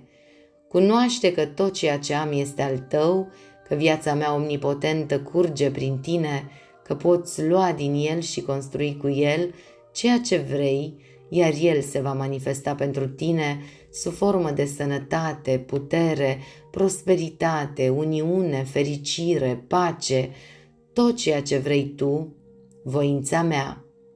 Imaginează-ți acest lucru, gândește-te la asta, cunoaște-o, apoi cu toată pozitivitatea din natura ta, rostește cuvântul creator. Acesta nu se va întoarce la tine în gol, dar să știi, dragule, că acest lucru nu poate fi până când nu vei veni la mine într-o predare completă și absolută, până când nu te vei da pe tine însuți, substanța ta, afacerile tale, viața ta în grija mea, punând toată grija și responsabilitatea pe seama mea, odihnindu-te și având încredere absolută în mine. Când vei fi făcut acest lucru, atunci cuvintele de mai sus vor trezi la viață activă puterile mele divine latente în sufletul tău și vei fi conștient de o forță puternică în tine, care doar în măsura în care vei rămâne în mine și vei lăsa cuvintele mele să rămână în tine, te va elibera în întregime de lumea viselor tale, te va trezi pe deplin în spirit și îți va deschide toate căile, îți va furniza toate lucrurile pe care le dorești și va îndepărta de tine necazurile și suferințele pentru totdeauna. Atunci nu vor mai exista îndoieli și întrebări, pentru că vei ști că eu, Dumnezeu, sinele tău, voi asigura întotdeauna, voi indica întotdeauna calea, pentru că vei fi descoperit că tu și eu suntem unul. Capitolul 18. Uniunea. Tu, care dorești cu adevărat să te consacri astfel mie și ești dispus să-mi dăruiești întreaga ta viață, lăsând deoparte toate ideile, speranțele și scopurile personale, pentru ca eu să pot exprima liber și deplin prin tine ideea mea impersonală, ascultă cu atenție aceste cuvinte. Te-am condus prin toate experiențele vieții tale până în acest punct. Dacă acum ești cu adevărat pregătit și dispus să mă slujești și dacă ai învățat că tu, de la tine însuți, nu poți ști nimic și nu poți face nimic și că eu sunt, iar ceea ce numești inteligența ta, puterea și substanța ta sunt de fapt ale mele și că eu sunt cel care te dirigează și îți dirigează toate gândurile și care deopotrivă te fac și îți permit să faci tot ceea ce faci, atunci poți înțelege semnificația cuvintelor mele și ești absolut pregătit să te supui lor. Până acum ți-am adus experiențele care să te învețe exact aceste lucruri, dar acum, dacă ești pregătit și vrednic, vei lucra în mod conștient cu mine, așteptând cu bucurie, dar cu calm, fiecare nouă experiență, știind că în fiecare dintre ele sunt cuprinse expresii minunate ale semnificației mele, pe care ți le voi clarifica pe deplin și care îți vor aduce din ce în ce mai mult în uniunea iubitoare și intimă cu mine. Astfel, toate experiențele vor fi de acum încolo binecuvântări, în loc de încercări și teste sau efecte karmice ale unor acte anterioare, pentru că în fiecare dintre ele îți voi dezvălui viziuni glorioase ale realității mele, ale propriului tău sine adevărat, minunat. Până când nu vei mai avea nicio dispoziție de a urma vreuna dintre vechile dorințe și vei căuta doar să cunoști dorințele mele și să mă mulțumești. Acest lucru se va manifesta în multe moduri noi. În activitățile tale, oricare ar fi ele, nu-ți va păsa care este sarcina, ci vei face tot ceea ce-ți stă în față, știind că asta este ceea ce cer eu. Și străduindu-te să mă mulțumești întotdeauna și numai prin partea ta impersonală în realizarea ei, care îmi permite astfel să-mi îndeplinez rapid voința mea. Chiar și în afacerile tale vei găsi că eu sunt acolo. De fapt, eu sunt cel care îți asigură o astfel de afacere, oricare ar fi ea, nu pentru ca în ea să poți fi succesul sau eșecul sau omul de rând care ești, nici pentru ca tu să poți acumula bogății pentru urmașii tăi sau să pierzi tot ce ai sau să nu acumulezi niciodată nimic. Nu, ci pentru ca prin succesul sau eșecul sau prin lipsa de ambiție sau de abilități speciale să-ți trezesc inima la o realizare a mea, cel impersonal, așezat înăuntru, inspirând și dirijând toate aceste lucruri pe care le faci, așteptând ca tu să participi în mod conștient la adevăratul succes și să accepți adevăratele bogății pe care ți le-am rezervat. Vei afla atunci că afacerile, munca sau condiția ta de viață nu sunt decât incidente sau vehiculele exterioare pe care le aleg și le folosesc pentru a te purta prin anumite experiențe pe care le consider cele mai potrivite și pentru a te aduce la această realizare și în același timp pentru a reactiva în tine anumite calități ale sufletului care acum nu se exprimă decât imperfect.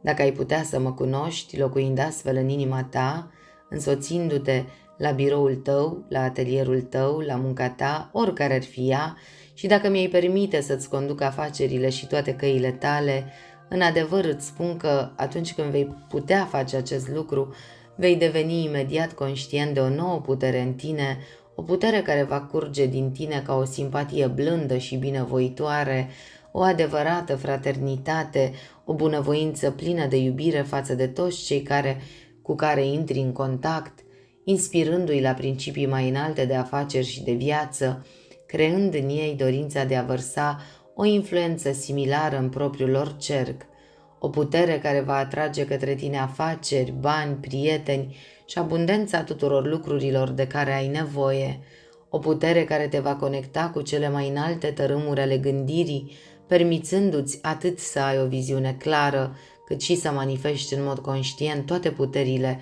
și atributele mele impersonale în fiecare moment al vieții tale. Nu vei mai simți nevoia să mergi la biserică sau la reuniuni religioase de orice fel, sau chiar să citești învățăturile revelațiilor mele pentru a mă găsi și a mă venera. În schimb, te vei întoarce în interiorul tău și mă vei găsi întotdeauna acolo și vei fi atât de plin de bucuria de a fi în comuniune cu mine și de a mă sluji și de a mă adora astfel, încât nu-ți va păsa de nimic altceva decât să asculți și să te supui vocii mele și să simți căldura și fiorul iubirii mele tandre, în timp ce te umple și te înconjoară, îți deschide calea și îți înmoaie condițiile oriunde ai merge și oricare ar fi munca ta.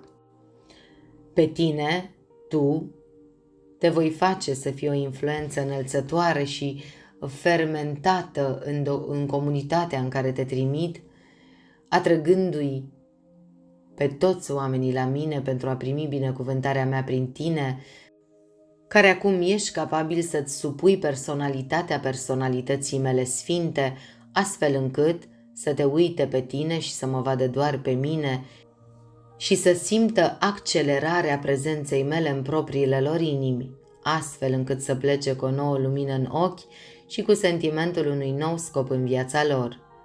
În casele voastre, în mod deosebit, voi locui, prin cei mai apropiați de voi vă voi învăța multe lucruri minunate pe care acum le puteți înțelege când înainte vă răzvrăteați cu pasiune împotriva adevărului lor. Prin soț, soție, copil, frate, soră, părinte, voi putea acum să dezvolt în voi aceste mari calități: răbdare, blândețe, toleranță, stăpânirea limbii, bunăvoință iubitoare, adevărata lipsă de egoism și o inimă înțelegătoare, căci vă voi face să vedeți că eu sunt în adâncul inimii lor, așa cum sunt și în inimile voastre. Acum vei fi capabil să apreciezi acest lucru și să profiți de el. Când vei înțelege cu adevărat acest mare adevăr, vei putea să mă vezi în fratele tău, în soția ta, în părintele sau în copilul tău, apelând la tine cu ochi plini de iubire și bucurie atunci când vorbesc. În loc să îi învinovățești pentru aparentele lor greșeli, te vei întoarce în lăuntrul tău către mine, cel impersonal, care va rosti prin tine cuvinte blânde, de bunătate iubitoare, care vor înmuia imediat inima celuilalt și îți vor aduce pacea și te vor aduce din nou împreună și mai aproape ca niciodată. Pentru că eu, adevăratul eu, în inima fiecăruia, sunt unul și răspund întotdeauna atunci când sunt chemat astfel. Da, dacă ai putea să o știi, cea mai mare școală și cel mai mare învățător al tău este în propria ta casă, lângă propriul tău foc. Multe, foarte multe sunt rezervate celor care știu acest lucru în mod conștient și îmi permit mie, cel impersonal din interior, să fac învățătura. Pentru că nu numai că te voi învăța multe lucruri prin gura celor mai apropiați de tine, dar îi voi învăța și pe ceilalți în mod similar prin tine, dar cu această diferență. Dacă ești conștient de mine și în mod impersonal te odihnești în mine și în înțelepciunea mea, atunci îmi vei permite să îți inspir cuvintele și să te împuternicesc, să-ți împuternicesc actele și nu vei fi preocupat de efectele lor asupra celorlalți sau asupra ta, punând toată responsabilitatea pe umerii mei.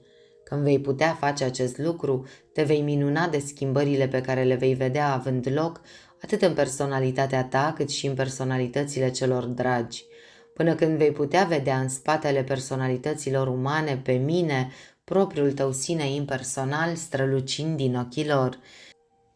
Când mă vei putea vedea astfel pe mine, atunci ți se vor deschide cerurile și nu vei mai vedea defecte în fratele tău și nu vei mai auzi lipsa de armonie în jurul tău sau să simți lipsa de bunăvoință venită din partea oricărui alt semen, pentru că vei ști că eu, cel impersonal, în interiorul acelui celălalt sunt izvorul oricărei perfecțiuni, al oricărei armonii, al oricărei iubiri binevoitoare și nu aștept decât ca personalitatea umană să facă recunoașterea, să se dea la o parte cu supunere și să lase lumina mea să strălucească, strălucind în toată gloria ideii mele divine. Atunci vei vedea că toate condițiile în care te pun sunt locurile pe care le-am ales pentru a mă servi cel mai bine, că în toate locurile și în toate condițiile sunt multe, foarte multe de făcut. Cu cât sunt mai respingătoare pentru personalitate, cu atât mai mare este nevoia de prezența mea vie. Oriunde te afli atunci când vine trezirea, indiferent care a fost pregătirea ta, în afaceri, într-o profesie, în munca manuală, în biserică sau în lumea interlopă, acolo se află poate cea mai bună ocazie de a sluji, pentru că acolo cunoști cel mai bine modul și calea. Căci cum se pot trezi eu și ceilalți oameni ai tăi la cunoașterea prezenței mele interioare, fără influența de trezire care trebuie să vină mai întâi din exterior? Tu, care ai primit, trebuie să dai. Tu, care ai fost trezit, trebuie să devii cel care trezește. Tu trebuie să duci în această afacere, în această profesie, în această muncă, în această lume subterană, prezența mea vie.